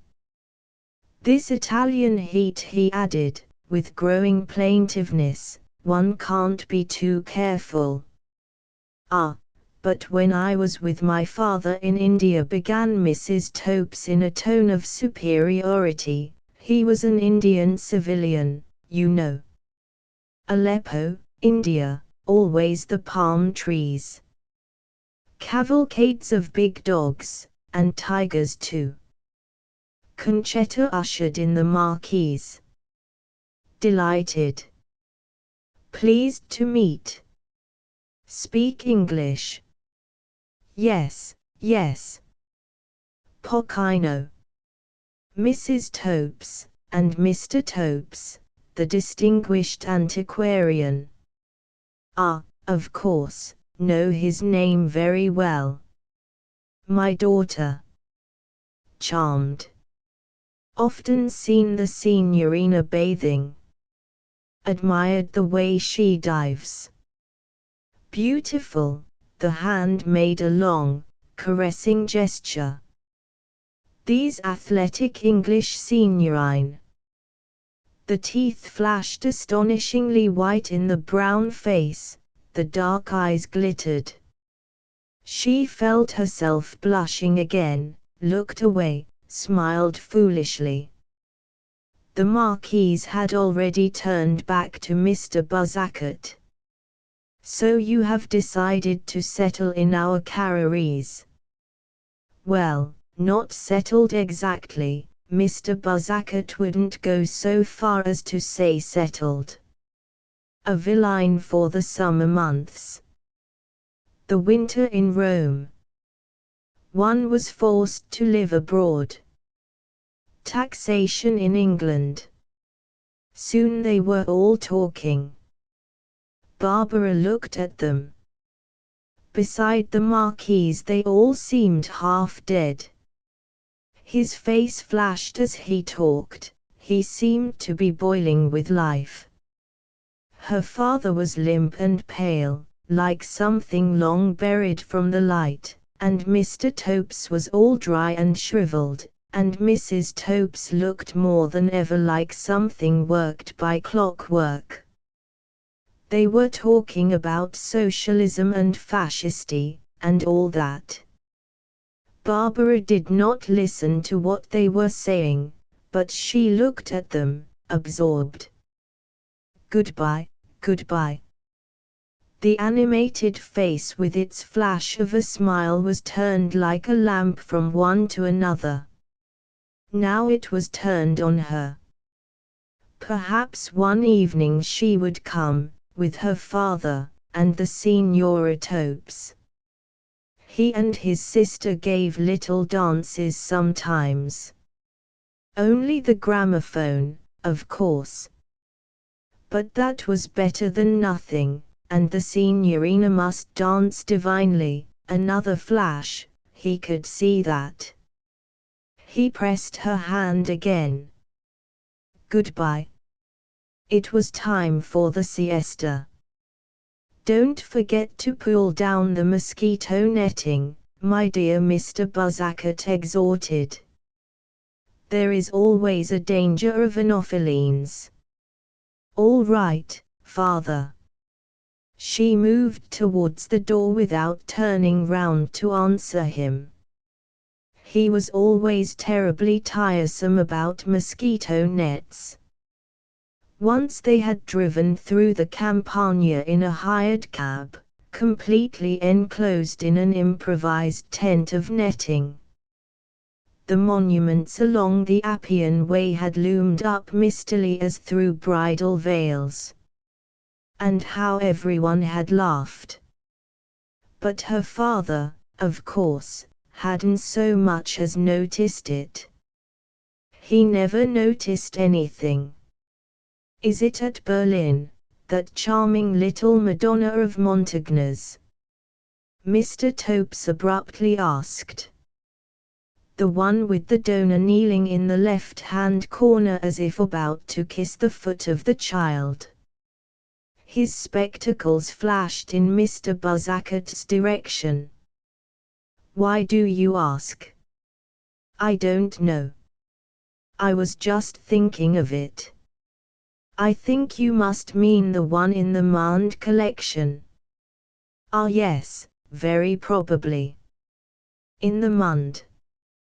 Barbara opened the door and walked into the twilight of her shuttered room. It was hot even here. For another 3 hours it would hardly be possible to stir.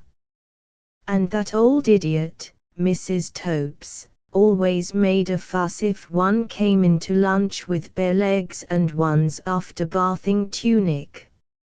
In India we always made a point of being properly and adequately dressed. An Englishwoman must keep up her position with natives, and to all intents and purposes Italians are natives. And so she always had to put on shoes and stockings and a regular frock just at the hottest hour of the day. What an old ass that woman was! She slipped off her clothes as fast as she could. That was a little better. Standing in front of the long mirror in the wardrobe door, she came to the humiliating conclusion that she looked like a piece of badly toasted bread. Brown face, brown neck and shoulders, brown arms, brown legs from the knee downwards, but all the rest of her was white, silly, effeminate, townish white. If only one could run about with no clothes on till one was like those little coppery children who rolled and tumbled in the burning sand. Now she was just underdone, half-baked, and wholly ridiculous. For a long time she looked at her pale image.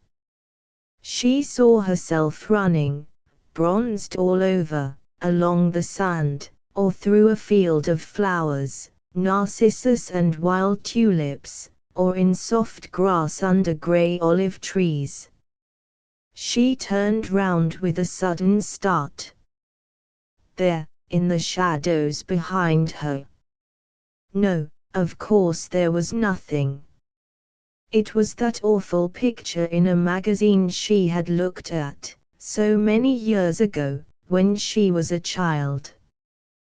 There was a lady sitting at her dressing table, doing her hair in front of the glass, and a huge, hairy black monkey creeping up behind her. She always got the creeps when she looked at herself in a mirror. It was very silly. But still. She turned away from the mirror, crossed the room, and, without lowering the mosquito curtains, lay down on her bed. The flies buzzed about her, settled incessantly on her face. She shook her head, flapped at them angrily with her hands. There would be peace if she let down the netting. But she thought of the Appian Way seen mistily through the bridal veil and preferred to suffer the flies. In the end she had to surrender, the brutes were too much for her. But, at any rate, it wasn't the fear of anophelines that made her lower the netting. Undisturbed now and motionless, she lay stretched stiffly out under the transparent bell of gauze. A specimen under a glass case. The fancy possessed her mind. She saw a huge museum with thousands of glass cases, full of fossils and butterflies and stuffed birds and medieval spoons and armor and Florentine jewelry and mummies and carved ivory and illuminated manuscripts. But in one of the cases was a human being, shut up there alive. All of a sudden she became horribly miserable. Boring, boring, boring, she whispered, formulating the words aloud. Would it never stop being boring? The tears came into her eyes. How awful everything was. And perhaps it would go on being as bad as this all her life. 17 from 70 was 53. 53 years of it. And if she lived to 100 there would be more than 80. The thought depressed her all the evening. Even her bath after tea did her no good. Swimming far out, she lay there, floating on the warm water. Sometimes she looked at the sky, sometimes she turned her head towards the shore. Framed in their pine woods, the villas looked as small and smug as the advertisement of a seaside resort. But behind them, across the level plain, were the mountains. Sharp, bare peaks of limestone, green woodland slopes and grey-green expanses of terraced olive trees, they seemed marvelously close and clear in this evening light. And beautiful, beautiful beyond words. But that, somehow, only made things worse. And Shelley had lived a few miles farther up the coast, there, behind the headland guarding the Gulf of Spezia. Shelley had been drowned in this milk-warm sea. That made it worse too. The sun was getting very low and red over the sea. She swam slowly in. On the beach Mrs. Topes waited, disapprovingly. She had known somebody, a strong man, who had caught cramp from staying in too long. He sank like a stone. Like a stone. The queer people Mrs. Topes had known. And the funny things they did, the odd things that happened to them. Dinner that evening was duller than ever. Barbara went early to bed. All night long the same old irritating cicada scraped and scraped among the pine trees, monotonous and regular as clockwork. Zip zip, zip zip zip. Boring, boring. Was the animal never bored by its own noise? It seemed odd that it shouldn't be. But, when she came to think of it, nobody ever did get bored with their own noise. Mrs. Topes, for example, she never seemed to get bored. Zip zip, zip zip zip. The cicada went on without pause. Concetta knocked at the door at 7:30. The morning was as bright and cloudless as all the mornings were. Barbara jumped up, looked from one window at the mountains, from the other at the sea. All seemed to be well with them. All was well with her, too, this morning. Seated at the mirror, she did not so much as think of the big monkey in the far obscure corner of the room. A bathing dress and a bath gown, sandals, a handkerchief round her head, and she was ready. Sleep had left no recollection of last night's mortal boredom. She ran downstairs. "Good morning, Mr. Topes." Mr. Topes was walking in the garden among the vines. He turned round, took off his hat, smiled a greeting. "Good morning, Miss Barbara." He paused. Then, with an embarrassed wriggle of introduction he went on. A queer little falter came into his voice. "A real Chaucerian morning, Miss Barbara. A May Day morning, only it happens to be September. Nature is fresh and bright, and there is at least one specimen in this dream garden." He wriggled more uncomfortably than ever, and there was a tremulous glitter in his round spectacle lenses of the poet's young fresh folks. He bowed in her direction, smiled deprecatingly, and was silent. The remark, it seemed to him, now that he had finished speaking, was somehow not as good as he had thought it would be. Barbara laughed. "Chaucer. They used to make us read the Canterbury Tales at school. But they always bored me. Are you going to bathe?" "Not before breakfast." Mr. Topes shook his head. "One is getting a little too old for that." "Is one? Why did the silly old man always say one when he meant I?" She couldn't help laughing at him. "Well, I must hurry, or else I shall be late for breakfast again, and you know how I catch it." She ran out, through the gate in the garden wall, across the beach, to the striped red and white bathing cabin that stood before the house. 50 yards away she saw the Marchus Prampolini, still dripping from the sea, running up towards his bathing hut. Catching sight of her, he flashed a smile in her direction, gave a military salute. Barbara waved her hand, then thought that the gesture had been too familiar, but at this hour of the morning it was difficult not to have bad jolly manners, and added the corrective of a stiff bow. After all, she had only met him yesterday. Soon she was swimming out to sea, and, what a lot of horrible huge jellyfish there were! Mr. Topes had followed her slowly through the gate and across the sand. He watched her running down from the cabin, slender as a boy, with long, bounding strides.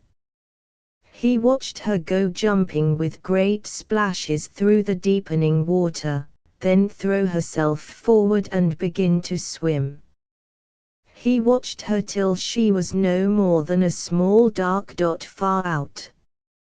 Emerging from his cabin, the Marquis met him walking slowly along the beach, his head bent down and his lips slightly moving as though he were repeating something, a prayer or a poem, to himself. "Good morning, Signor." The Marquis shook him by the hand with a more than English cordiality. "Good morning," replied Mr. Topes, allowing his hand to be shaken. He resented this interruption of his thoughts. "She swims very well, Miss Buzzacket." "Very," assented Mr. Topes, and smiled to himself to think what beautiful, poetical things he might have said, if he had chosen. "Well, so said the Marquis, too colloquial by half. He shook hands again, and the two men went their respective ways. Barbara was still 100 yards from the shore when she heard the crescendo and dying boom of the gong floating out from the villa. Damn! She'd be late again. She quickened her stroke and came splashing out through the shallows, flushed and breathless. She'd be 10 minutes late, she calculated. It would take her at least that to do her hair and dress, Mrs. Topes would be on the war-path again, though what business that old woman had to lecture her as she did, goodness only knew. She always succeeded in making herself horribly offensive and unpleasant. The beach was quite deserted as she trotted, panting, across it, empty to right and left as far as she could see. If only she had a horse to go galloping at the water's edge, miles and miles. Right away down to Boccadiano she'd go, swim the river. She saw herself crouching on the horse's back, as he swam, with legs tucked up on the saddle, trying not to get her feet wet, and gallop on again, goodness only knew where. In front of the cabin she suddenly halted. There in the ruffled sand she had seen a writing. Big letters, faintly legible, sprawled across her path. "O Clara de Elibers." She pieced the dim letters together. They hadn't been there when she started out to bathe. Who? She looked round. The beach was quite empty. And what was the meaning? "O Clara de Elibers." She took her bath down from the cabin, slipped on her sandals, and ran back towards the house as fast as she could. She felt most horribly frightened. It was a sultry, headachy sort of morning, with a hot sirocco that stirred the bunting on the flagstaffs. By midday the thunderclouds had covered half the sky. The sun still blazed on the sea, but over the mountains all was black and indigo. The storm broke noisily overhead just as they were drinking their after-luncheon coffee. "Arthur," said Mrs. Topes, painfully calm, "shut the shutters, please." She was not frightened, no. But she preferred not to see the lightning. When the room was darkened, she began to talk, suavely and incessantly. Lying back in her deep armchair, Barbara was thinking of Clara de Elibers. What did it mean, and who was Clara de Elibers? And why had he written it there for her to see? He, for there could be no doubt who had written it. The flash of teeth and eyes, the military salute, she knew she oughtn't to have waved to him. He had written it there while she was swimming out. Written it and then run away.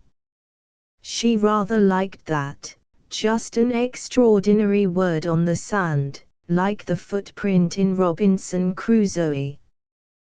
Personally, Mrs. Topes was saying, "I prefer Harrod's." The thunder crashed and rattled. It was rather exhilarating, Barbara thought. One felt, at any rate, that something was happening for a change. She remembered the little room halfway up the stairs at Lady Thingyumi's house, with the bookshelves and the green curtains and the orange shade on the light, and that awful young man like a white slug who had tried to kiss her there, at the dance last year. But that was different, not at all serious, and the young man had been so horribly ugly. She saw the Marquise running up the beach, quick and alert. Copper-colored all over, with black hair. He was certainly very handsome. But as for being in love, well, what did that exactly mean? Perhaps when she knew him better. Even now she fancied she detected something.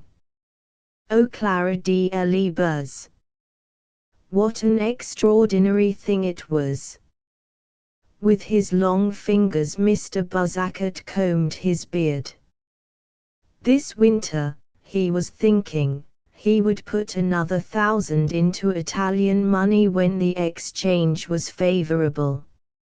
In the spring it always seemed to drop back again.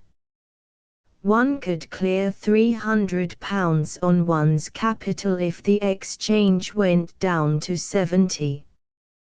The income on 300 was £15 a year, and £15 was now 1,500 lire. And 1,500 lire, when you came to think of it, was really £60. That was to say that one would make an addition of more than £1 a week to one's income by this simple little speculation. He became aware that Mrs. Topes had asked him a question. Yes, perfectly, he said. Mrs. Topes talked on, she was keeping up her morale. Was she right in believing that the thunder sounded a little less alarmingly loud and near? Mr. Topes sat, polishing his spectacles with a white silk handkerchief. Vague and myopic between their puckered lids, his eyes seemed lost, homeless, unhappy. He was thinking about beauty. There were certain relations between the eyelids and the temples, between the breast and the shoulder, there were certain successions of sounds. But what about them? Ah, that was the problem, that was the problem. And there was youth, there was innocence. But it was all very obscure, and there were so many phrases, so many remembered pictures and melodies, he seemed to get himself entangled among them. And he was after all so old and so ineffective. He put on his spectacles again, and definition came into the foggy world beyond his eyes. The shuttered room was very dark. He could distinguish the Renaissance profile of Mr. Buzzacket, bearded and delicately featured. In her deep armchair Barbara appeared, faintly white, in an attitude relaxed and brooding. And Mrs. Topes was nothing more than a voice in the darkness. She had got on to the marriage of the Prince of Wales. Who would they eventually find for him? Clara d'Ely Buzz, Clara d'Ely Buzz. She saw herself so clearly as the Marchesa. They would have a house in Rome, a palace. She saw herself in the Palazzo Spada. It had such a lovely vaulted passage leading from the courtyard to the gardens at the back. Marchesa Prampolini, Palazzo Spada, Roma, a great big visiting card beautifully engraved. And she would go riding every day in the Pincio. Mi porta il mio cavallo, she would say to the footman, who answered the bell. Porter. Would that be quite correct? Hardly. She'd have to take some proper Italian lessons to talk to the servants. One must never be ridiculous before servants. Voglio il mio cavallo. Haughtily one would say it sitting at one's writing table in a riding habit, without turning round. It would be a green riding habit, with a black tricorn hat, braided with silver. Prendro la mia colazione al letto. Was that right for breakfast in bed? Because she would have breakfast in bed, always. And when she got up there would be lovely looking glasses with 3 panels where one could see oneself side face. She saw herself leaning forward, powdering her nose, carefully, scientifically. With the monkey creeping up behind. Ooh! Horrible. Ho pora di questa simia, questo simian. She would come back to lunch after her ride. Perhaps Prampolini would be there. She had rather left him out of the picture so far. Duffy il Marchus. Nella sala di pranzo, signora. I began without you, I was so hungry. Pasta asciutta. Where have you been, my love? Riding, my dove. She supposed they'd get into the habit of saying that sort of thing. Everyone seemed to. And you? I have been out with the fascisti. Oh, these fascisti. Would life be worth living when he was always going out with pistols and bombs and things? They would bring him back one day on a stretcher. She saw it. Pale, pale, with blood on him. Il signor e ferito. Nel petto. Gruvamente. E morto. How could she bear it? It was too awful, too terrible. Her breath came in a kind of sob, she shuddered as though she had been hurt. E morto, e morto. The tears came into her eyes. She was roused suddenly by a dazzling light. The storm had receded far enough into the distance to permit of Mrs. Topes's opening the shutters. It's quite stopped raining. To be disturbed in one's intimate sorrow and self-abandonment at a deathbed by a stranger's intrusion, an alien voice. Barbara turned her face away from the light and surreptitiously wiped her eyes. They might see and ask her why she had been crying. She hated Mrs. Topes for opening the shutters. At the inrush of the light something beautiful had flown, an emotion had vanished, irrecoverably. It was a sacrilege. Mr. Buzzacket looked at his watch. Too late, I fear, for a siesta now, he said. Suppose we ring for an early tea? An endless succession of meals, said Mr. Topes, with a tremolo and a sigh. That's what life seems to be, real life. I have been calculating. Mr. Buzzacket turned his pale green eyes towards his guest, that I may be able to afford that pretty little cinq casn, after all. It would be a bit of a squeeze. He played with his beard. But still. After tea, Barbara and Mr. Topes went for a walk along the beach. She didn't much want to go, but Mrs. Topes thought it would be good for her, so she had to. The storm had passed and the sky over the sea was clear. But the waves were still breaking with an incessant clamor on the outer shallows, driving wide sheets of water high up the beach, 20 or 30 yards above the line where, on a day of calm, the ripples ordinarily expired.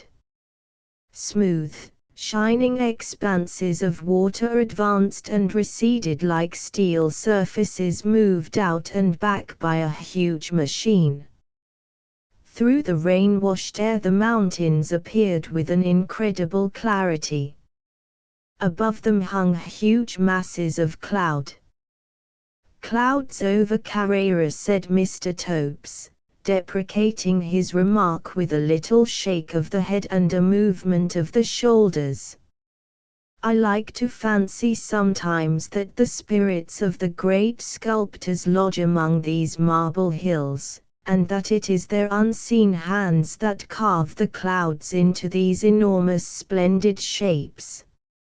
I imagine their ghosts. His voice trembled, feeling about among superhuman conceptions, planning huge groups and friezes and monumental figures with blowing draperies, planning, conceiving, but never quite achieving. Look, there's something of Michelangelo in that white cloud with the dark shadows underneath it.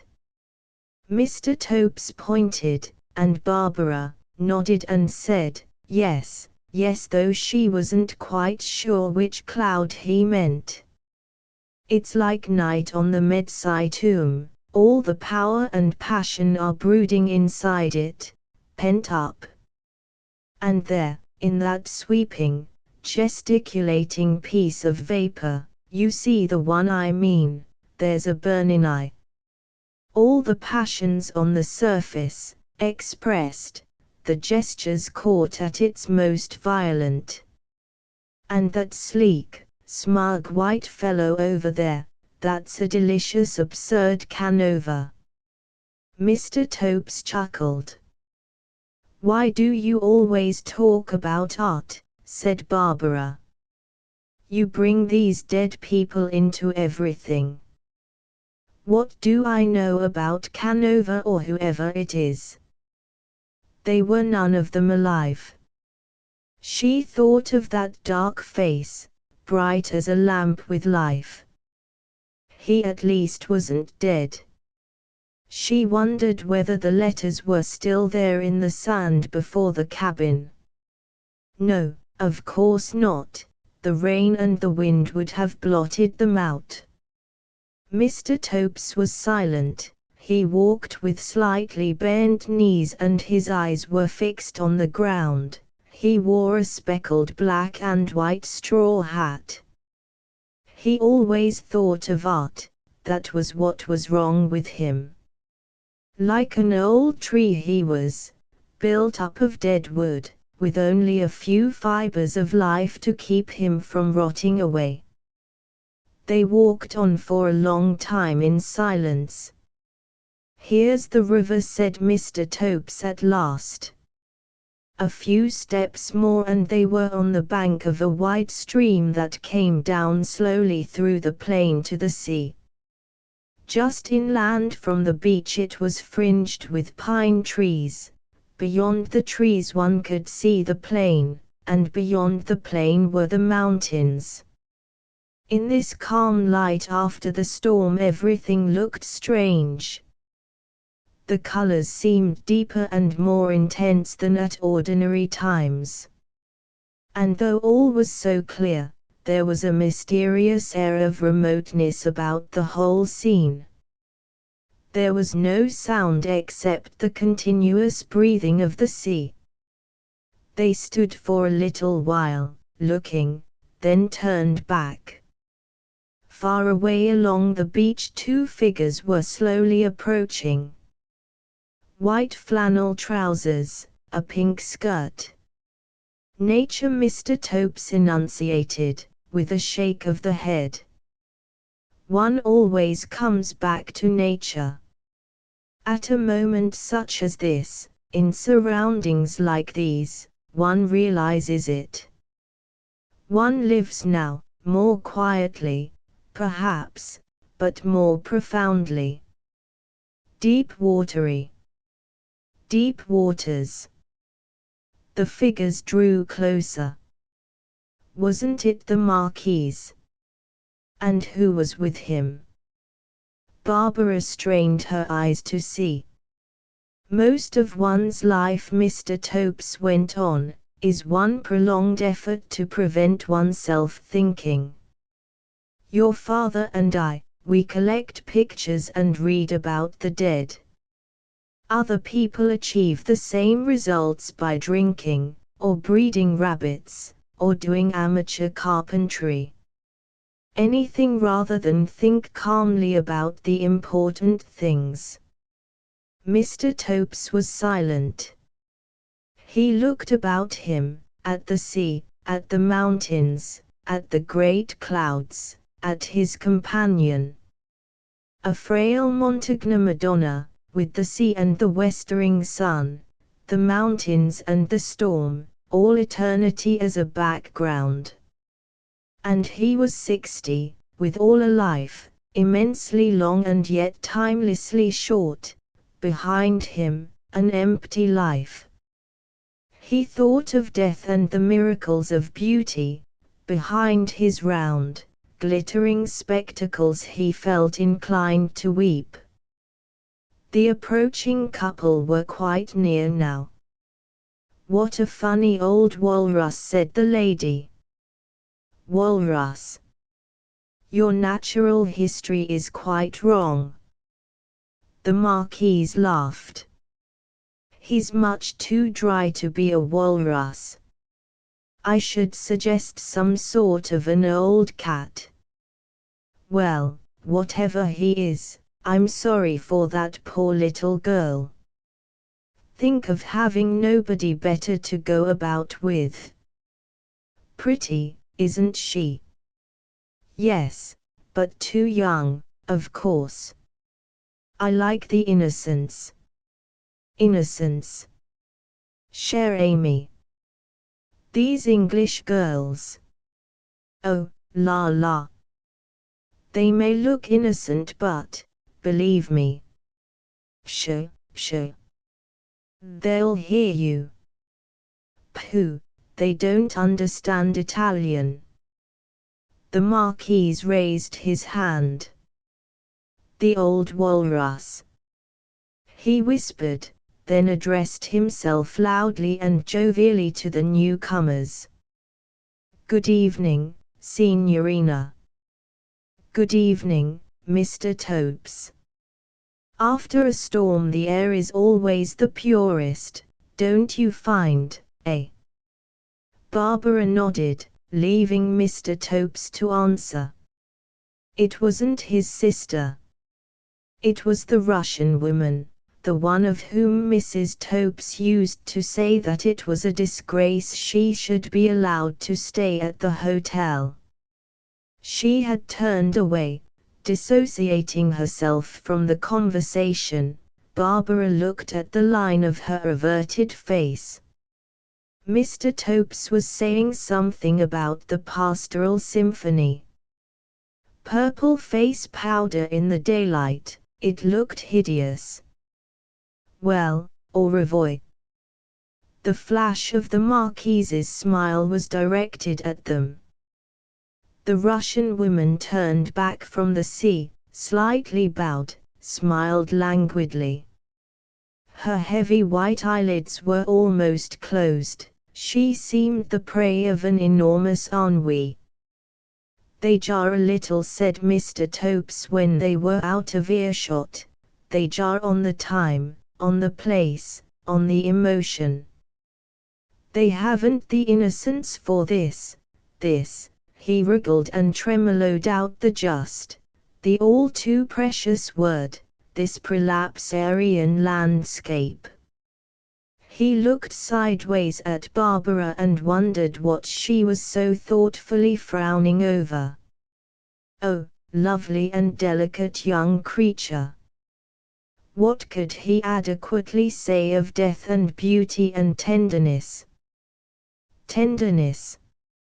All this he went on desperately, and waved his hand to indicate the sky, the sea, the mountains. "This scene is like something remembered, clear and utterly calm, remembered across great gulfs of intervening time." But that was not really what he wanted to say. "You see what I mean?" he asked dubiously. She made no reply. How could she see? "This scene is so clear and pure and remote. You need the corresponding emotion.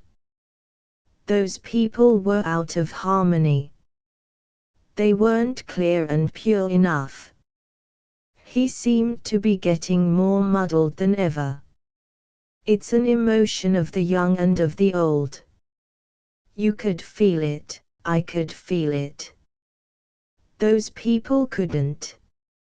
He was feeling his way through obscurities.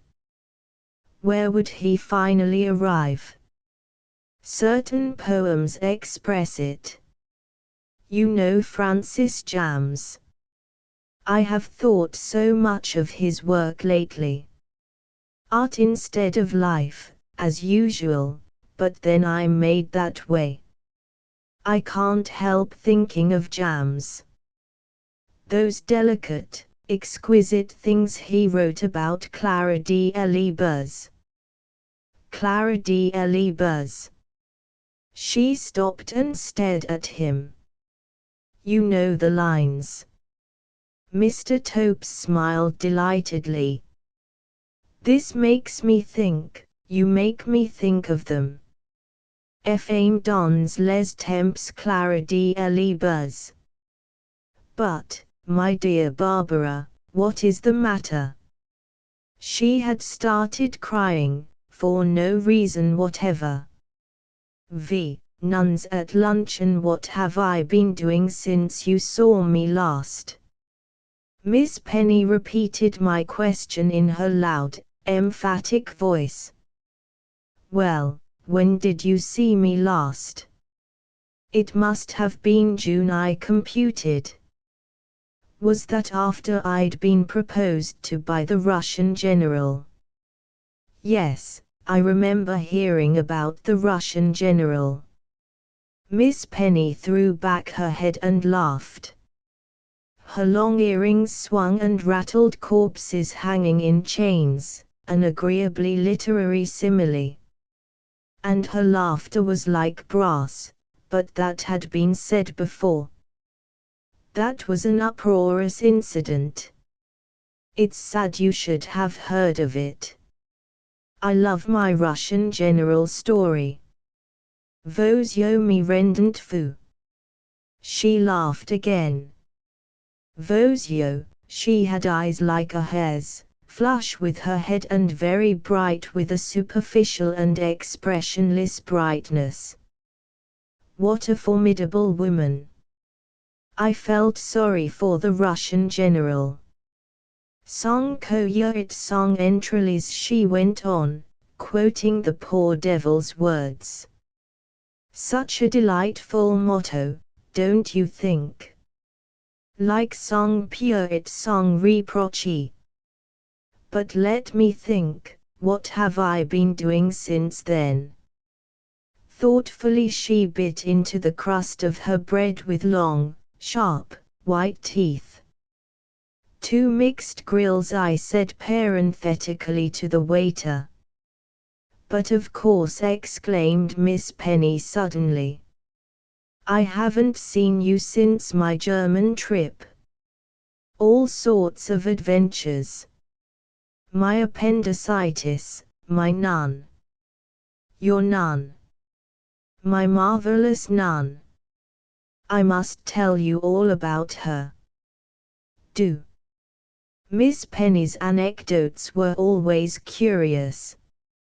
I looked forward to an entertaining luncheon. You knew I'd been in Germany this autumn. Well, I didn't, as a matter of fact. But still, I was just wandering round. Miss Penny described a circle in the air with her gaudily jeweled hand. She always twinkled with massive and improbable jewelry.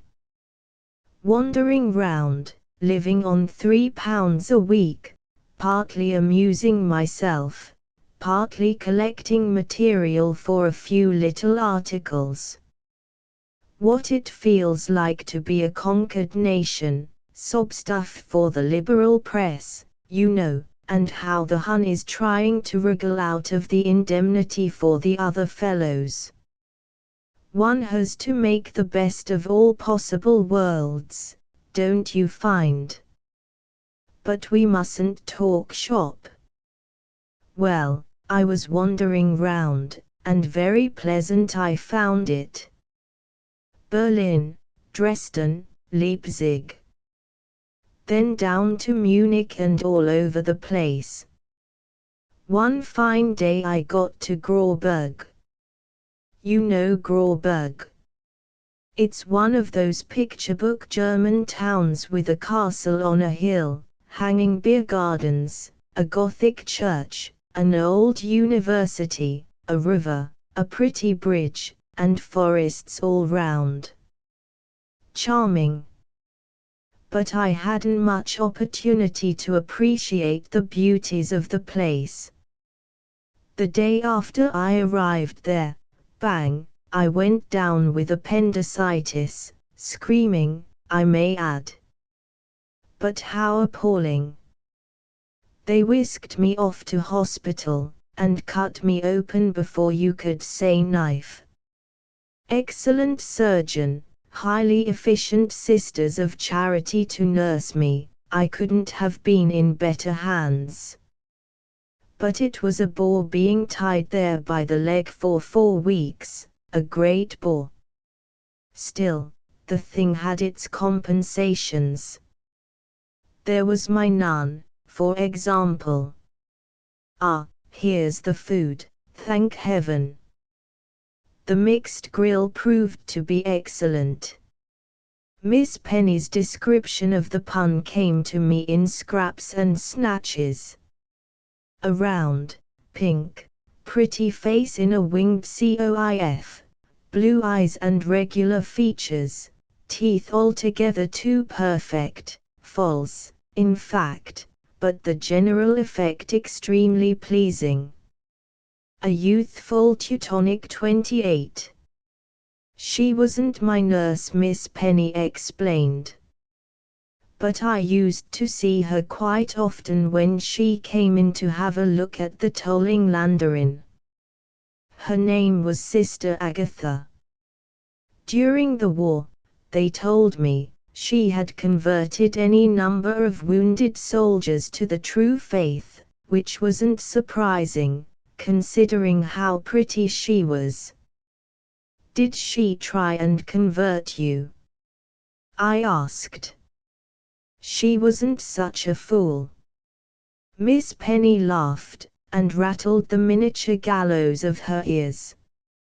I amused myself for a moment with the thought of Miss Penny's conversion, Miss Penny confronting a vast assembly of fathers of the church, rattling her earrings at their discourses on the Trinity, laughing her appalling laugh at the doctrine of the Immaculate Conception, meeting the stern look of the Grand Inquisitor with a flash of her bright, emotionless hare's eyes.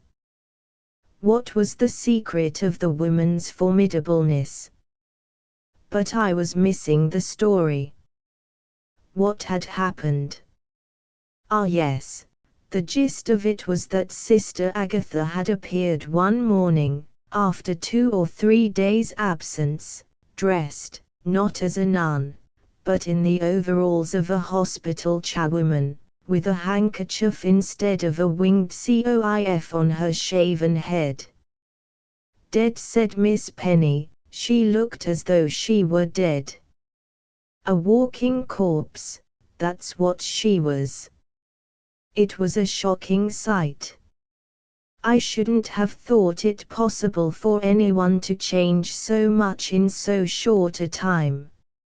She walked painfully, as though she had been ill for months, and she had great burnt rings round her eyes and deep lines in her face. And the general expression of unhappiness, that was something quite appalling. She leaned out into the gangway between the 2 rows of tables, and caught the passing waiter by the end of his coat tails. The little Italian looked round with an expression of surprise that deepened into terror on his face. Half a pint of Guinness, ordered Miss Penny. And, after this, bring me some jam roll. No jam roll today, madam. Damn, said Miss Penny. Bring me what you like, then. She let go of the waiter's tail and resumed her narrative. Where was I? Yes, I remember. She came into my room, I was telling you, with a bucket of water and a brush, dressed like a chawoman. Naturally, I was rather surprised. "What on earth are you doing, Sister Agatha?" I asked. No answer. She just shook her head, and began to scrub the floor. When she'd finished, she left the room without so much as looking at me again. "What's happened to Sister Agatha?" I asked my nurse when she next came in.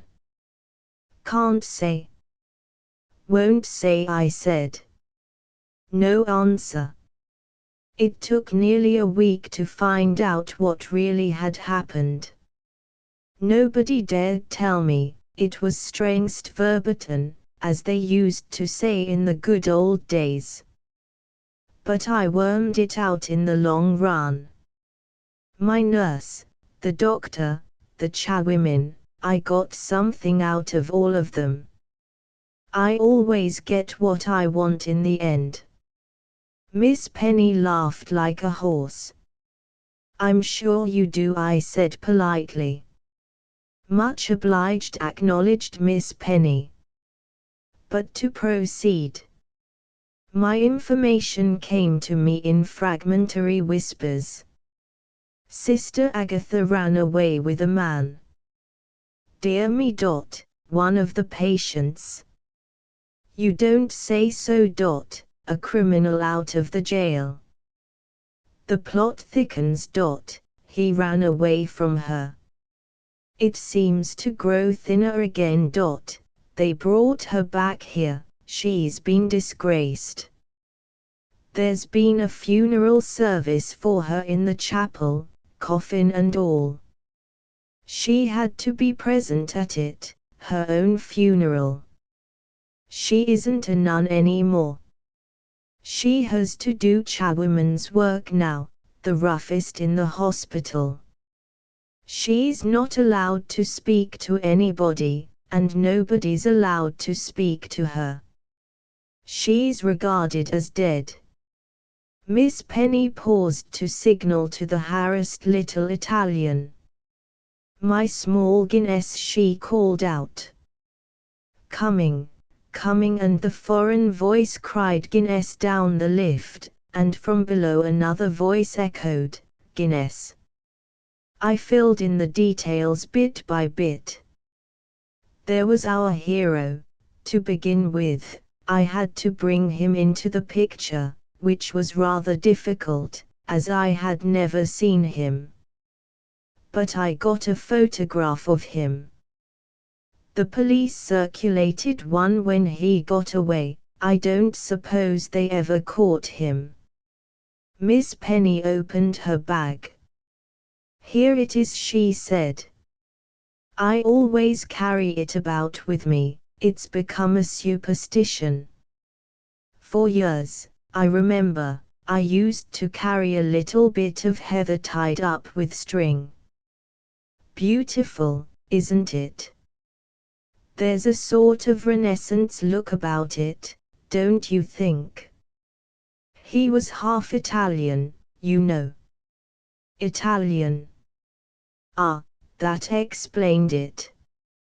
I had been wondering how Bavaria could have produced this thin-faced creature with the big dark eyes, the finely modeled nose and chin, and the fleshy lips so royally and sensually curved.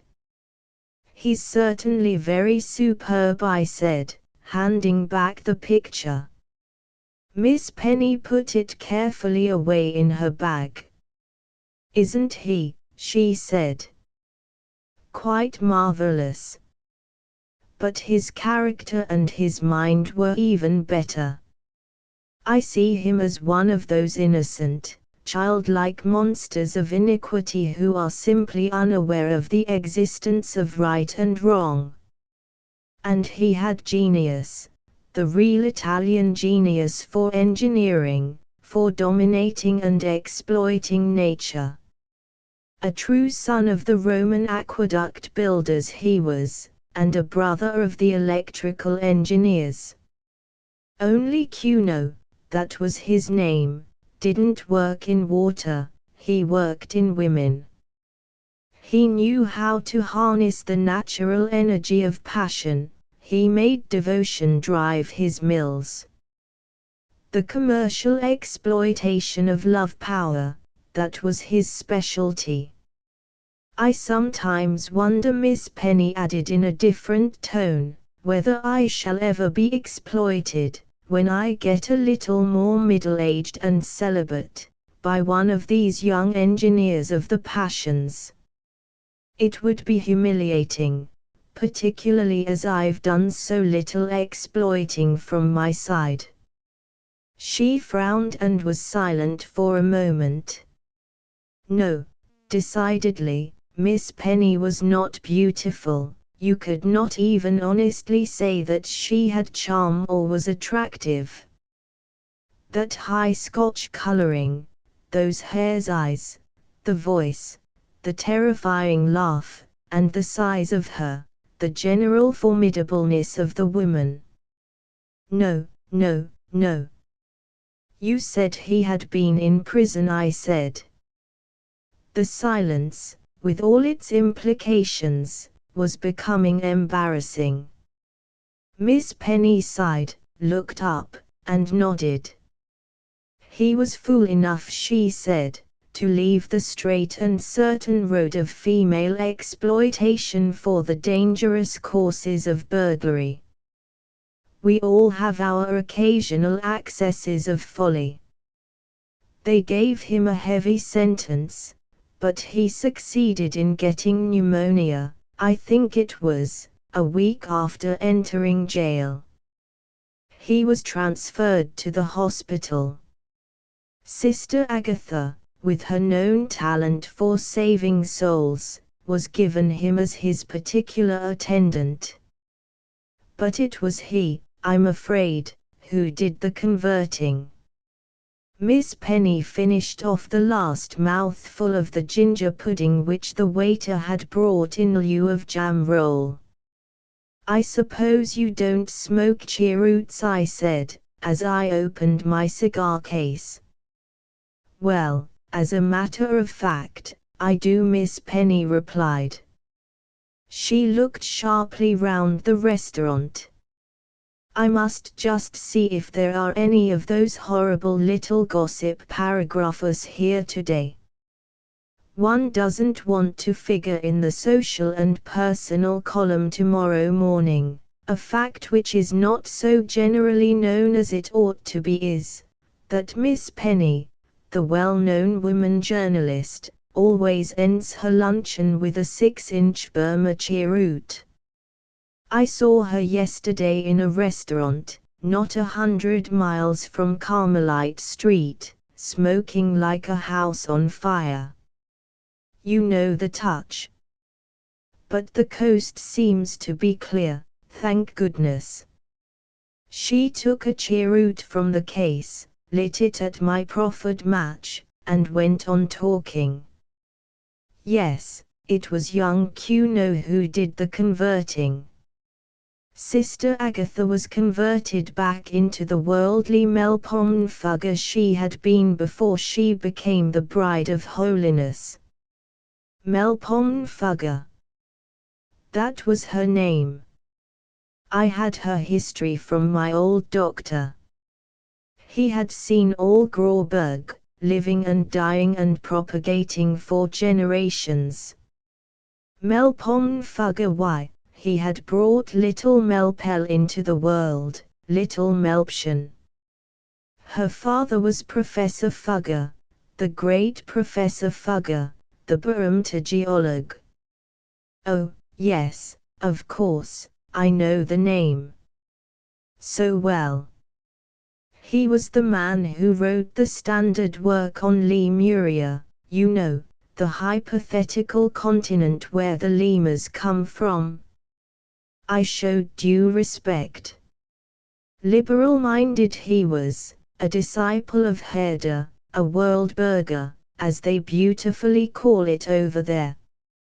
Anglophile, too, and always ate porridge for breakfast, up till August 1914. Then, the radiant morning of the 5th, He renounced it forever, solemnly and with tears in his eyes. The national food of a people who had betrayed culture and civilization, how could he go on eating it? It would stick in his throat.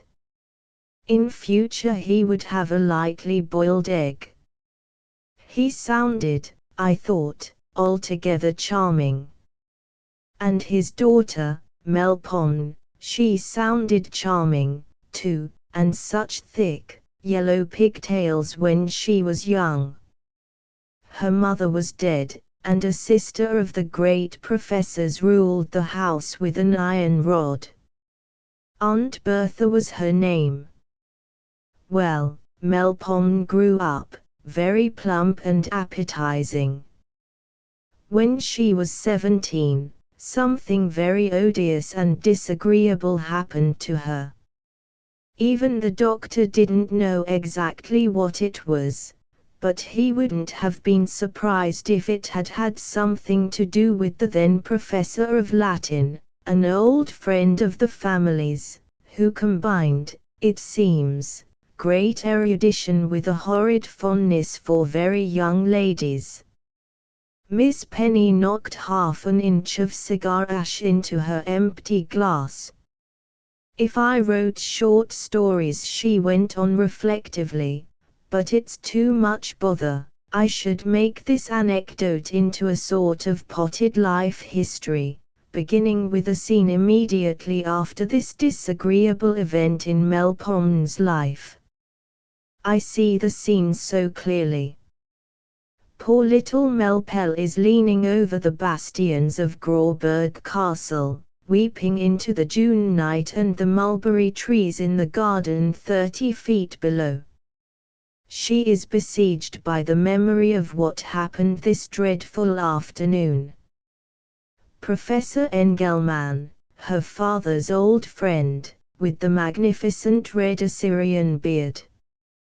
Too awful, too awful. But then, as I was saying, short stones are really too much bother, or perhaps I'm too stupid to write them. I bequeath it to you. You know how to tick these things off. You're generous.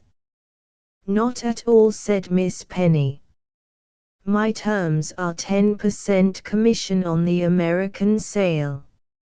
Incidentally, there won't be an American sale. Poor Melpson's history is not for the chaste public of those states. But let me hear what you propose to do with Melpomene now you've got her on the castle bastions. That's simple, I said. I know all about German university towns and castles on hills. I shall make her look into the June night, as you suggest, into the violet night with its points of golden flame. There will be the black silhouette of the castle, with its sharp roofs and hooded turrets, behind her. From the hanging beer gardens in the town below, the voices of the students, singing in perfect four-part harmony, will float up through the dark blue spaces. Roslein, Roslein, Roslein rot and das Ringlein sprang ins Weer. The heartrendingly sweet old songs will make her cry all the more. Her tears will patter like rain among the leaves of the mulberry trees in the garden below. Does that seem to you adequate? Very nice, said Miss Penny. But how are you going to bring the sex problem and all of its horrors into the landscape? Well, let me think. I called to memory those distant foreign summers when I was completing my education. I know. I shall suddenly bring a swarm of moving candles and Chinese lanterns under the mulberry trees. You imagine the rich lights and shadows, the jewel-bright leafage, the faces and moving limbs of men and women, seen for an instant and gone again. They are students and girls of the town come out to dance, this windless, blue June night, under the mulberry trees. And now they begin, thumping round and round in a ring, to the music of their own singing. We können spielen violin, we können spielen sixolin. Now the rhythm changes, quickens. Und we können tanzen bumsterera, bumsterera, bumsterera. Und we können tanzen bumsterera, bumsterera. The dance becomes a rush, an elephantine prancing on the dry lawn under the mulberry trees. And from the bastion Melpomene looks down and perceives, suddenly and apocalyptically, that everything in the world is sex, sex, sex. Men and women, male and female, always the same, and all, in the light of the horror of the afternoon, disgusting. That's how I should do it, Miss Penny. And very nice, too. But I wish you could find a place to bring in my conversation with the doctor. I shall never forget the way he cleared his throat, and coughed before embarking on the delicate subject. You may know, gracious miss, he began, you may know that religious phenomena are often, closely connected with sexual causes.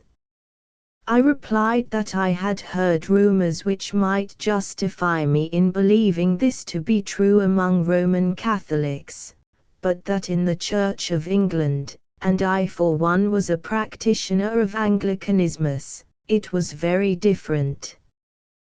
That might be, said the doctor. He had had no opportunity in the course of his long medical career of personally studying Anglicanismus. But he could vouch for the fact that among his patients, here in Grauburg, mysticismus was very often mixed up with the Geschlechtsleben. Melpomene was a case in point. After that hateful afternoon she had become extremely religious. The professor of Latin had diverted her emotions out of their normal channels. She rebelled against the placid agnosticismus of her father, and at night, in secret, when Aunt Bertha's dragon eyes were closed, she would read such forbidden books as the Life of Saint Teresa, The Little Flowers of Saint Francis, The Imitation of Christ, and the horribly enthralling Book of Martyrs. Aunt Bertha confiscated these works whenever she came upon them. She considered them more pernicious than the novels of Marcel Provost. The character of a good potential housewife might be completely undermined by reading of this kind. It was rather a relief for Melpomene when Aunt Bertha shuffled off, in the summer of 1911, this mortal coil. She was one of those indispensables of whom one makes the discovery, when they are gone, that one can get on quite as well without them. Poor Aunt Bertha.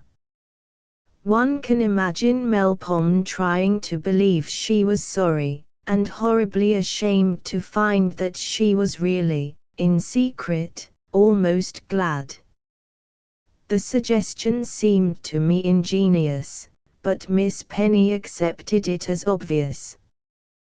Precisely, she said, and the emotion would only further confirm and give new force to the tendencies which her aunt's death left her free to indulge as much as she liked.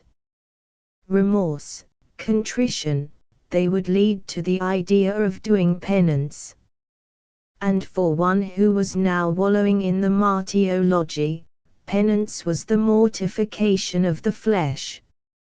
She used to kneel for hours, at night, in the cold. She ate too little, and when her teeth ached, which they often did, for she had a set, the doctor told me, which had given trouble from the very first. She would not go and see the dentist, but lay awake at night, savoring to the full her excruciations, and feeling triumphantly that they must, in some strange way, be pleasing to the mysterious powers. She went on like that for 2 or 3 years, till she was poisoned through and through. In the end she went down with gastric ulcer. It was 3 months before she came out of hospital, well for the first time in a long space of years, and with a brand new set of imperishable teeth, all gold and ivory. And in mind, too, she was changed, for the better, I suppose. The nuns who nursed her had made her see that in mortifying herself she had acted supererogatively and through spiritual pride, instead of doing right, she had sinned. The only road to salvation, they told her, lay in discipline, in the orderliness of established religion, in obedience to authority. Secretly, so as not to distress her poor father, whose agnosticismus was extremely dogmatic, for all its unobtrusiveness, Melpomene became a Roman Catholic. She was 22. Only a few months later came the war and Professor Fugger's eternal renunciation of porridge. He did not long survive the making of that patriotic gesture. In the autumn of 1914 he caught a fatal influenza. Melpomene was alone in the world. In the spring of 1915 there was a new and very conscientious sister of charity at work among the wounded, in the hospital of Grauberg. Here, explained Miss Penny, jabbing the air with her forefinger, you put a line of asterisks or dots to signify a 6 years gulf in the narrative. And you begin again right in the middle of a dialogue between Sister Agatha and the newly convalescent Cuno. What's their dialogue to be about? I asked. Oh, that's easy enough, said Miss Penny. Almost anything would do. What about this, for example? You explain that the fever has just abated. For the first time for days the young man is fully conscious.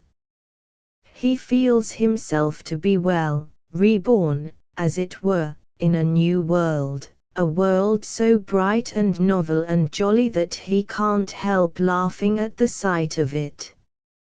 He looks about him, the flies on the ceiling strike him as being extremely comic. How do they manage to walk upside down? They have suckers on their feet, says Sister Agatha, and wonders if her natural history is quite sound. Suckers on their feet, ha, ha. What an uproarious notion. Suckers on their feet, that's good, that's damned good. You can say charming, pathetic, positively tender things about the irrelevant mirth of convalescence, the more so in this particular case, where the mirth is expressed by a young man who is to be taken back to jail as soon as he can stand firmly on his legs. Ha, ha. Laugh on, unhappy boy. It is the quacking of the fates, the passe, the norns. Miss Penny gave an exaggerated imitation of her own brassy laughter. At the sound of it the few lunchers who still lingered at the other tables looked up, startled. You can write pages about destiny and its ironic quacking. It's tremendously impressive, and there's money in every line. You may be sure I shall. Good. Then I can get on with my story. The days pass and the first hilarity of convalescence fades away. The young man remembers and grows sullen, his strength comes back to him, and with it a sense of despair. His mind broods incessantly on the hateful future. As for the consolations of religion, he won't listen to them. Sister Agatha perseveres, oh, with what anxious solicitude, in the attempt to make him understand and believe and be comforted. It is all so tremendously important, and in this case, somehow, more important than in any other. And now you see the Geschlechtsleben working yeastily and obscurely, and once again the quacking of the Norns is audible. By the way, said Miss Penny, changing her tone and leaning confidentially across the table, I wish you'd tell me something. Tell me, do you really, honestly, I mean, do you seriously believe in literature? Believe in literature? I was thinking. Miss Penny explained, of ironic fate and the quacking of the Norns and all that. Yes. And then there's this psychology and introspection business, and construction and good narrative and word pictures and le mot juste and verbal magic and striking metaphors. I remembered that I had compared Miss Penny's tinkling earrings to skeletons hanging in chains. And then, finally, and to begin with, Alpha and Omega, there's ourselves. Two professionals gloating, with an absolute lack of sympathy, over a seduced nun, and speculating on the best method of turning her misfortunes into cash. It's all very curious, isn't it, when one begins to think about it dispassionately? Very curious, I agreed. But, then, so is everything else if you look at it like that. No, no, said Miss Penny. Nothing's so curious as our business. But I shall never get to the end of my story if I get started on first principles. Miss Penny continued her narrative. I was still thinking of literature. Do you believe in it? Seriously? Ah. Luckily the question was quite meaningless. The story came to me rather vaguely, but it seemed that the young man was getting better. In a few more days, the doctor had said, he would be well enough to go back to jail. No, no. The question was meaningless. I would think about it no more. I concentrated my attention again. Sister Agatha, I heard Miss Penny saying, prayed, exhorted, indoctrinated.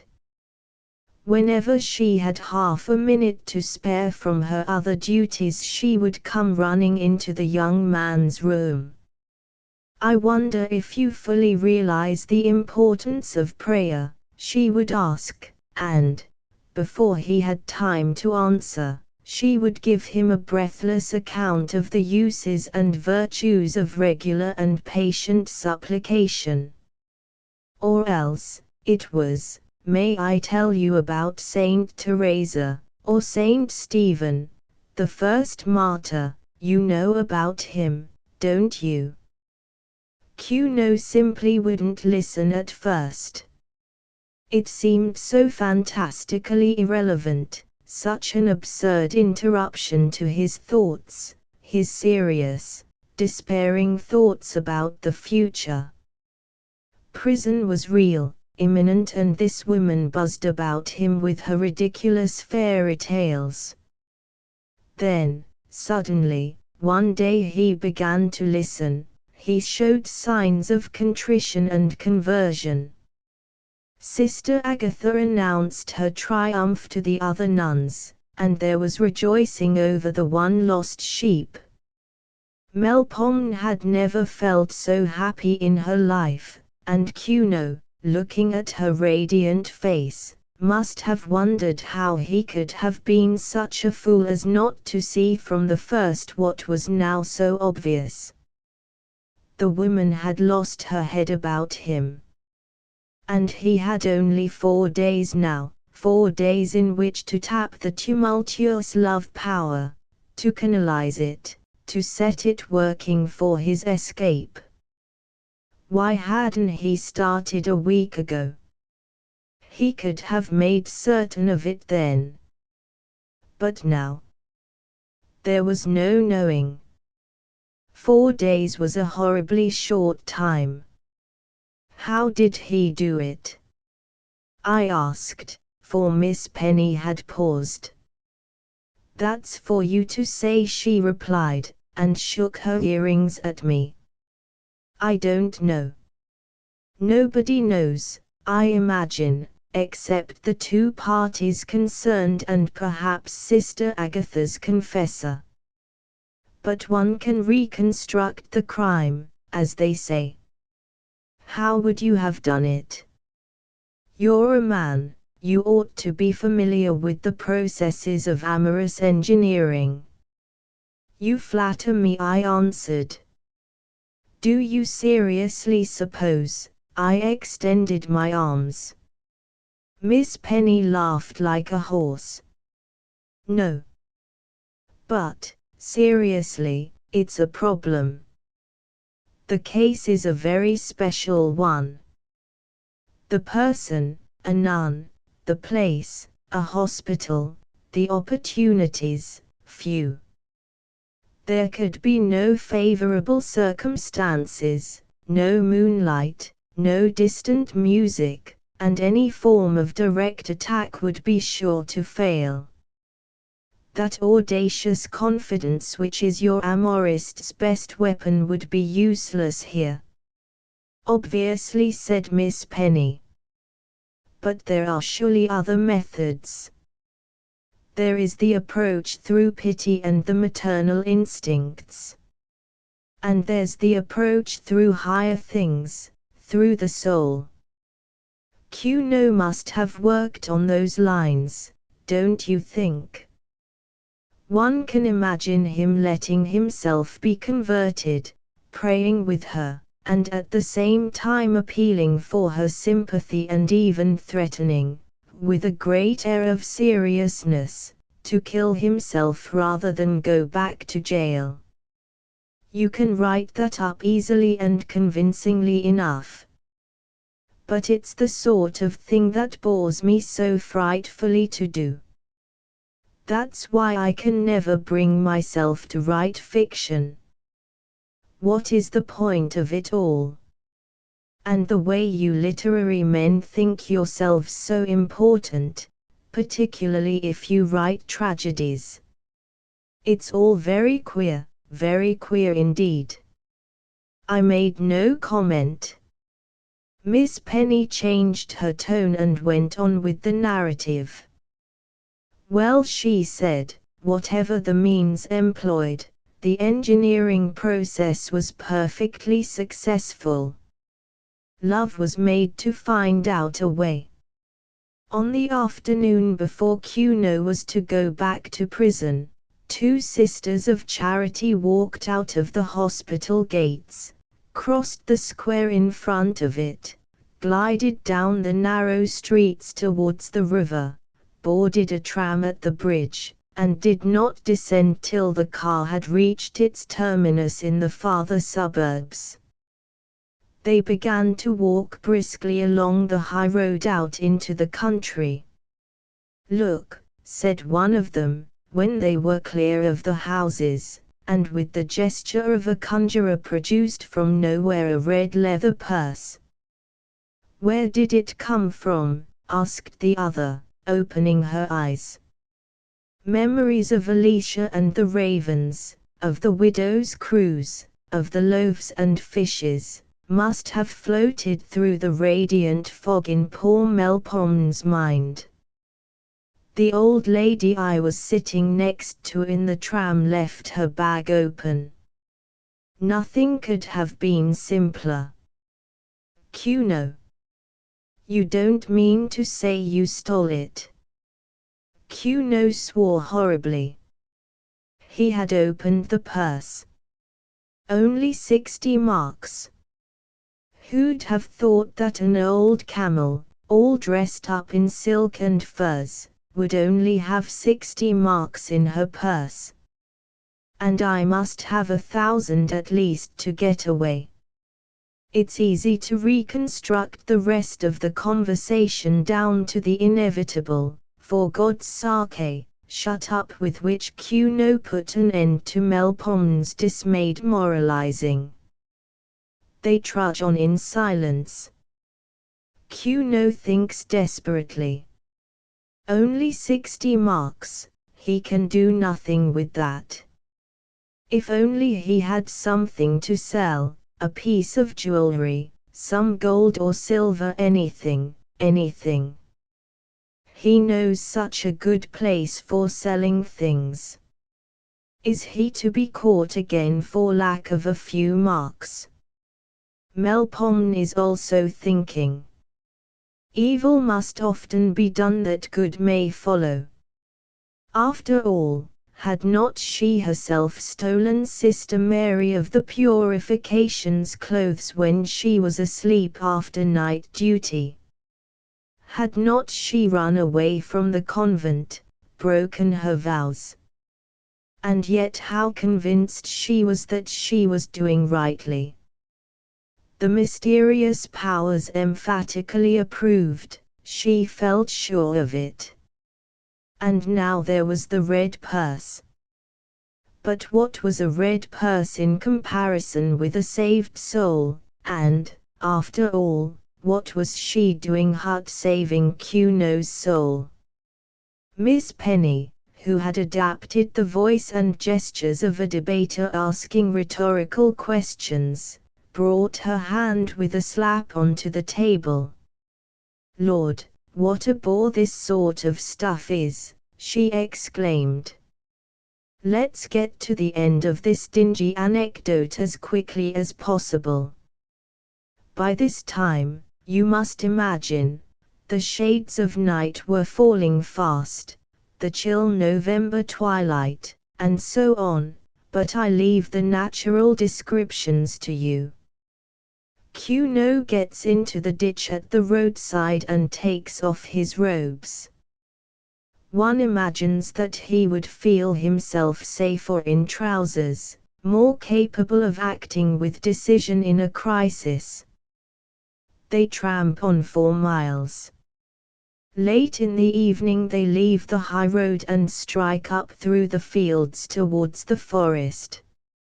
At the fringe of the wood they find one of those wheeled huts where the shepherds sleep in the lambing season. The real Maison du Berger. Precisely, said Miss Penny, and she began to recite, C'est un coeur gémissant du poids de notre vie se traînait se débat comme un aigle blesse. How does it go on? I used to adore it all so much when I was a girl. Le suiliste perfume, l'alcoviste large et sombre, it la parmi les fleurs, nous trouverons dans l'ombre, pour numbers chevaux unis un lit silencio. I could go on like this indefinitely. Do, I said. No, no. No, no. I'm determined to finish this wretched story. Kuno broke the padlock of the door. They entered. What happened in that little hut? Miss Penny leaned forward at me. Her large hare's eyes glittered, the long earrings swung and faintly tinkled. Imagine the emotions of a virgin of 30, and a nun at that, in the terrifying presence of desire. Imagine the easy, familiar brutalities of the young man. Oh, there's pages to be made out of this. The absolutely impenetrable darkness, the smell of straw, the voices, the strangled crying, the movements. And one likes to fancy that the emotions pulsing about in that confined space made palpable vibrations like a deep sound that shakes the air. Why, it's ready-made literature, this scene. In the morning, Miss Penny went on. After a pause, two woodcutters on their way to work noticed that the door of the hut was ajar.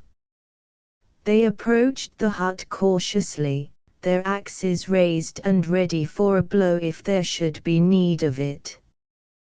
Peeping in, they saw a woman in a black dress lying face downward in the straw. Dead. No, she moved, she moaned. What's the matter? A blubbered face, smeared with streaks of tear-clotted grey dust, is lifted towards them. What's the matter? He's gone. What a queer, indistinct utterance. The woodcutters regard one another. What does she say? She's a foreigner, perhaps. What's the matter? They repeat once more. The woman bursts out violently crying. Gone, gone. He's gone, she sobs out in her vague, inarticulate way. Oh, gone. That's what she says. Who's gone? He's left me. What? Left me, what the devil? Speak a little more distinctly. I can't, she wails. He's taken my teeth. Your what? My teeth. And the shrill voice breaks into a scream, and she falls back sobbing into the straw. The woodcutters look significantly at one another. They nod. One of them applies a thick yellow-nailed forefinger to his forehead. Miss Penny looked at her watch. Good heavens, she said, it's nearly 3:30. I must fly. Don't forget about the funeral service, she added, as she put on her coat. The tapers, the black coffin, in the middle of the aisle, the nuns in their white-winged coifs, the gloomy chanting, and the poor cowering creature without any teeth, her face all caved in like an old woman's, wondering whether she wasn't really and in fact dead, wondering whether she wasn't already in hell. Goodbye. ***** End of the Project Gutenberg ebook Mortal Coils *****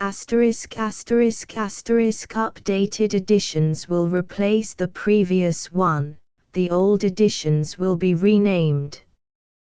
Creating the works from print editions not protected by U.S. copyright law means that no one owns a United States copyright in these works, so the Foundation, and you, can copy and distribute it in the United States without permission and without paying copyright royalties. Special rules, set forth in the general terms of use part of this license, apply to copying and distributing Project Gutenberg trademark symbol electronic works to protect the Project Gutenberg trademark symbol concept and trademark. Project Gutenberg is a registered trademark, and may not be used if you charge for an ebook, except by following the terms of the trademark license, including paying royalties for use of the Project Gutenberg trademark. If you do not charge anything for copies of this ebook, complying with the trademark license is very easy. You may use this ebook for nearly any purpose such as creation of derivative works, reports, performances and research. Project Gutenberg ebooks may be modified and printed and given away. You may do practically anything in the United States with ebooks not protected by U.S. copyright law. Redistribution is subject to the trademark license, especially commercial redistribution. Start. Full license. The full Project Gutenberg license. Please read this before you distribute or use this work to protect the Project Gutenberg trademark symbol mission of promoting the free distribution of electronic works. By using or distributing this work, or any other work associated in any way with the phrase Project Gutenberg, you agree to comply with all the terms of the full Project Gutenberg trademark symbol license available with this file or online at www.gutenberg.org/license. Section 1. General Terms of Use and Redistributing Project Gutenberg Trademark Symbol Electronic Works 1.0. By reading or using any part of this Project Gutenberg trademark symbol electronic work, you indicate that you have read, understand, agree to and accept all the terms of this license and intellectual property, trademark/copyright, agreement. If you do not agree to abide by all the terms of this agreement, you must cease using and return or destroy all copies of Project Gutenberg trademark symbol electronic works in your possession. If you paid a fee for obtaining a copy of or access to a Project Gutenberg trademark symbol electronic work and you do not agree to be bound by the terms of this agreement, you may obtain a refund from the person or entity to whom you paid the fee as set forth in paragraph 1.e.8. 1.b Project Gutenberg is a registered trademark. It may only be used on or associated in any way with an electronic work by people who agree to be bound by the terms of this agreement. There are a few things that you can do with most Project Gutenberg trademark symbol electronic works even without complying with the full terms of this agreement. See paragraph 1.c below. There are a lot of things you can do with Project Gutenberg trademark symbol electronic works if you follow the terms of this agreement and help preserve free future access to Project Gutenberg trademark symbol electronic works. See paragraph 1.e below. 1.c.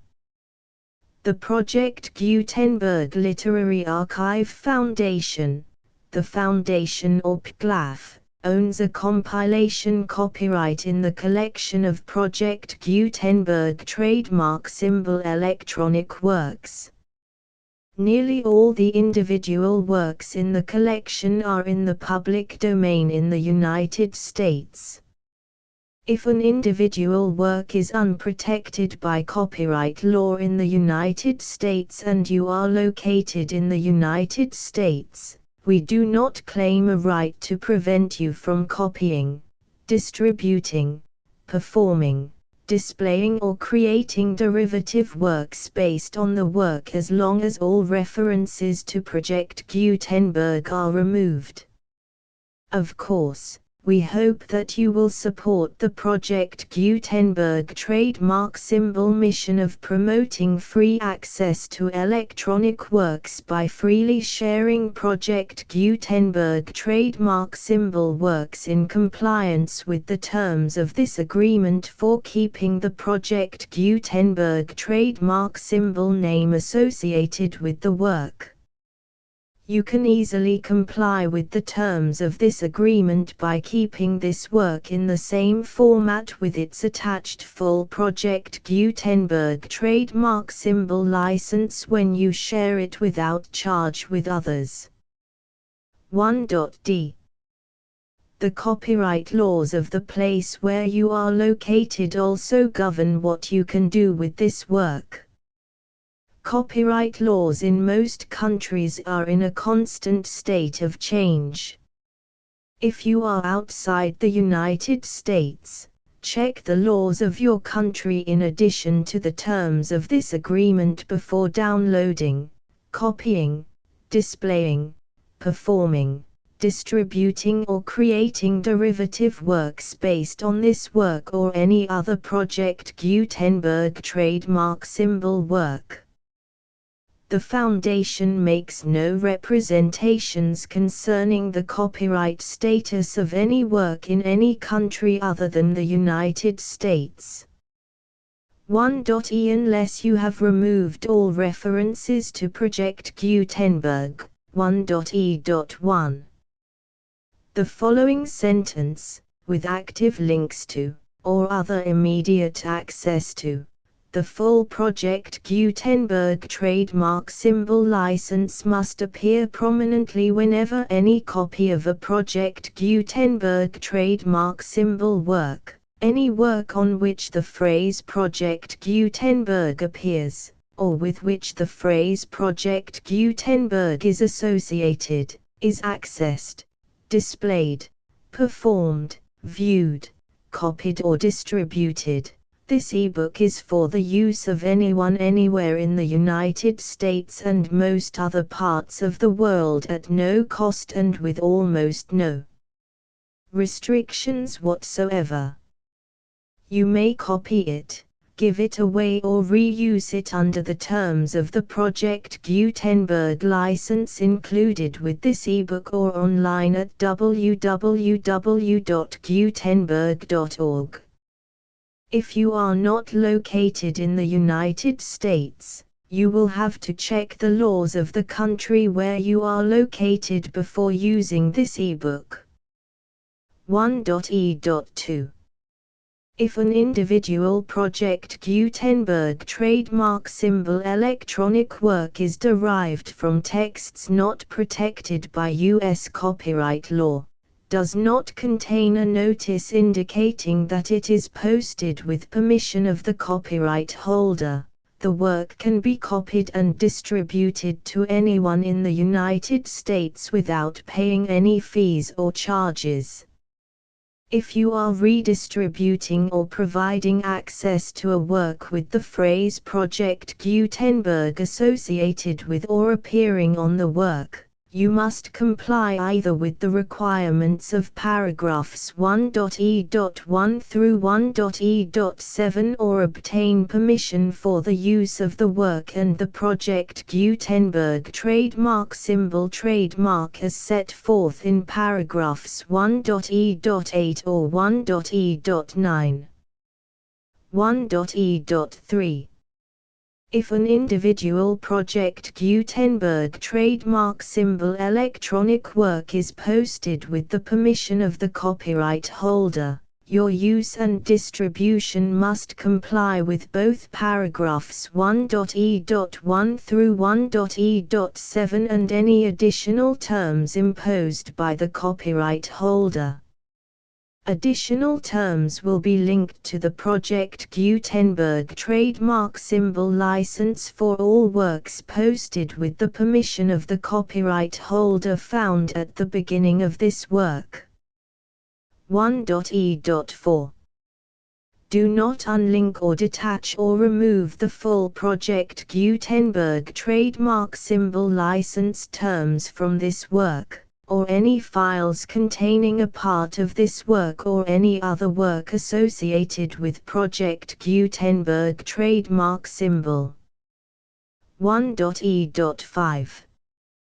Do not copy, display, perform, distribute or redistribute this electronic work, or any part of this electronic work, without prominently displaying the sentence set forth in paragraph 1.e.1 with active links or immediate access to the full terms of the Project Gutenberg trademark symbol license.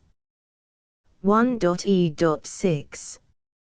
You may convert to and distribute this work in any binary, compressed, marked up, non-proprietary or proprietary form, including any word processing or hypertext form. However, if you provide access to or distribute copies of a Project Gutenberg trademark symbol work in a format other than plain vanilla ASCII or other format used in the official version posted on the official Project Gutenberg trademark symbol website, www.gutenberg.org, you must, at no additional cost, fee or expense to the user, provide a copy, a means of exporting a copy, or a means of obtaining a copy upon request, of the work in its original plain vanilla ASCII or other form. Any alternate format must include the full Project Gutenberg trademark symbol license as specified in paragraph 1.e.1. 1.e.7. Do not charge a fee for access to, viewing, displaying, performing, copying or distributing any Project Gutenberg trademark symbol works unless you comply with paragraph 1.e.8 or 1.e.9. 1.e.8. You may charge a reasonable fee for copies of or providing access to or distributing Project Gutenberg trademark symbol electronic works provided that you pay a royalty fee of 20% of the gross profits you derive from the use of Project Gutenberg trademark symbol works calculated using the method you already use to calculate your applicable taxes. The fee is owed to the owner of the Project Gutenberg trademark symbol trademark, but he has agreed to donate royalties under this paragraph to the Project Gutenberg Literary Archive Foundation. Royalty payments must be paid within 60 days following each date on which you prepare, or are legally required to prepare, your periodic tax returns. Royalty payments should be clearly marked as such and sent to the Project Gutenberg Literary Archive Foundation at the address specified in Section 4, Information about donations to the Project Gutenberg Literary Archive Foundation. You provide a full refund of any money paid by a user who notifies you in writing, or by email, within 30 days of receipt that he does not agree to the terms of the full Project Gutenberg trademark symbol license. You must require such a user to return or destroy all copies of the works possessed in a physical medium and discontinue all use of and all access to other copies of Project Gutenberg trademark symbol works. You provide, in accordance with paragraph 1.f.3, a full refund of any money paid for a work or a replacement copy, if a defect in the electronic work is discovered and reported to you within 90 days of receipt of the work. You comply with all other terms of this agreement for free distribution of Project Gutenberg trademark symbol works. 1.e.9. If you wish to charge a fee or distribute a Project Gutenberg trademark symbol electronic work or group of works on different terms than are set forth in this agreement, you must obtain permission in writing from the Project Gutenberg Literary Archive Foundation, the manager of the Project Gutenberg trademark symbol trademark. contact the Foundation as set forth in Section 3 below. 1.f1.f.1 Project Gutenberg volunteers and employees expend considerable effort to identify, do copyright research on, transcribe and proofread works not protected by U.S. copyright law in creating the Project Gutenberg trademark symbol collection. Despite these efforts, Project Gutenberg trademark symbol electronic works, and the medium on which they may be stored, may contain defects such as, but not limited to, incomplete, inaccurate or corrupt data, transcription errors, a copyright or other intellectual property infringement, a defective or damaged disk or other medium, a computer virus, or computer codes that damage or cannot be read by your equipment. 1.f.2 Limited warranty, disclaimer of damages, except for the right of replacement or refund described in paragraph 1.f.3, the Project Gutenberg Literary Archive Foundation, the owner of the Project Gutenberg trademark symbol trademark, and any other party distributing a Project Gutenberg trademark symbol electronic work under this agreement, disclaim all liability to you for damages, costs and expenses, including legal fees. You agree that you have no remedies for negligence, strict liability, breach of warranty or breach of contract except those provided in paragraph 1.f.3. You agree that the Foundation, the trademark owner, and any distributor under this agreement will not be liable to you for actual, direct, indirect, consequential, punitive or incidental damages even if you give notice of the possibility of such damage. 1.f.3 Limited right of replacement or refund. If you discover a defect in this electronic work within 90 days of receiving it, you can receive a refund of the money, if any, you paid for it by sending a written explanation to the person you received the work from. If you received the work on a physical medium, you must return the medium with your written explanation. The person or entity that provided you with the defective work may elect to provide a replacement copy in lieu of a refund. If you received the work electronically, the person or entity providing it to you may choose to give you a second opportunity to receive the work electronically in lieu of a refund. If the second copy is also defective, you may demand a refund in writing without further opportunities to fix the problem.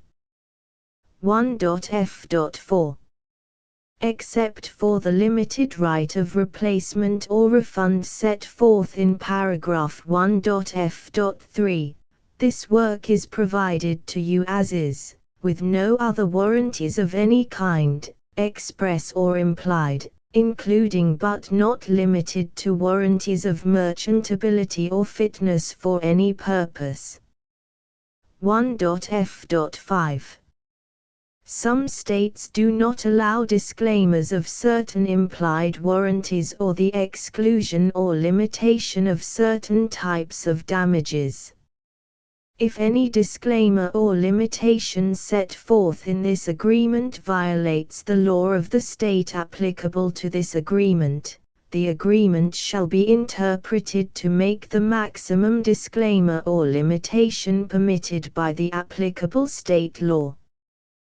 The invalidity or unenforceability of any provision of this agreement shall not void the remaining provisions. 1.f.6 Indemnity. You agree to indemnify and hold the Foundation, the trademark owner, any agent or employee of the Foundation, anyone providing copies of Project Gutenberg trademark symbol electronic works in accordance with this agreement, and any volunteers associated with the production, promotion and distribution of Project Gutenberg trademark symbol electronic works, harmless from all liability, costs and expenses, including legal fees, that arise directly or indirectly from any of the following which you do or cause to occur. A. Distribution of this or any Project Gutenberg trademark symbol work. B. Alteration, modification, or additions or deletions to any Project Gutenberg trademark symbol work, and C. Any defect you cause. Section 2. Information about the mission of Project Gutenberg trademark symbol. Project Gutenberg trademark symbol is synonymous with the free distribution of electronic works in formats readable by the widest variety of computers, including obsolete, old, middle-aged and new computers. It exists because of the efforts of hundreds of volunteers and donations from people in all walks of life. Volunteers and financial support to provide volunteers with the assistance they need are critical to reaching Project Gutenberg trademark symbol's goals and ensuring that the Project Gutenberg trademark symbol collection will remain freely available for generations to come. In 2001, the Project Gutenberg Literary Archive Foundation was created to provide a secure and permanent future for Project Gutenberg trademark symbol and future generations. To learn more about the Project Gutenberg Literary Archive Foundation and how your efforts and donations can help, see sections 3 and 4 and the Foundation information page at www.gutenberg.org. Section 3. Information about the Project Gutenberg Literary Archive Foundation. The Project Gutenberg Literary Archive Foundation is a non-profit 501(c)(3) educational corporation organized under the laws of the state of Mississippi and granted tax-exempt status by the Internal Revenue Service. The Foundation's IN or Federal Tax Identification Number is 64-6221541. Contributions to the Project Gutenberg Literary Archive Foundation are tax-deductible to the full extent permitted by U.S. federal laws and your state's laws.